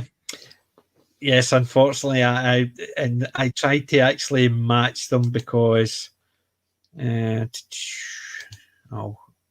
stick it back up. I know my OCD sort of thing. So First Doctor is very basic. Second Doctor is a basic one, but just slight different font.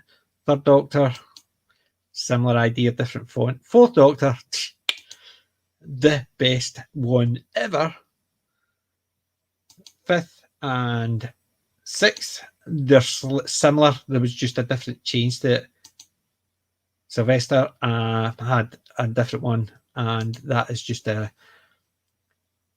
think that's just a generic copy of John Pertwee's one. But I did put them on because I've got a wee bit OCD. I was going to say, because why not? A wee stitch about it, but yeah, I couldn't have it. It was just actually the names, because it was just annoying me because I wanted the logos. So I hunted, but I'm sure I got a majority of the ones. And yes, I like to actually think I'm a bit of geeky. I'm not just wearing this fleece for no reason. I'm just wearing it because it's a fleece. I've got a TARDIS onesie. I've got a TARDIS house coat. If you turn your camera a little bit that way, the crowd would definitely be able to see that there is more Doctor Who behind you. Oh, there's a lot more. You can't see. You can just see the door there. There's bits and pieces all over. The two TARDIS just behind you on there's 3 TARDISes behind you. Yeah, and there's one there, but there's another 1, 2 up there. There's my just in case anybody's not seen my bin, my pedal bin. It's your secret Iron Brew stack. I had the wee fridge, but it broke and it literally fell apart because the door fell off it, and I couldn't keep a fridge that didn't work. But yeah, I've got a number of TARDIS. But yes, I do like my stuff, and it does come a wee bit both geeky and stuff like that. I've even got my bank as a TARDIS and a Dalek. That's my bank. That's my piggy bank. Exterminate. Yeah. Anybody touches it, that's exactly what's happening. So, all my magic cards too. So yeah, I do like my Doctor Who stuff, as you can imagine. You've seen my wallpaper. If you've not seen the wallpaper, check out my intro video. Basically, it's a Type 40 wallpaper all the way around, and then all this stuff's built on top of it. So it is. But yeah, I'm a wee bit geeky and a wee bit nerdy about my Doctor Who stuff, classic stuff. I've always been a big Doctor Who fan. My mum used to tell people how I used to hide behind the couch. Most people always say, yes, people used to hide behind the sofa. Nope, I used to hide behind the couch because my couch was not against the wall where people would just have a pillow going. I used to hide behind the couch anytime a Dalek came on. And my mother told people that up until the day she passed. So I was in my 40s, early 40s, and she would still say, don't know why he's into Doctor Who. He used to hide behind the couch when the Daleks were on the telly. He came running up to the house one day because they were getting invaded by Daleks. We looked out the window, and it was a neighbour's boy with a remote control Dalek he was sitting in. So it was a push chair with a Dalek suit on it. It was inflated. And it basically, obviously, you're talking about I was 8 or 9. So you're talking about 40 odd years ago. So somebody had one. So accordingly, the one it was something like £62 in the early 70s. So £62 in the early 70s for a kid's toy. Can you imagine? That's a lot. That's about £200-300, maybe a bit more, up to £400 now. That's how much somebody spent on a toy. But I didn't think, wow, can I get a shot? I thought, a Dalek. And my mum used to tell everybody that into my 40s. Please stop grassing me up.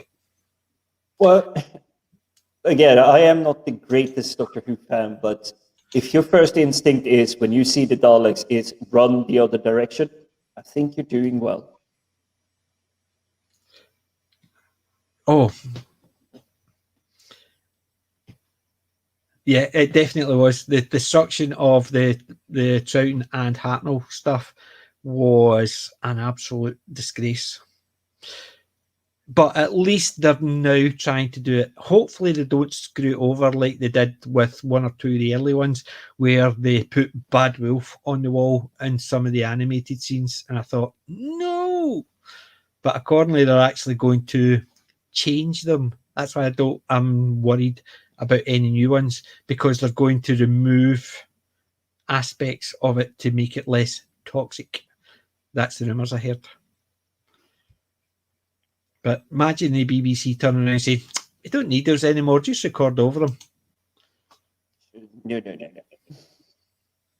Yeah, I'm really happy because I was a miserable so-and-so for years. When I moved out from... I used to have...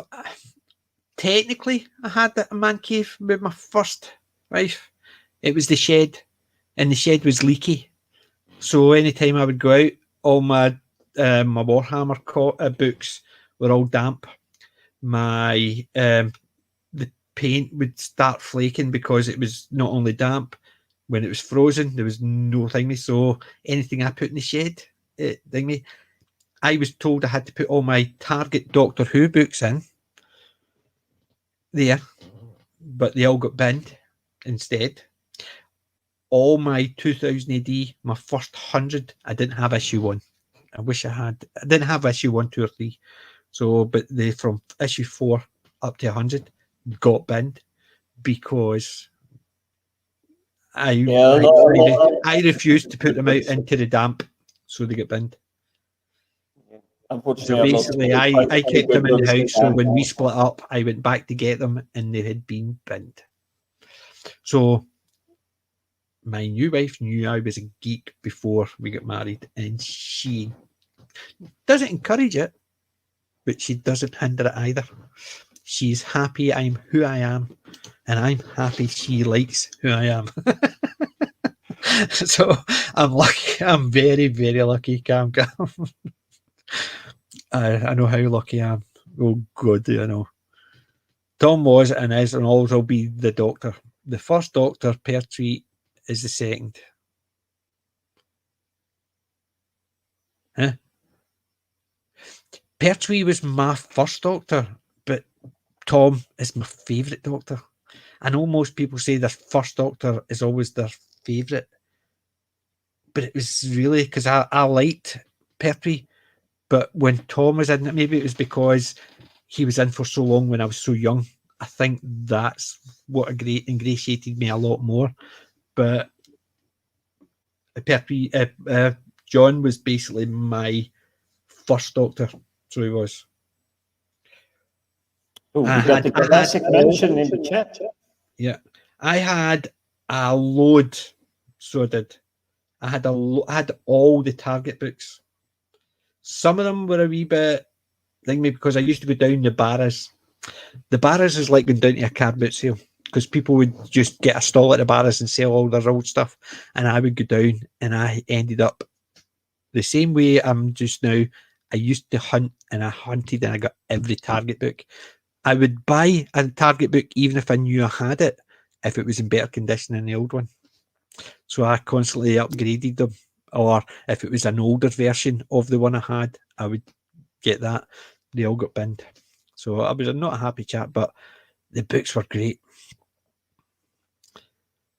I was lucky we had them in the UK. I didn't need to worry about PBS or anything like that. And the Hartnell, Troughton and Baker's superb.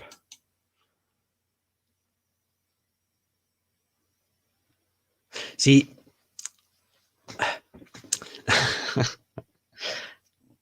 I missed it by 2 years. However, people think I married my wife because of her date of birth. So next week I'm off work because it's Doctor's birthday and it's my wife's birthday.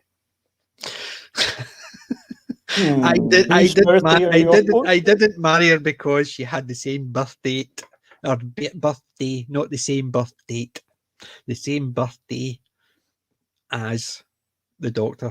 That was pure coincidental. Honest, Gov. So if I started watching it when I was about 5, which was John. What's a lot of money? All that stuff she binned, yeah, it bloody was. But then again, it wasn't the money that bothered me. It was the fact that I lost all my comics and all my books.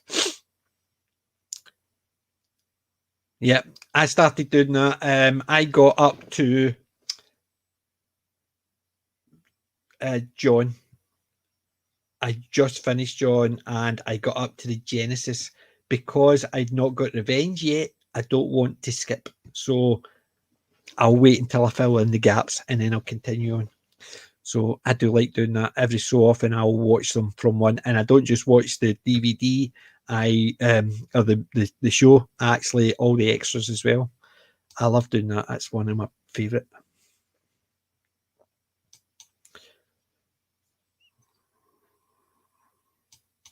Yep. Just finished it.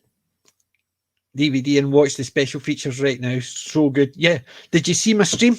We did the stream of the Talons, and actually I gave a copy away as well for my 100. That's what we did. The 100 subscribers, the Talons of Wenxiang, and I gave a copy away. I enjoyed that stream. That was a great stream. Yes. It feels like it was ages ago now. I know. Yeah, you as I said, it's a good classic being mentioned in the chat there.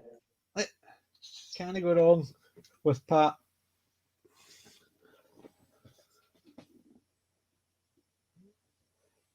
It's a superb. He's check trousers. It's a really nice model as well. It is.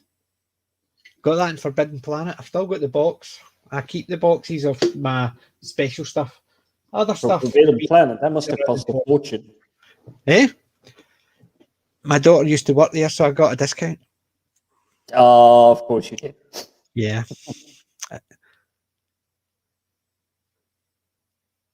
Yeah.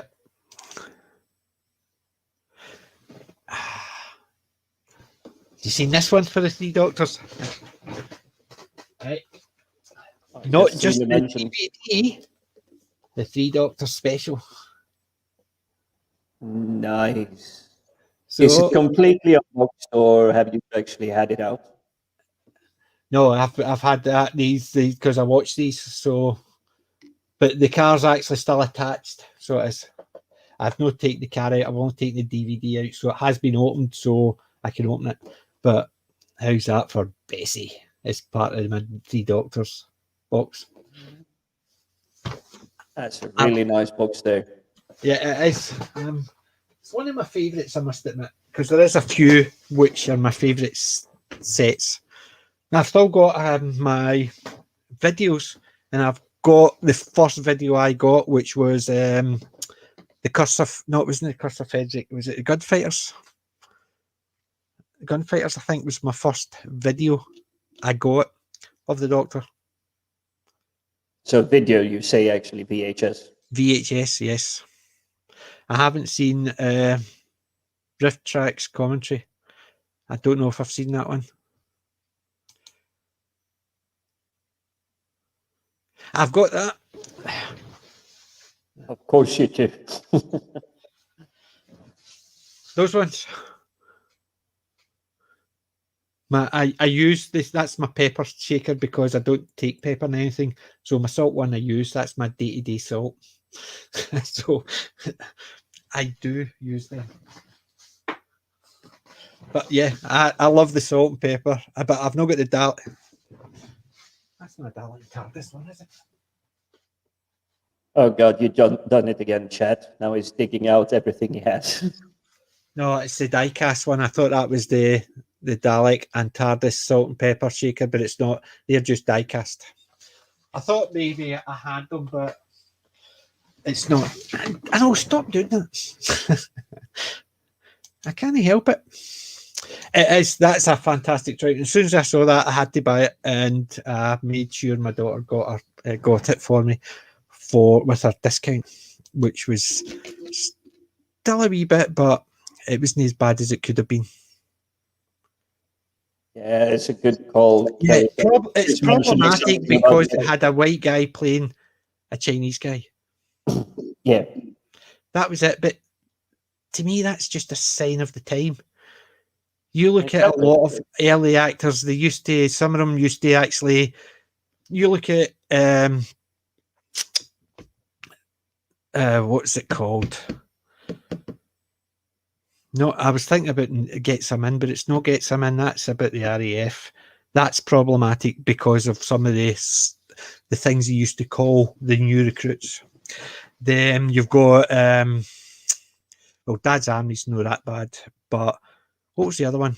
Ain't Half Hot Mum, where you had a white guy playing a Sikh. You had the stuff that the sergeant major used to call the guys. It's the same idea. And that's what they're going to become.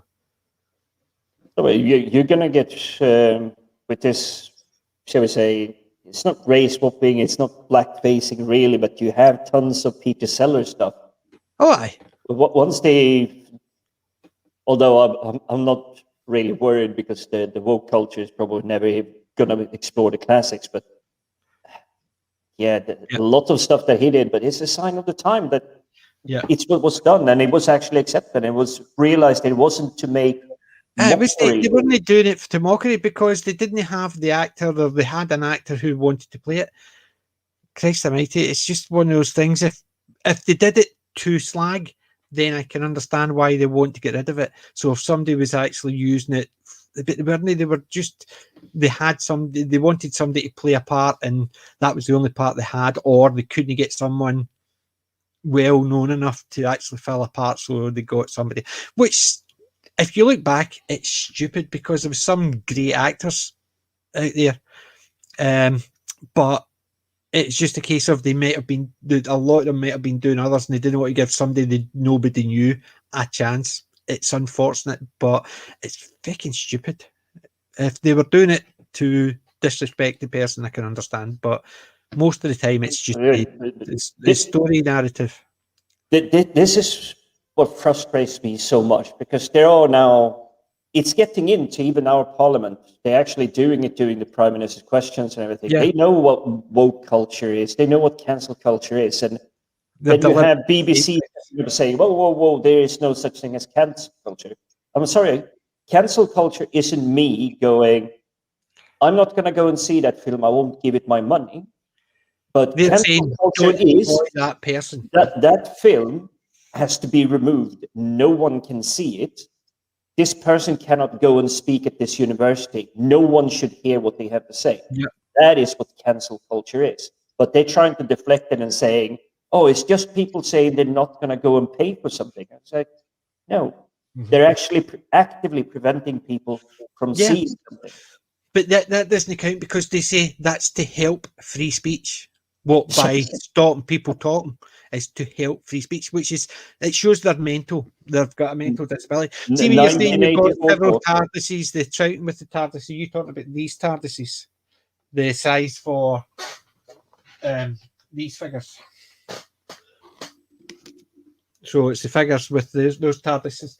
I've got about 1, 2, 3, 4 TARDIS. Well, actually, 4 of them out the box. I've actually got 1, 2 up there in the box still. So I've still got 2 in the box. So I've got a few TARDI. And yeah, the figures are the right size for it, but I don't really pair them up. If it's in the box paired, I keep it together. But if I've got them separately, I don't pair them. I think I'm going to jump ahead of the chat. They will ask the question soon. Oh, that's a very good one. Does your TARDI have their own spreadsheet? It's a fantastic film, this one. Yes, and yes, that was exactly, see, when I was talking about the talents of Winchang, that's exactly who I was going to say. But, sorry, Jim, what did you say? I was just saying, before the chat starts asking the question, does your TARDI have their own spreadsheet? Do you have the location? However, this one does. I keep hitting the wrong button. This is. Come on, shit. Oh, something's happened. It's not letting me. Can you still hear me? Yeah, I can still hear you. Right, okay. It's just trying to prevent you from sharing your browser history. Yeah. Because I hit share video instead of share screen. I have this one,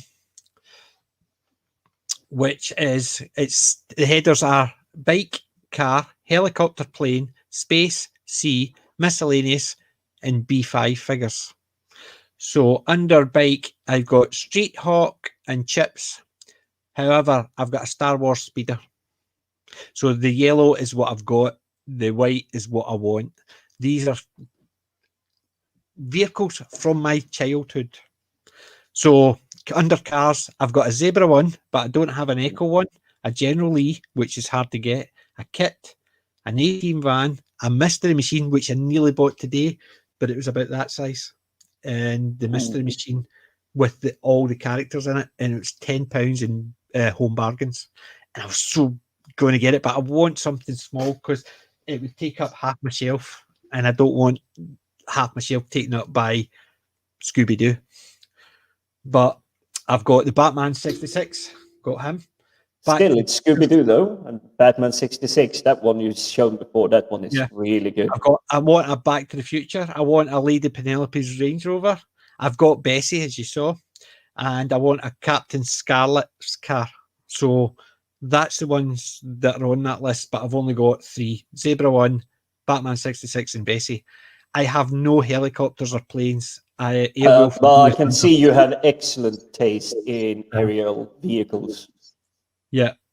And then obviously I've got TARDIS, I've got the Enterprise, I've got the TOS shuttle, I've got Starbug, I've got a Millennium Falcon, TIE Fighter, X-Wing, I've got a Viper, I've got a Eagle for Space 1999. I've got multiple. I've got the Station, the B5, the Star Fury, the Centauri Transport, a Minbari Flyer, and a Centauri Heavy Warship and an Arm Fighter. From Futurama, I've got Planet Express. From Thunderbirds, I've got 1, 2. This has not been updated. No, you have the 4th one, don't you? I've got 2. So I've got 1, 2. I've got 2. I don't have 3. I don't have 4. That's what it is. That one there. I can update this one now. So I'll update that. So I've got Thunderbird 2 now. I've got 2 Thunderbird 2s since that, and I've not got 4 or 5. I don't have any submarines, so I don't have a Stingray, Nautilus, Fantastic Voyage, Sequest DSV, or the one from bottom, from the void to the bottom of the sea. Text is a bit small on my screen, but I was literally searching for Sequest DSV on the Let's see. Is that a bit better? Yeah, that looks a bit better in mine, but I have a screen larger than most people. Yeah, so I'll actually try and make it a bit bigger. Right, so Sequest, that's it. My miscellaneous, I've got an AT-AT, an ATST, I've got a War of Worlds War Machine. I don't have the silent running ship. I've got a snow speeder. And the actual figures, I've got Londo, I've got Veer, I've got Ivanova, Delenn, Sheridan, and Jakar. These are the other ones in the set. So you see that the one I want from there is Bester. Oh yeah, Bester, Alfred Bester. Those are so that's what I want. Anything that's on that in white, I've still not got. Anything that's on it in yellow, I have. But anytime I come across something and go, oh, that, it gets added to my list. So I don't have the TARDIS per se all listed, but I do have vehicles.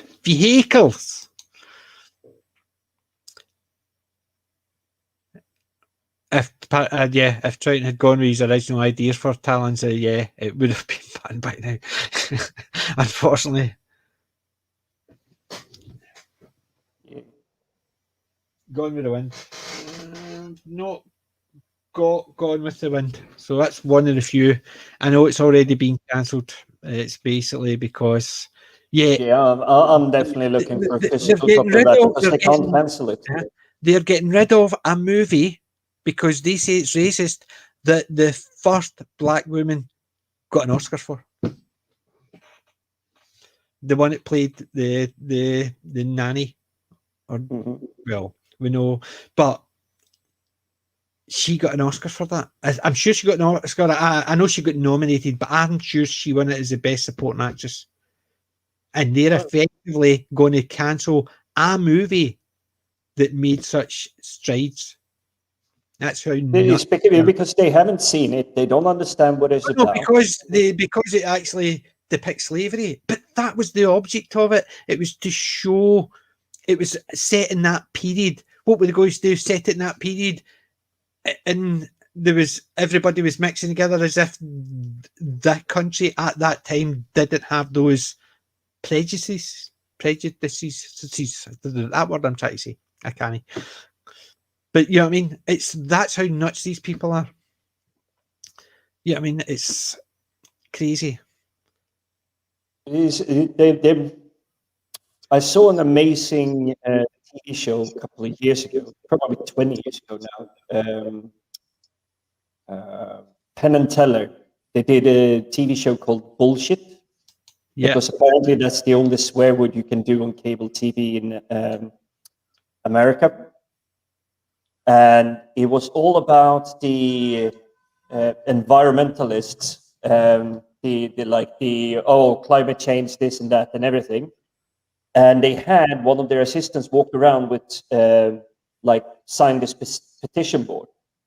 And she walked around and was talking, oh yes, this chemical, H2O, it's getting into absolutely everything. It's in your body, it's in your makeup, it's in your food, it's in the ground, it's in the air. Yep, she was saying the truth, but because they only heard H2O, they didn't hear that it was water.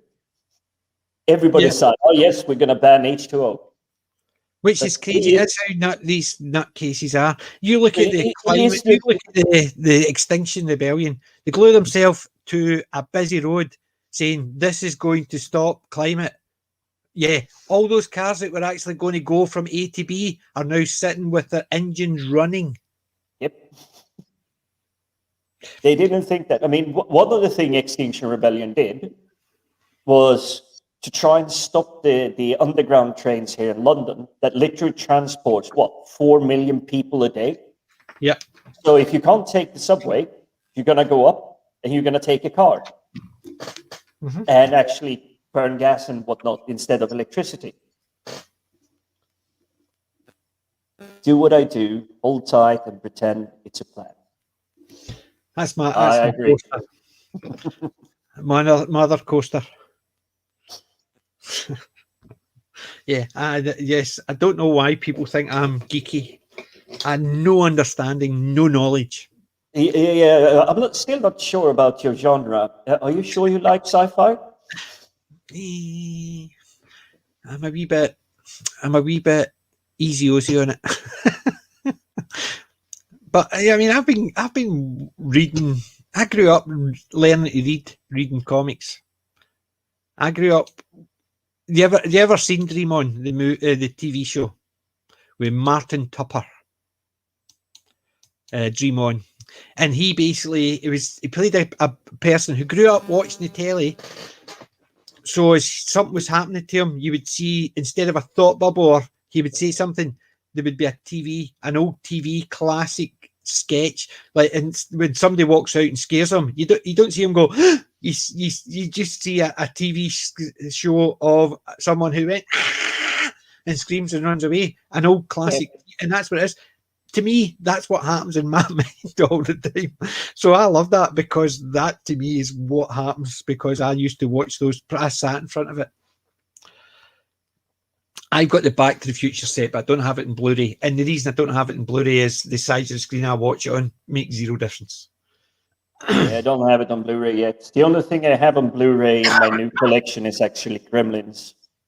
I've got 3 Blu-ray, and that is it. And it's only because the prices were just as cheap as the DVD. So I've got Men in Black, Men in Black 3, and Pixels. They were the exact same price for DVD or Blu-ray, so I just picked up the Blu-ray just because. Still haven't seen Pixels. I know you guys keep telling me that I should see it. It is a fun, as long as people don't. I've seen people saying, "I bet this wouldn't happen," and you're sitting there thinking, "You think anything else in the movie would happen? Then you're nuts." But it's that type of thing. If you just take it for the premise it is. Some of the things don't make sense at all, even within the premise of the movie, but you can ignore them. Yeah. See, the Back to the Future, I must admit, I love Back to the Future. So, I've not got a lot of Legos. I've got 3 bits of Lego. I've got a wee pilot for my ship, which I think it's not been broken. It could have been, because my nephews were in the room at one point. And it is nowhere to be seen. However,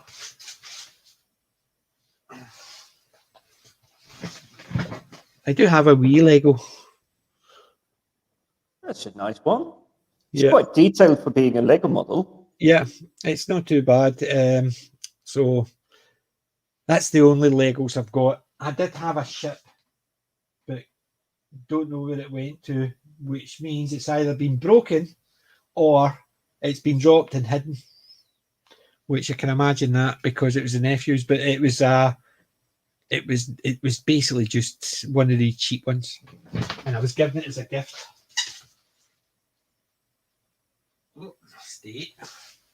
So it was given as a gift, so it was nothing major, so it wasn't like, I just knocked everything down. Yeah, just blame it on the dogs. I can't even do that, because I put it there so the dogs couldn't get it, and the dogs couldn't get it, so I can't even blame them. Fellowship of the Ring and everything's on. That's because I've been picking things out, and I'm terrible. I'm absolutely terrible for it. Right, let's see. I don't know, but I did see a figure, 2 figures that I want to buy. I'd want to buy one of them, and it's the Bubba Hotep figures.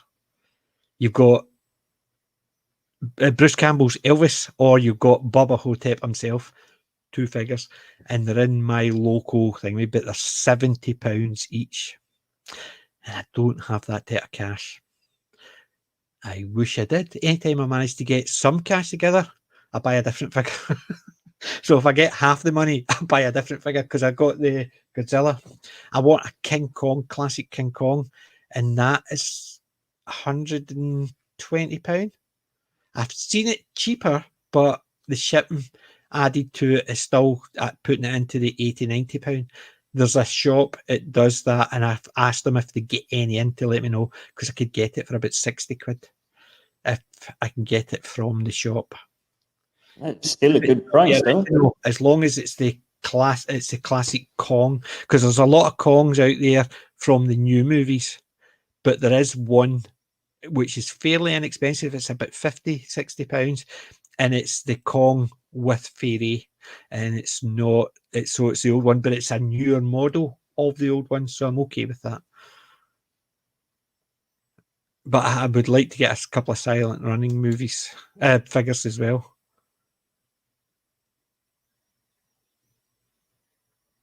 His copy has a label saying it's problematic. I bought it too late. First black winner of Academy.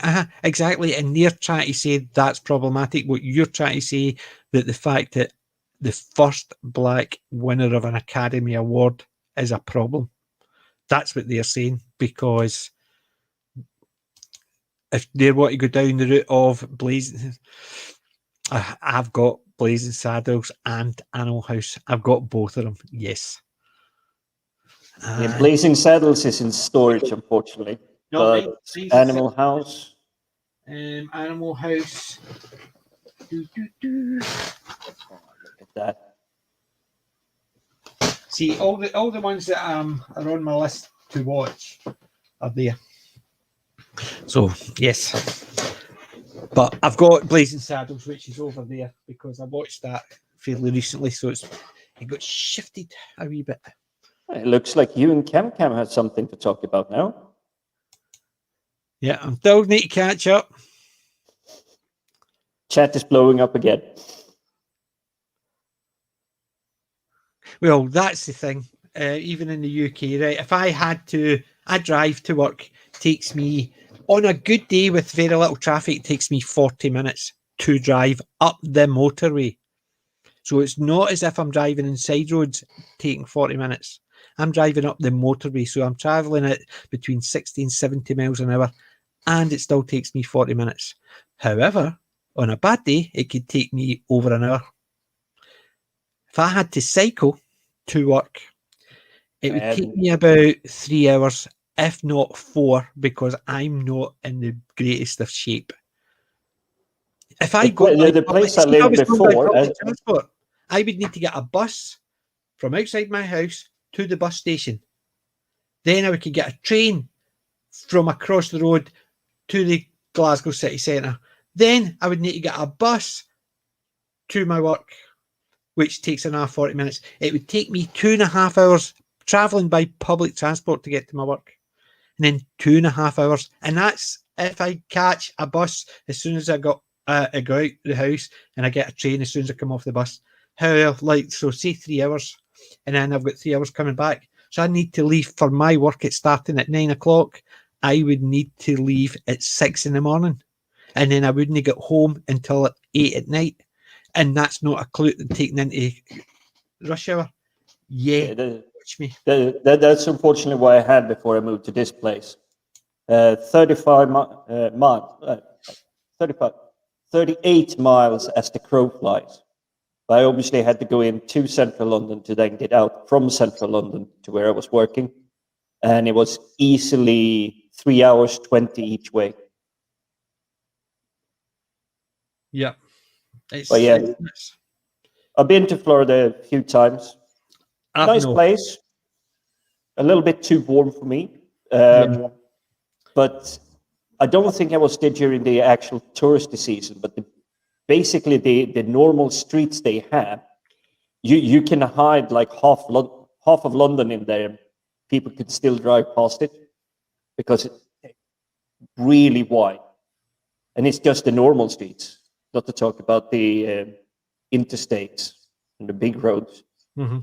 Well, I remember when I first started in IT, one of my first manager's posts, I didn't have a car, couldn't afford a car, so I had to try public transport, and it took me 2 hours a day to get to work and 2 hours at night to get home, because I was doing it by train both ways, so I didn't have the rush hour issues. I had to stand most of the time because the trains were packed, so I had to stand for the 2 hours going to work and 2 hours coming back. However,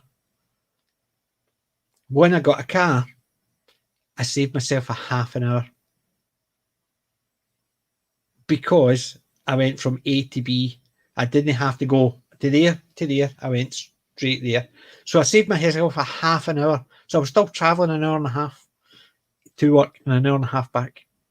And You see, that wouldn't have solved my issues, because I would have to deal with the M25 rush hours. And it's basically the same time.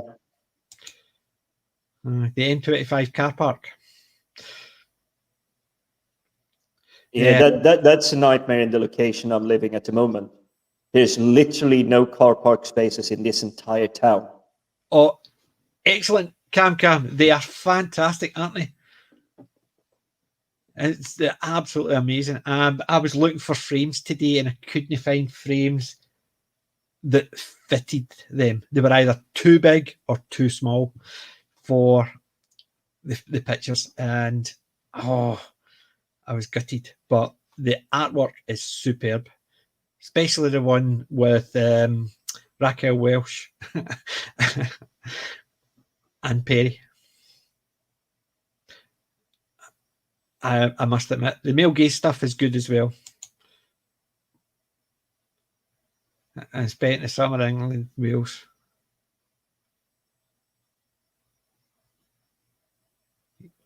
There's a car normally parks up by my work on occasion, because the guy, one of the other offices, the guy owns it.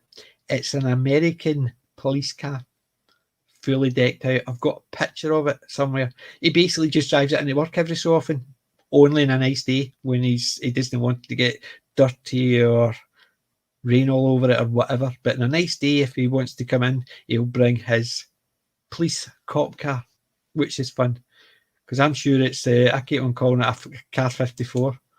I get some funny looks, but most people actually don't know. Yeah, a rush hour is an oxymoron, because it's never an hour and they never rush.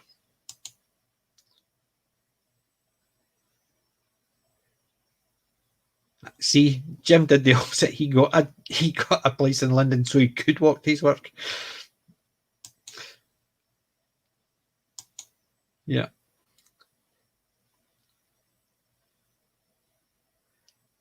I've been to Manhattan. I quite liked it there, I must admit.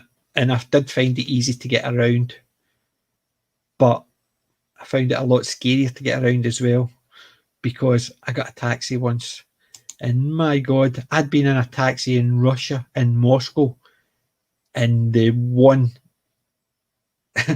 in New York, in Manhattan, was worse, because at least everybody was going in the same direction. In the Russian one, they were just changing lanes quite quickly and quite close to each other. Whereas in the one, I think maybe the guy was zigzagging out of all the traffic, and you're sitting there thinking, really? And he was speeding up and slowing down, so there was cars passing him at one point, then he was overtaking them later on, then he was undertaking them. I was terrified. That was scary. I will say I don't know, it was only an Uber or whatever they have in Florida that I took, but in New York, Manhattan area, we did take a cab, and it was a little bit of aggressive driving, but by far the worst place I've been. But I don't think of it as worse as in bad, as in where you feel more intense, and that is in France. Because I don't think I've ever seen a car in France that doesn't have a few dents and a few bumps in it.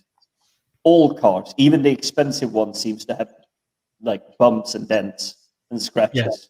Yeah. Well, in Italy, I must admit, and yeah, I suppose actually in Paris and in Italy, I've travelled through. However, I wasn't driving and I was on a bus.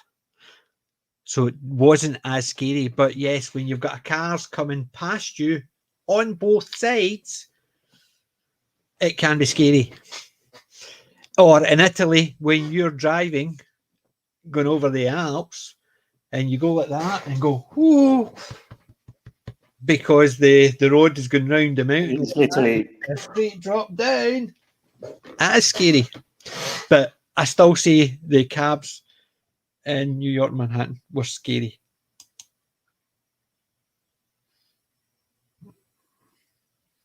it's definitely a different tack, or shall we say, pace between New York and Florida. In Florida, everybody seems. I know they're driving fast, but because the roads are really so big, and you don't have the massive tall skyscrapers compared to it, it feels like they're just slow cruising all the time. And something I still haven't managed to get my head around is, at least in Florida, I haven't seen it so much in other states that I've been in, but at least in Florida, for some random reason, it can be just one car on the road, no cute babes walking around or anything, but suddenly it just honk honk and just continues driving. And they do it frequently. It's like, what are you honking at? There's nothing in your way, there's nothing on your side, there's no one's attention you need to grab. Yeah. It's just a bizarre observation. Yeah, but there's certain places. One of my friends lives in Dubai, so I went and visited there. Dubai's a lovely place to visit. It is absolutely there's certain roads that are main arteries. However, if you come off those roads to pedestrian areas, the pedestrians have got right of way. So you walking across the road. So if you just walk across without looking by accident, it's the car's responsibility to stop. So a lot of them go very slowly to make sure people just don't walk across the road, because they've got a lot of tourists. The only time I was there when it was I got someone unfriendly, bumped into you, walked away and grumbled, was a visitor. It was a tourist. The people over there are so courteous. Drivers, pedestrians, whatever. I was sitting in a taxi, guy stepped out and the guy stopped, slammed on the brake, stopped. The pedestrian apologised as the guy apologised for nearly hitting him and for stepping out in front of him. To me, that was one of the nicest. However, we got an Uber back to when we were flying out. Big wide roads and the speed, and they basically cut across. Then you need to get from this, go across 6 lanes to get off there within a mile and stuff like that when it's busy. So it can be hectic, and there is no. So if there's a car crash in front of you, people are driving around it, they just ignore it. The police actually just cordon off as small a cordon as anything, and people just drive around it in the middle of the roads, in the middle of the 6 lanes. They'll just cordon off the 2 vehicles and people are passing through between them. But on pedestrian roads, best place to walk or cycle or drive, because it's so courteous. You don't feel worried. You know what I mean? So it sounds like a nice atmosphere for when it comes to pedestrian drivers. That's how it should be. Yeah, exactly. I think a lot of countries should look at how they deal, and they have that culture. And Dubai, I was always skeptical of Dubai because I heard some scary stories about the Middle East, and I thought, but frankly, and I must admit, see, whoever told me these fucking stupid scary stories about Dubai, they need their head examined, because they've heard something somewhere else and said everywhere in the Middle East is exactly the same. No, it wouldn't be. So wrong. They're so wrong. Beautiful place, beautiful people. I got my wee Sikh with the turban and stuff like that. One of the receptionist told us that everybody has to get one when they come to Dubai. And I says, but if you take that home, yeah. He says, why would anybody be offended if you bought that here from people who live here? He says, I must admit, the outfit, the the full garb looks amazing. He says that's fine. He says, however, if a tourist is seen wearing it, you won't you won't stop moving until you actually hit the back of the cell, because it's a traditional outfit. However, only people who are allowed to wear it can wear it. Certain people can't wear it even within the country, but because it's a traditional Muslim outfit, it's taken. It's the same But with to me, things and its patterns. But to me, that's, you wouldn't go there and say, well, you have to change because I want to dress that way. Why would you? You would go to somebody's country and you follow the rules. Perfect. It's not as if people were actually being abusive if you even asked. They basically explained it. This is why. And I must admit, it was just, Dubai's one of the best places I've ever visited, and I wish I had taken a week there rather than 4 days.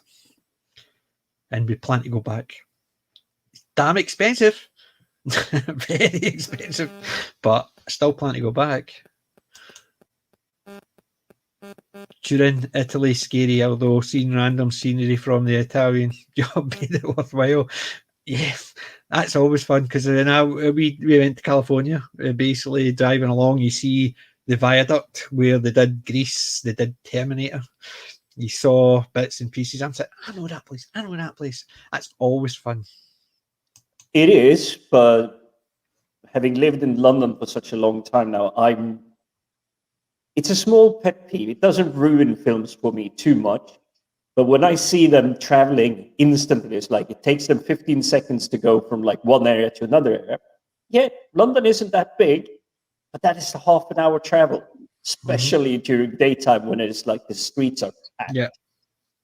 And they make an action scene. And it's like, oh, we went from that part of the city from East London to West London in 40 seconds. Is that not going to happen, even with a helicopter? Yeah. See, Kelly was saying there, walking tourists in New York are dangerous. They can't seem to handle escalators. See, in Moscow, escalators are freaking enormous, going up and down to the train, different levels. However, if you want to stop and chat, you stand to the left. Leave the right free for people who want to walk. If you're stand side by side, talking to each other, you'll get told to move by the security guards, the police, the person behind you, the person who's trying to pass you. It's not polite. However, everybody's polite enough that they know to stand on the left. First time I was on it, I stopped to talk, and my daughter says, stand there and I'll turn around and face you so we could chat. I says, why? She says, you do not stand there. That's for people to travel. So if people want to walk up and down the escalator, they do that. So escalator going up, everybody to the left. People want to walk up past you, walk to the right. Escalator coming down, exact same. You stand to the left. People want to walk down faster. And that's the difference. And it's, somebody had says, this is what you do. You don't stand there and say, no. So you can tell apart the tourists in London from the Londoners, because the Londoners, it's on the right-hand side, up or down, and you walk on the left side. But tourists, it's like they literally block up, and you can just see the feet tapping. It's like, bloody tourists, get out of my way. It's like you see them rush around them as soon as you get off, just so that they can get before them to the next lift or the next escalator. Yeah. Cam, do you want me to show them? Oh, God. Show these again. This is the rabbi's work. Allow me a couple of seconds for an iron brew refill while you show them. Okay. Hold on. I'm going to give right. Yeah, have the big screen. Right. Okay. So there's the Imperium. That's the graphic novel. Oh. As you can see. it is very unusual. It's not just like a standard graphic novel. It's got some nice stuff on it. So that's the Imperium. Then you've got Biblical. And similar, it's that's more of your standard graphic novel type. Still not read them yet, so I can't tell you the stories behind them. Then you've got the male gaze cards. So you've got Anderson, Judge Anderson. You've got Star Wars, Leia. The Force is female. The only time I'll agree with it. Then you've got Deanna Troi, Star Wars. I'm sensing strong emotions, Captain. Surprise, surprise. The Judge Anderson one is Don't Even Think About It, Citizen. Then you've got, and I can't remember her name, Space 1999. Let's Party Like It's 1999. Then you've got Perry, No Hanky Panky in the TARDIS. Then you've got a James Bond girl, Keeping the British End Up. So that's the cards, but the 3 posters are superb. You've got Peter Capaldi,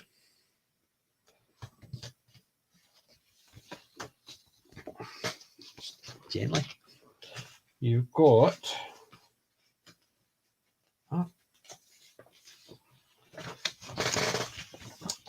Tom Baker and the TARDIS, superb. And you have the ladies. You have K9, Raquel Welch, and Leah. It's not Perry, sorry, Leah. And Kay in the TARDIS. So that's what the rabbi's stuff was. And it is absolutely superb. And I'll try to get some frames for them. Don't really have a lot of space for the big posters, but I might get them framed and actually hang them behind the door, but it'll cover my TARDIS. So, but the male gaze, that can go up high, but there you go. So let's see.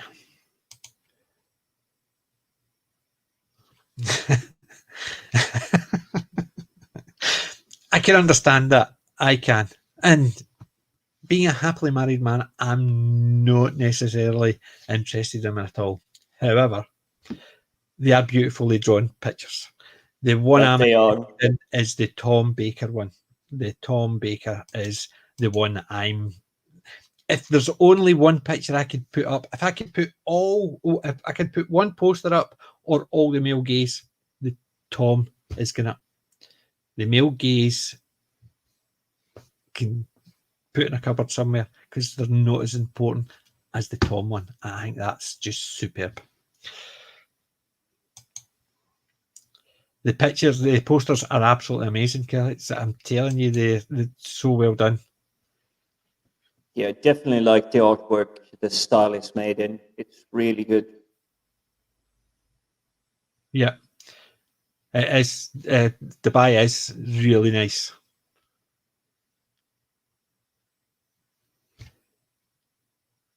Well, that's see, I can't understand it because I've never done it because I'm a natural coward. But I can understand not want to be because I know there's certain places my wife doesn't like walking because she used to work in the areas and there's some not nice people there and she tries to make sure she doesn't get recognised. Luckily enough, we don't live near enough.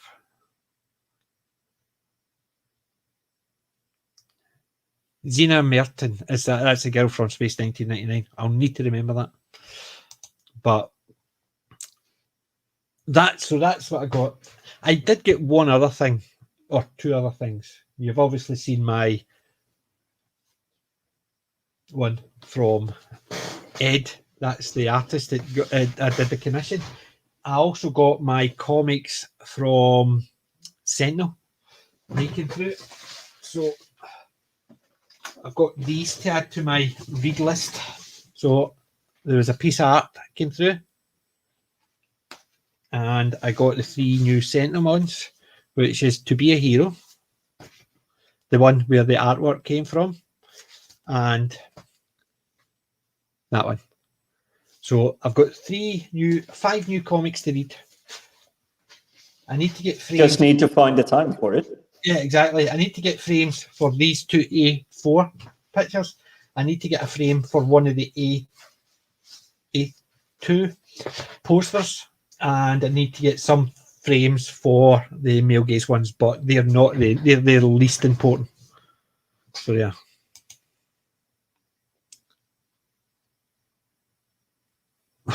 Wow. I don't even think I'd be allowed in.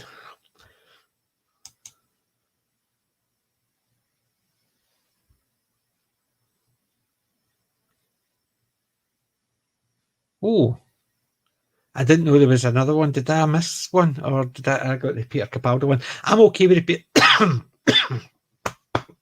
Pardon me. One of the hairs, not those hairs, the hair on the beard, just went into my mouth and it's hitting the back of the throat. I'm okay with the Peter Capaldi one. Simple fact is, I know I'm not great for the new stuff. My friend is, and she loves Capaldi, so she's getting that. I want to get that framed, maybe for Christmas, which means I need to get it flattened out and held flat, so when I do get it framed, it's going to be done. So that's what my plans are for that one. So I didn't know there was an actual, the other Tom one. I'll need to check that out. I'm sure I'll be able to get hold of it from the rabbi.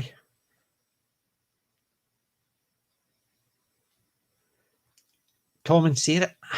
How the hell did I miss that one? I thought I'd got the lot. That's what happens. Bummer.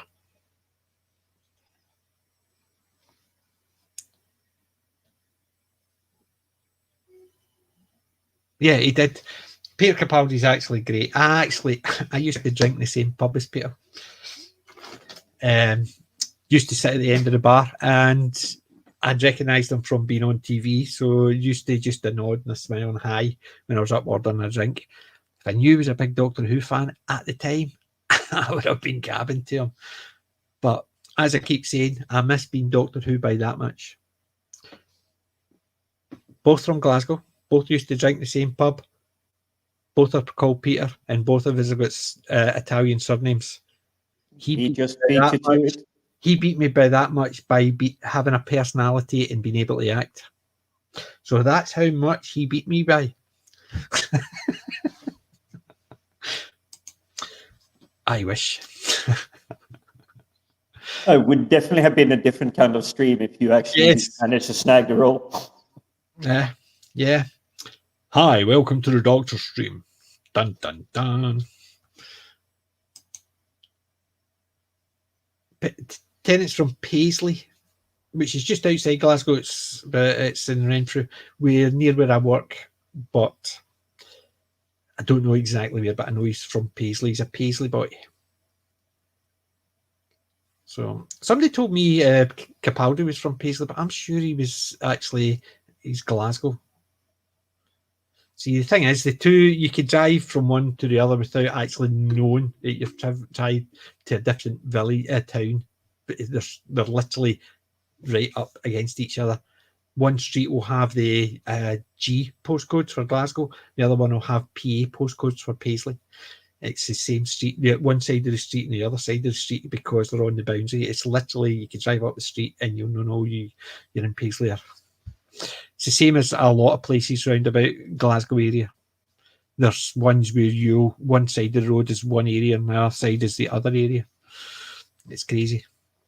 But that's what happens when the city sprawls that much. So, guys, we're nearly getting to the point where I'm actually going to go and fall asleep in my iron brew. You're going to pull a Darren. See, I don't have an accent. I don't know why people think I've got an accent. It's only other people have accents. It's just a soundboard filter. It's just other people's accents don't sound the same as any others. Basically, I don't have an accent.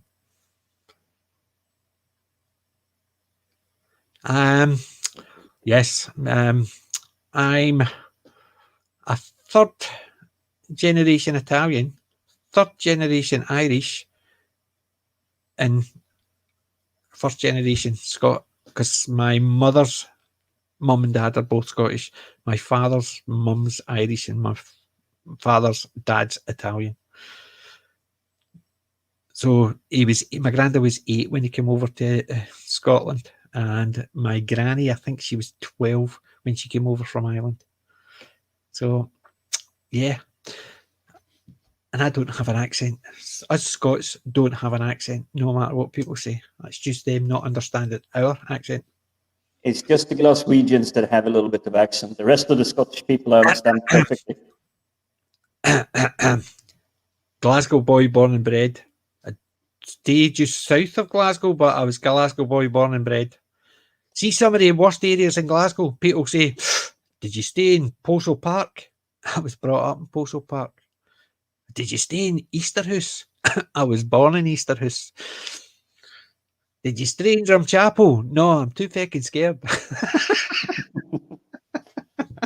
The first time I went to Scotland was probably a good 25 years ago now.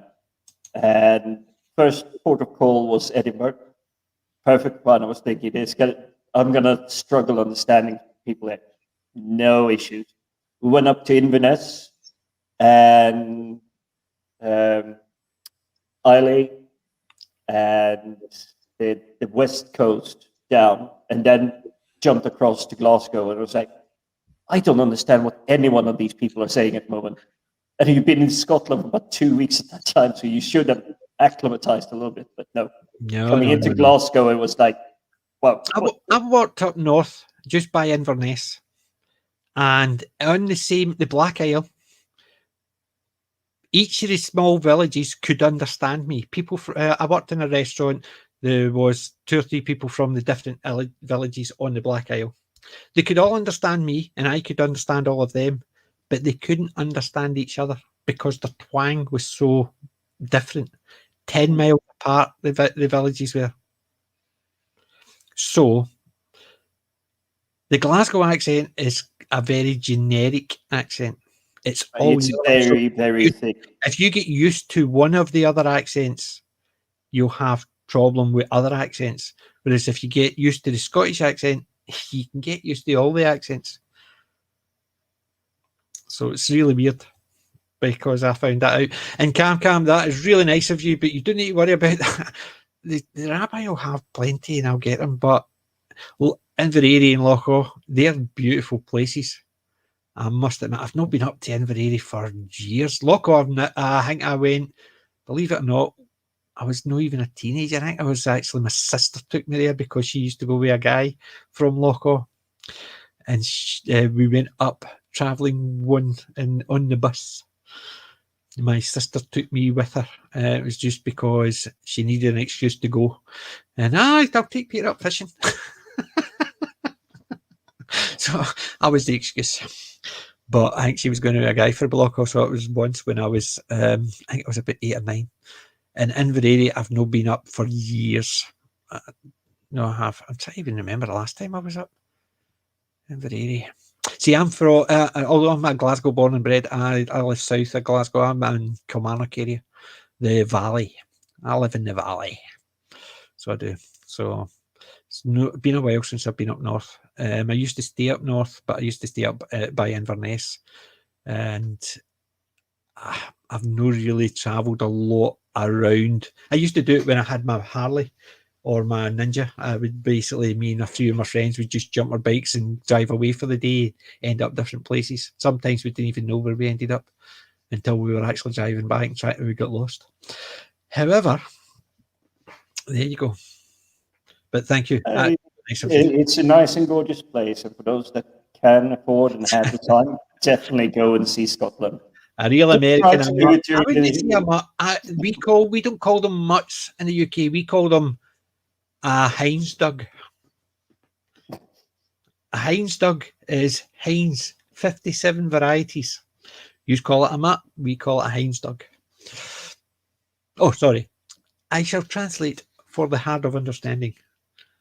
And if you've watched Stanley Baxter's Palliamo Glasgow, if you want to see a Scottish accent explained, try Stanley Baxter Palliamo Glasgow.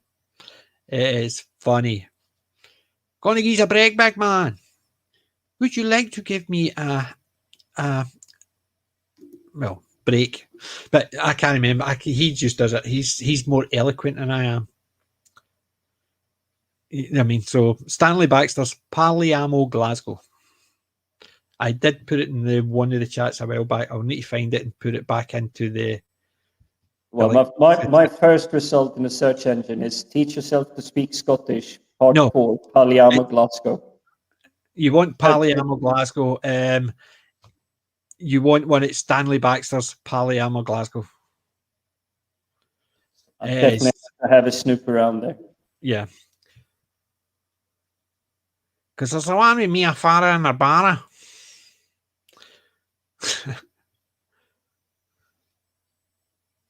I've heard that an Aberdeen accent is hard to understand. It can be.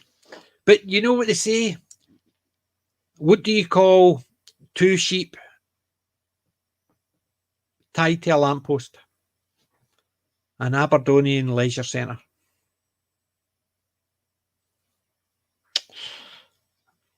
Why do Aberdonians wear a kilt?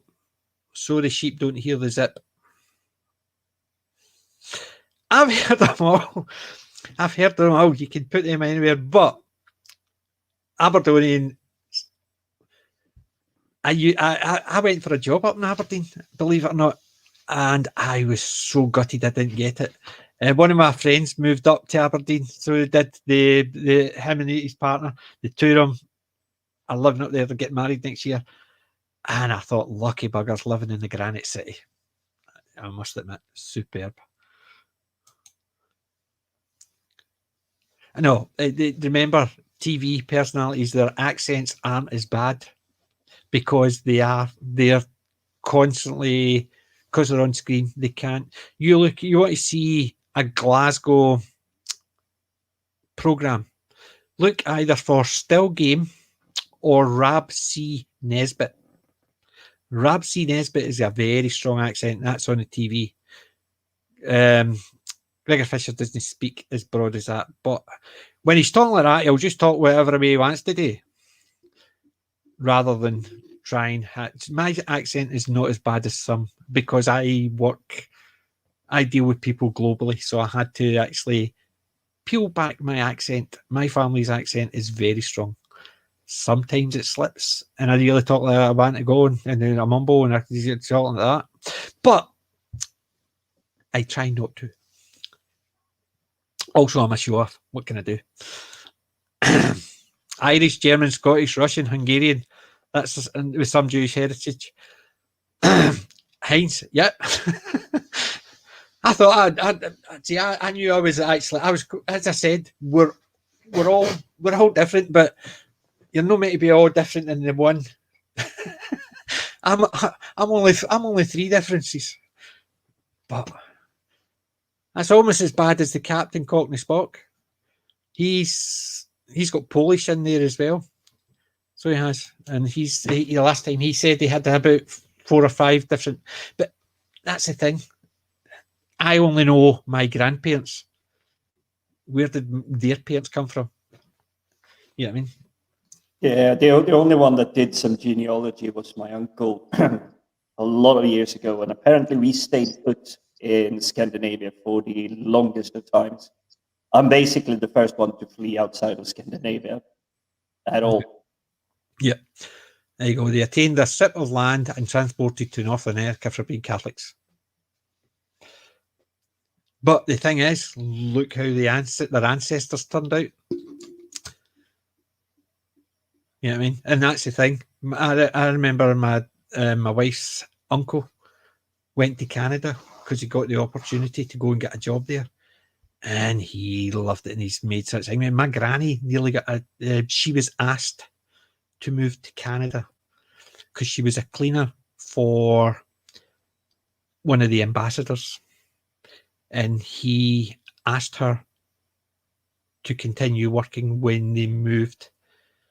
But because my granny had kids, she didn't want to uproot all the kids out of school to put them in English. She says a few years earlier, with it was only her and my granda, they would have been living in Canada because they would have got the opportunity. But we missed it, so I'm Scottish.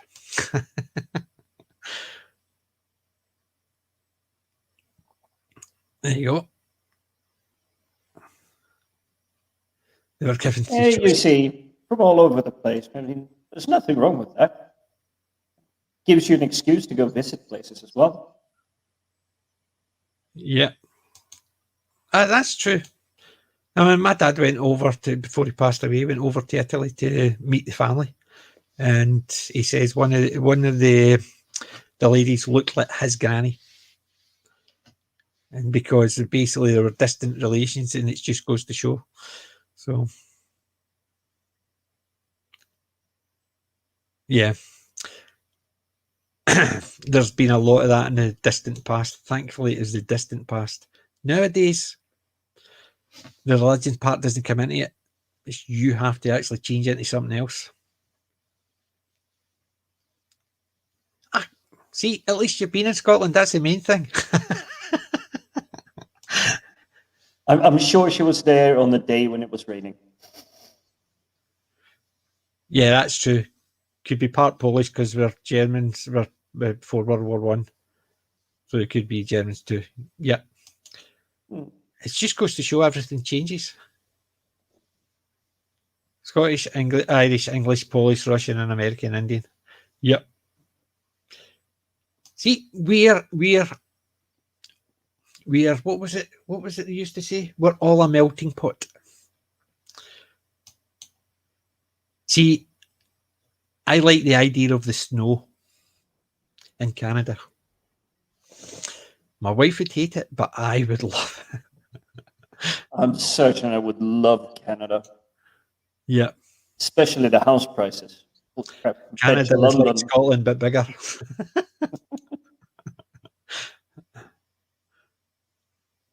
Come on, 48 years ago.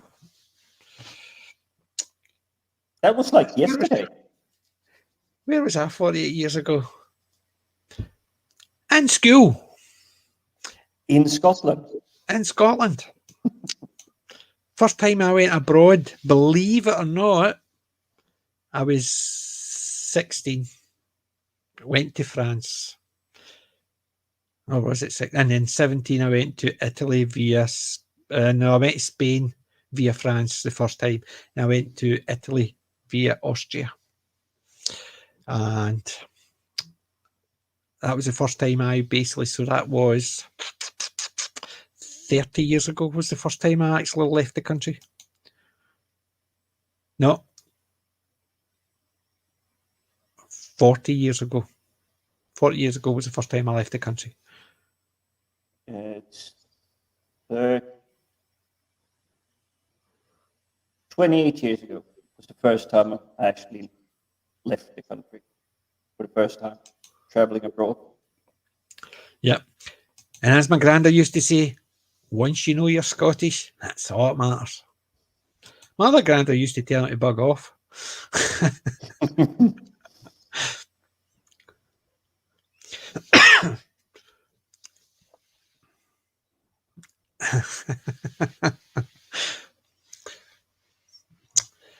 Yeah. Mm-hmm. The cam sort of gives it away as well. Yeah, Nova Scotia was New Scotland. So have they actually found the treasure on Oak Island yet? That's near Nova Scotia. I've been watching that. I can't wait to see if they actually come back with another season. It's not as if I think there's anything there, but it's always nice to wish Blair Gowrie. I've been up Blair Gowrie. I quite like Blair Gowrie, so I did. It's the same idea. It's amazing how people pronounce it. It's the same as Milgai. People, Gowrie. Millengavi is what I've heard it being called because that's how it's spelt, Millengavi, but it's Mulgai. It's the same as Blair Gowrie. Now, the first time I had Auchtermuchty. Auchtermuchty whiskey, I definitely had to be drunk to be able to pronounce it. So it's just like, how do you pronounce this? Auchtermuchty is another one. I've no been there, but it's not too far away, but far enough. Okay, but anyway, guys, I am absolutely shattered. As I said, I've been up for since 6 o'clock this morning. I didn't get my afternoon nap like I always do. You know what And I mean? amazing, you're not grumpy at all. That's because I got comics. I got to watch a couple of good movies. I've got a load of new DVDs. I'm a happy chappy. So we are back on Wednesday again. Yes, we're back Wednesday. We've not decided a movie, what we'll talk about. However, what we're thinking about after the end of November. But see, next week, I was thinking next Saturday, because the Tuesday is the Doctor Who's birthday. So not this Wednesday, but next Wednesday, do another Doctor Who stream. Can do. You can do even a not classic. We could actually do something like one of the Peter Cushing movies, or anyone from the time of the Doctor, or even just do the very first episode, The Unearthly Child, basically because it's the birthday. However, I think we should go for The Unearthly Child. That's for next Wednesday, and we'll discuss that on Wednesday and ask people to put a suggestion in. But Disaster Area, Challenge, Big T Moore, Archer Colin, if you're watching it in the comeback. Thank you very much, guys. You have been a blast. Definitely made this Llanfairpwll. I've been in Wales twice, but cannot pronounce Llanfairpwll. Trust me, that is by far not the most complicated town name. Because there's the Gogoga. It's like 78 characters in it. 78 characters. It's the longest name. But the good thing is, I know I stay just down from a place that I just want to keep taking a bit of Tipex to all the signs, because it's called Fenwick, and I want to change it to Fenwick because I want to curse the bloody thing, the curse of Fenwick, but it's Fenwick, so I want to change it. But then again, every time I'm going home, I drive through Moscow. I do. It's not called Moscow here. It's called Moscow. Spelt Moscow, but it's pronounced Moscow. But there is a city in Turkey called Batman, but it's not pronounced Batman. There you go. An Unearthly Child. That's basically definitely. I think not the Wednesday coming. Next Wednesday, so the 24th it will be, because we don't stream on the Tuesday, but the Wednesday. Mm-hmm. We could do the Doctor Who, do Unearthly Child. It's one single episode to introduce Doctor Who, and it would be a perfect one. But thank you very much, Cam, Disaster, Kelly, and Big T. There's been plenty of people in the chat. Thank you so much, guys. You make the evenings literally just the time like that. We're already up at 5 hours, 40 minutes already. It is definitely, I know, and I'm actually going to fall head down into my mic. But remember, guys, I know I don't look it, but I'm not old. I'm classic. Honest. So thank you, and thank you, Jim. And I'll see you Wednesday.